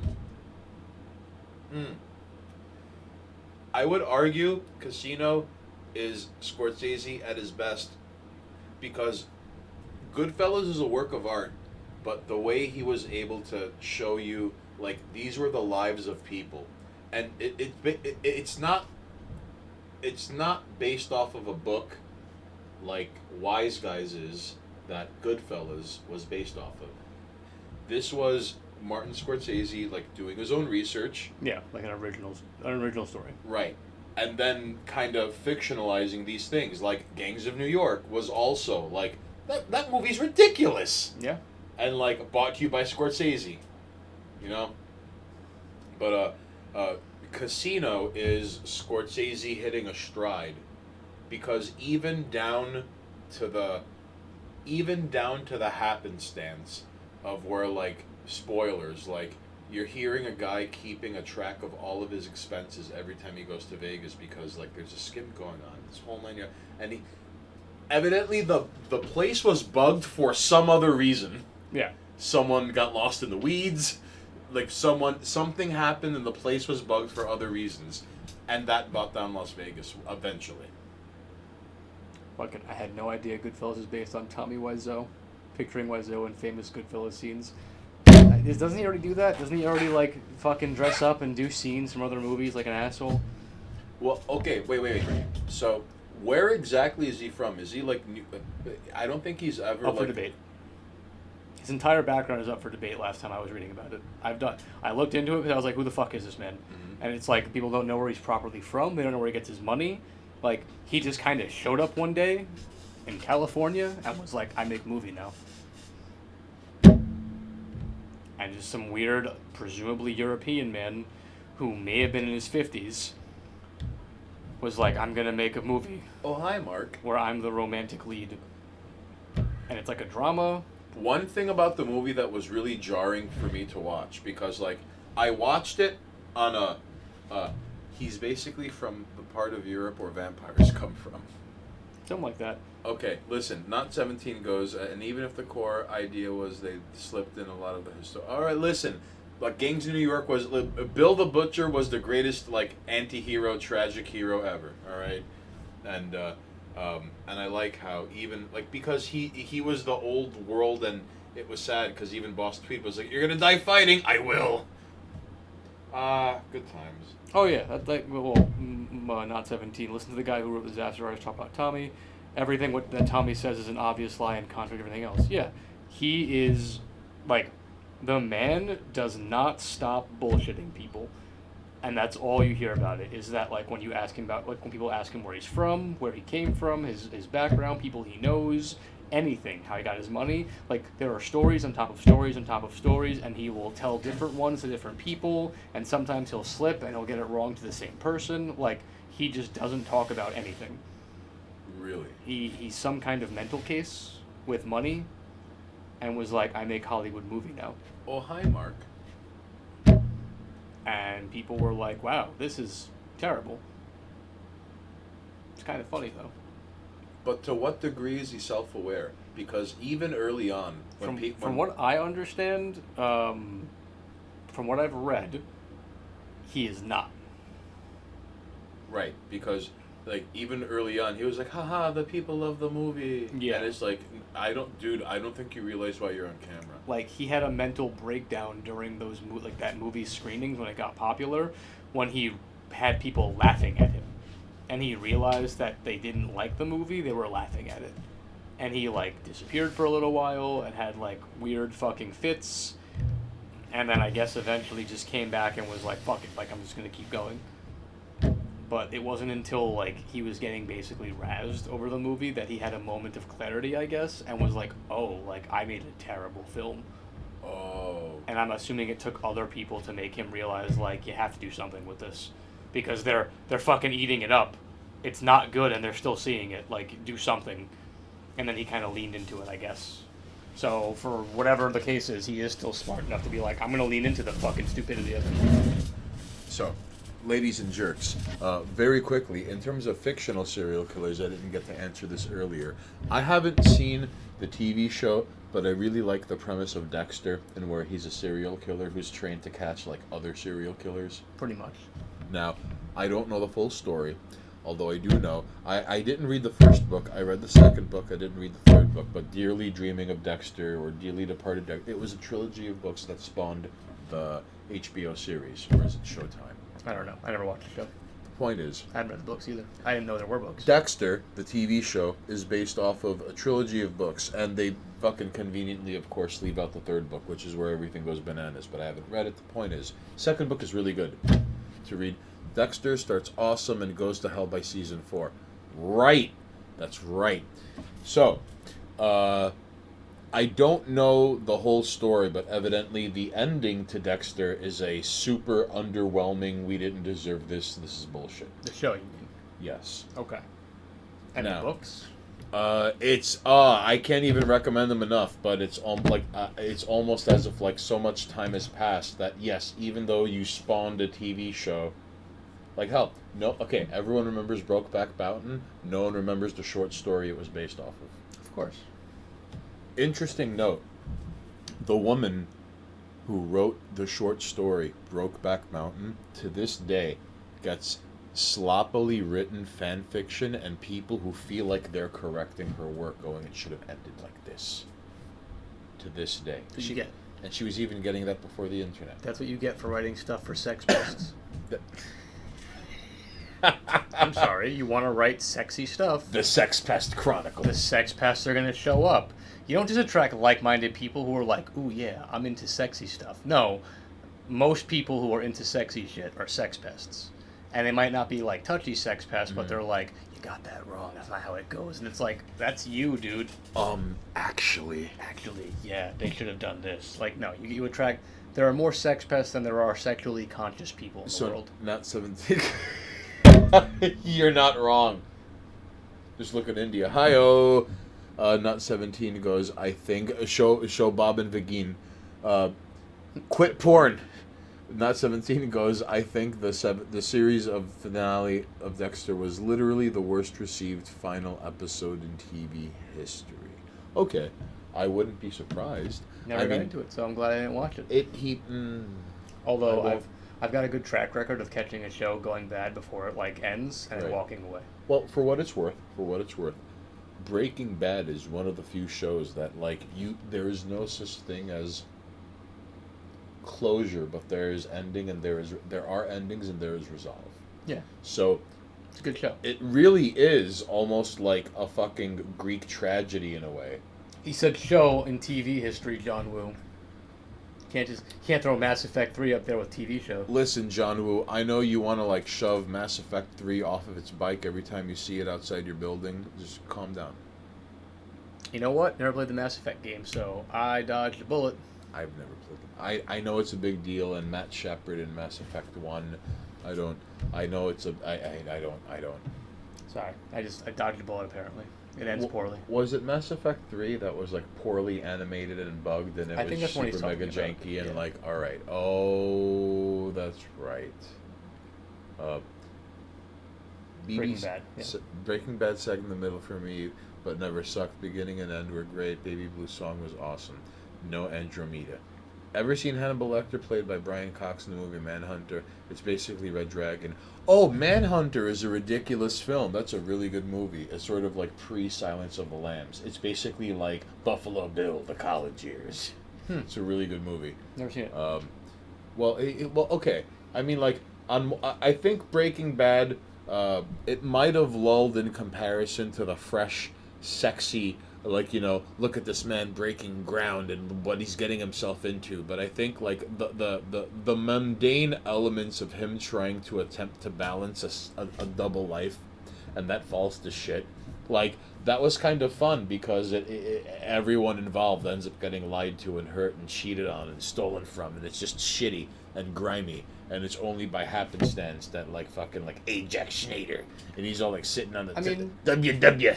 I guess you could probably argue, like, you know, like the film style of like tension comes up, you know, act and then falls, right? Right. Breaking Bad as a show has its like rise. Things kind of hit their peak, and it's like, all right, Heisenberg's kind of hot shit, and there's a lot of horrible things going on, and you've got like Chicken Man, and then like shit starts to go bad, and you eventually end in like a finale of like, and then everything is kind of just.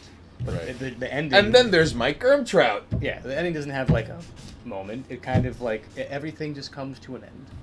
So even though it's a show, it has that like shit hits the fan midway through the seasons, and then more of the same, but to close everything out. You know, it has an actual lull, which I guess could be seen as someone being like, it got kind of boring somewhere in the middle. Well, of it. I But, mean, it's a tough act to follow on how are you supposed to compete with like Heisenberg getting out of rough situations with Jesse and God damn it, Jesse, we need to cook, and what the fuck are you talking about, Jesse? and then then eventually- compared to like, you know, like, shut the fuck up, wife that I hate, shut up, palsy son, and it's just like him just telling everyone to shut up. You get to the point where his character is like, no, I could fuck up a lot of these people.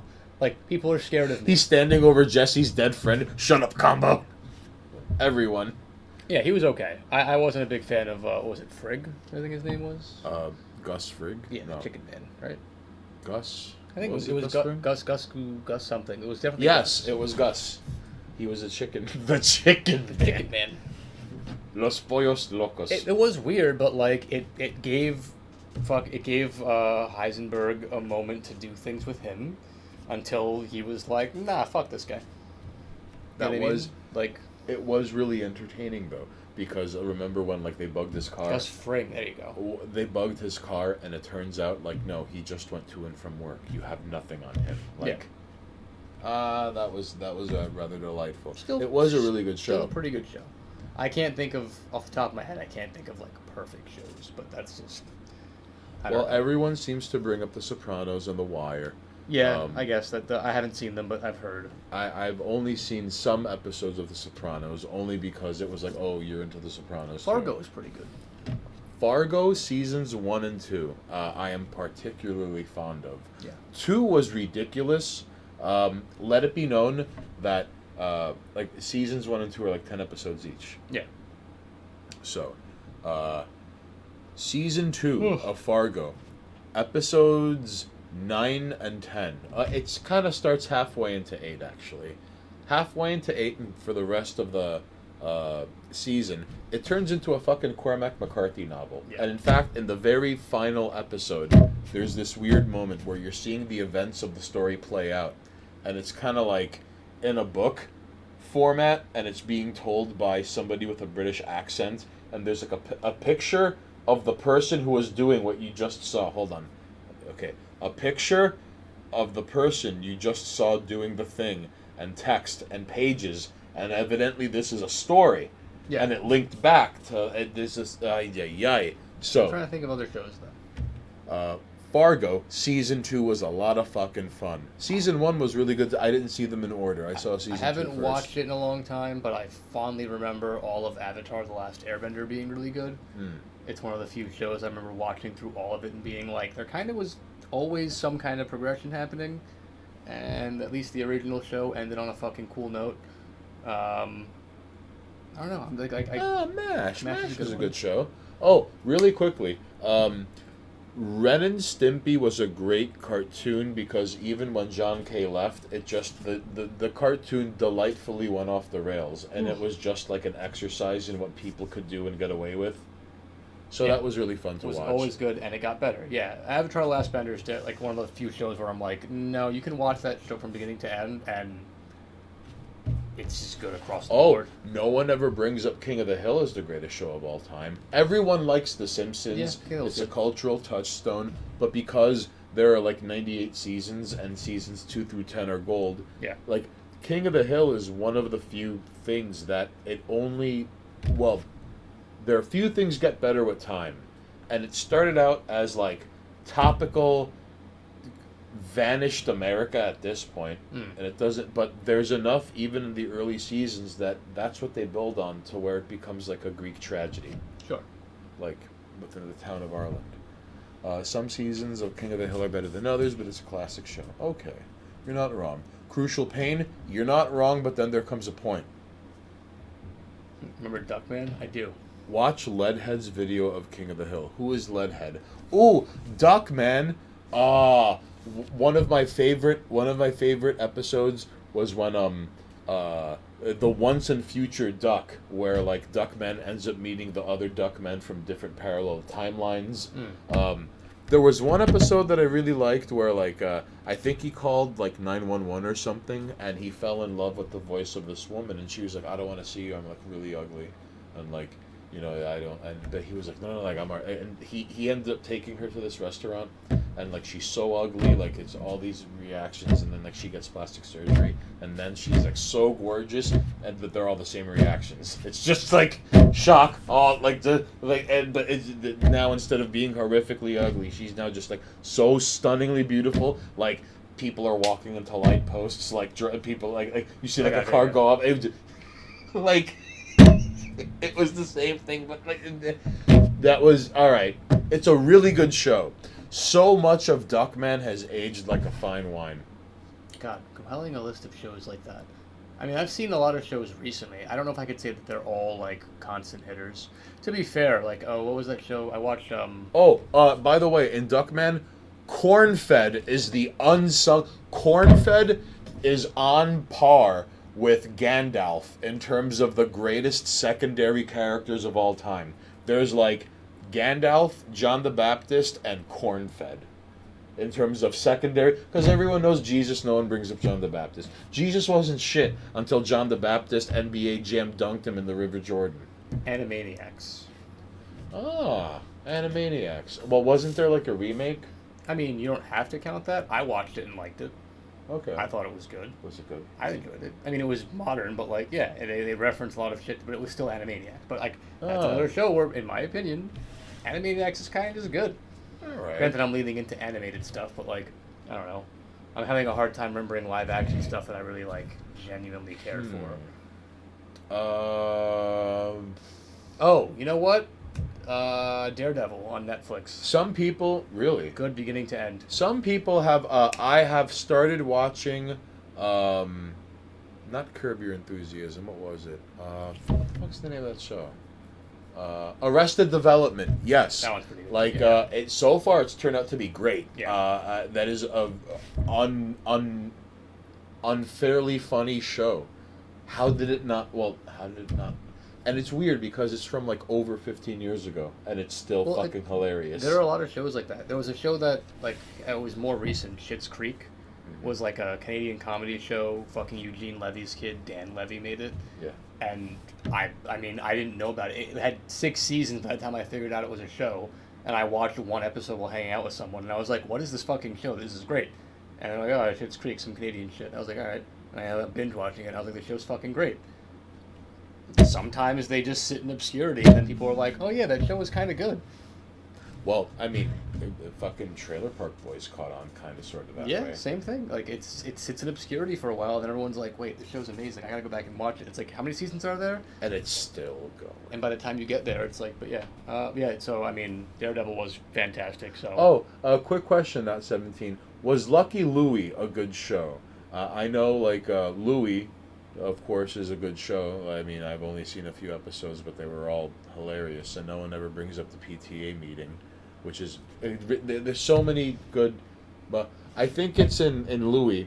I could be wrong. I think it's in Louie, where him and this other comic, I forget his name, but, like, they have what they call, like, a double-double, where they basically, they go out to eat, and then they go out to eat again somewhere else, and they go to this like Indian restaurant and they stuff their fucking face, and then they go to this diner and they're fucking stuffing their face even more, and they're like, you guys seem happy, you celebrating? Oh, we're doing the double, and you could see the quiet revulsion in the waitress's face, like, which is if not for, because you don't see that on TV. She looked like how it felt. And, like, Louis kind of trying to be like, you know, like, don't tell her. And I think it's, and the other, it's double. And Louis like, I've never actually watched it. I've seen clips from his shows. I never actually watched his stuff. But I also like him. I liked him even more when he became a sex pest.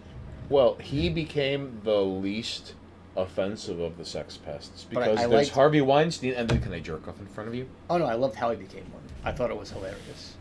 Because it was the only time I've ever heard of someone being a sex pest. And now that screen cap and Louis, chronic masturbator. Yeah. Man, he just... I love that he became a sex pest by asking.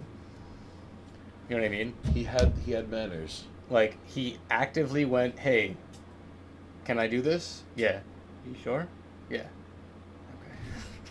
And then, like, 10 years later, it's like, remember Louis C.K., the sex pest? And it's like, remember that time he said, can I do this? And he went, yeah. Remember that? Oh, yeah. And people still look at it and go like, no, he's a sex pest. And it's like, no, he got consent. Well, he tried to... He got consent. Well, was he ever taken to court over this? I don't think so. What does it matter? That kind of thing sticks. My point is, there are sex pests who are actually sex pests. And then there's Louis C.K. And then there's, like, Harvey Weinstein. Who got consent.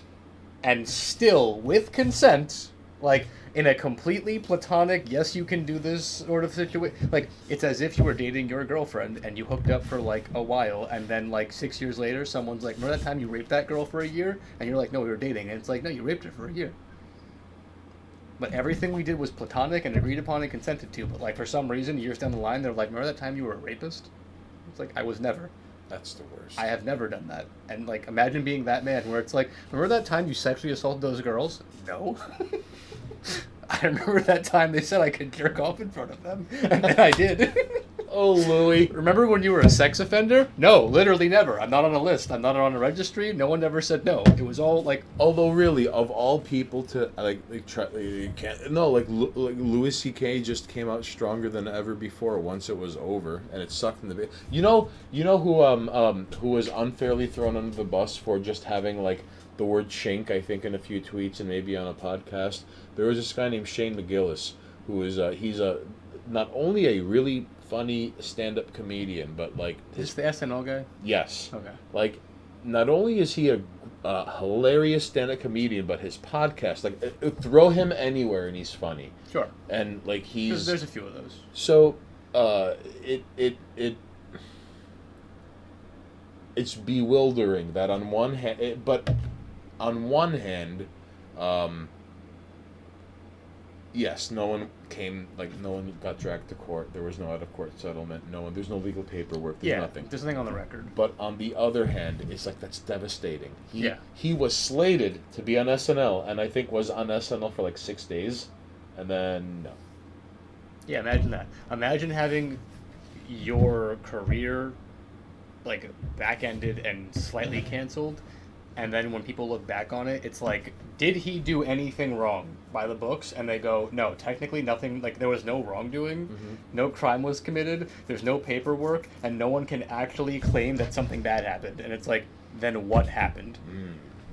And we have to look back on it and go, oh yeah, there was that like moment, there was that phase in history where it was just like, do I think that you're a sexual predator, or do I think that you're like a racist, or could I make the assumption that you may be a bigot? You guess what? I'm about to cancel this shit out of you because you might be a bigot. How dare you? You might be a bigot, So- and you're done. So really quickly, Matt 17 goes, Louis might be the best show of the 2010s. Tijuana Jackson goes, Lucky Louie was amazing. Not 17 goes, Lucky Louie is much rougher. It's still a really fun show. It's cool to see this an old-fashioned thing. That was what Louis did before he figured out what he wanted to do. It also has a lot of the same smaller comics he bought in later. That guy who played his brother and the restaurant thing is Bobby Kelly, who is... That's right! Bobby Kelly with the double-double, with the ay-ay-ay. Jim Norton as well. If you watch Lucky Louie, there's a whole episode about his compulsive masturbation. It's weird now. It's only weird because we made it weird. Oh my goodness! Listen, he had been telegraphing this thing for some time. It's not even telegraphing. He was very open about it. And for some reason... Okay, not 17. What episode is it when he's on the news and it's a chronic masturbator? Which one is that? Like, it's taking me as an example. The whole, like, Queen Sex Man, whatever. This whole thing. It's as if, like, 2 years from now, someone was like, oh my god, have you heard of this Monoxus guy? He's a fucking womanizer. And it's like, no, I am very open about how I handle my situations, and all of the women are into it, and they're down, and it's all mutually enjoyable. But someone goes, nah, I heard he's a womanizer. And it's like, there is no record of this. I am very transparent about it. There is no misinformation. Well, what else do you expect from Queen Sex Man? But, like, the point is, this man was not telegraphing. He was blatantly saying and open and being like, this is what I do. And he would sit down and be like, miss, yes, I would like to touch my dick in front of you. Is that okay? No, you got it. And then sometimes they were like, yeah. And he's like, dope. And, like, how many... Like, imagine doing that and, like, success rate, and it's fine, and it's fine, and it's fine. And then one lady was like, and then I saw the man's penis, and it traumatized me. And then he's canceled. He said he wanted to pull his dick out and touch it. And I went, yes. And then he did it, and I can never unsee that man touching his penis. That's almost like on the internet. It's like, oh my god, I willingly entered a thread of things I didn't like. Oh my god, I clicked on the gore thread and now I can't unsee the child having its head run over. Why would you do this to me, person who posted that? Yeah, you see what I mean? Right, you can't... Not 17 goes, on O&A, Louis was talking with the guys about how his career was blowing up, and he kept alluding to how aware of his that would not last for... How aware of I'm doing this, or how aware that it would not last forever. forever, and how people would never see the fall that comes after the rise. Now it reads like he totally knew this shit would come out and destroy him after a few years, and he was just trying to enjoy it while he could. Oh, well, it is... That's an interesting point. I'm not going to say you're wrong. I had a struggle. Oh, no, that's fine. No one can bat 1,000. I thought I was seeing doubles for a second. That might have been on me. But listen, teamwork makes the dream work, all right? The point is, there is a really weird... mushrooms a while ago. Have fun. There is a weird clarity to some of the things that Louis says when he's on Opie and Anthony, which, like, I don't even know if there's a platform for such a thing, but, like, among my favorite ones, like, I posted it on Twitter, long story short, where someone went... him and Patrice O'Neill, like Patrice O'Neill was talking about, like, the origin of the word kike comes from kaikel, because in, like, Hebrew, kaikel is circle, and they would, like, mark the circle on their passport if they were Jewish in Ellis Island. That's where kike came from kaikel. And Louis C.K. was like, you know where the gamer word came from? Some black guys were acting like a gamer word, and someone was like, wow, that guy, he's acting like such a gamer word. Like, and that's where the... so... Or like, if memory serves me correctly, not 17, wasn't like Someone had to drop We off. didn't say the N word, John Woo. We said gamer word. Someone had to drop off a book bag to Louis' kids, but like he wasn't evidently like the school bus there were a number of in one story, the bus was on its way somewhere and it wasn't allowed to be on the fucking bridge. It was just against fucking like transit policy. And another time, someone had to either pick up or drop off the kid's book bag, and he wasn't allowed to be within X number of feet from a school, and he was working with Opie. The Opie and Anthony, there will be nothing in the world like it ever again. Oh, yeah. And it's kind of the reason why we know Patrice O'Neill, because all right, that's a whole different story. Like art, right?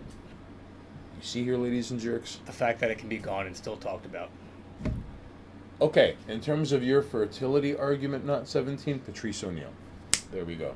Yeah, there you go.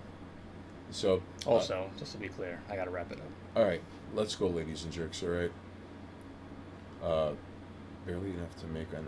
Oh no! Oh, no one can bat 1,000. All right. He's taking a little bit of mushrooms. It's nothing new. He's microdosing. Listen. You got your point across, and that's the important thing. So, ladies and jerks, we'd like to wish you a good night. Thank you for coming on. That's right. Just to clarify, I gotta wrap it up. I have a couple of things to do in the morning, but we're over the 4-hour mark, so I'm satisfied. Considering we had to take a little hiatus because of my bullshit. Well, I'm glad you stuck around and that you were here with us. As far as the Opie and Anthony, it lasted.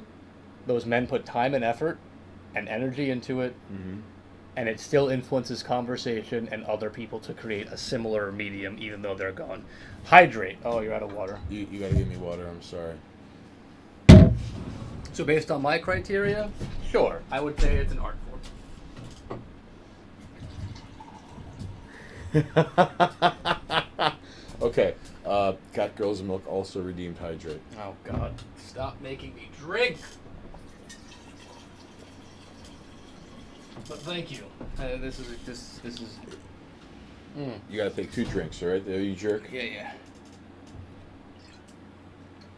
All right, rock paper scissors before we go, and a couple more hydrates. Just drink up. You're seeing it. There you go. All right. We still have to do the rock paper scissors, right? And it's best 2 out of 3. We'll get there. Here's a big old tall glass of water. What is that? 5 of them? All right. We still have to. Chug, you say? Chug. Water poisoning. All right. All right, people. I'm going to start ignoring your hydrates just so we're clear. Call him on his bullshit. All right. That's it. Don't redeem anymore. And now we have to do rock paper scissors, all right? I won't pay attention to them. All right. So, it's best 2 out of 3. Yeah. Ready? All right. Okay. 1, 2, 3, shoot. 1, 2, 3, shoot. 1, 2, 3, shoot. Ooh. Yes. Got me. All right. So, too much water is bad. An episode of MASH taught me that. Water poisoning. Anyway, point is, thank you for the hydrates. Thank you for hanging around. Buenas noches. Gracias por tu presencia aquí. Vivo. Yeah. What we went here. One more. How about that? Hey. Take that back. Yeah, that's fair. Take it easy, everybody. Buenas noches.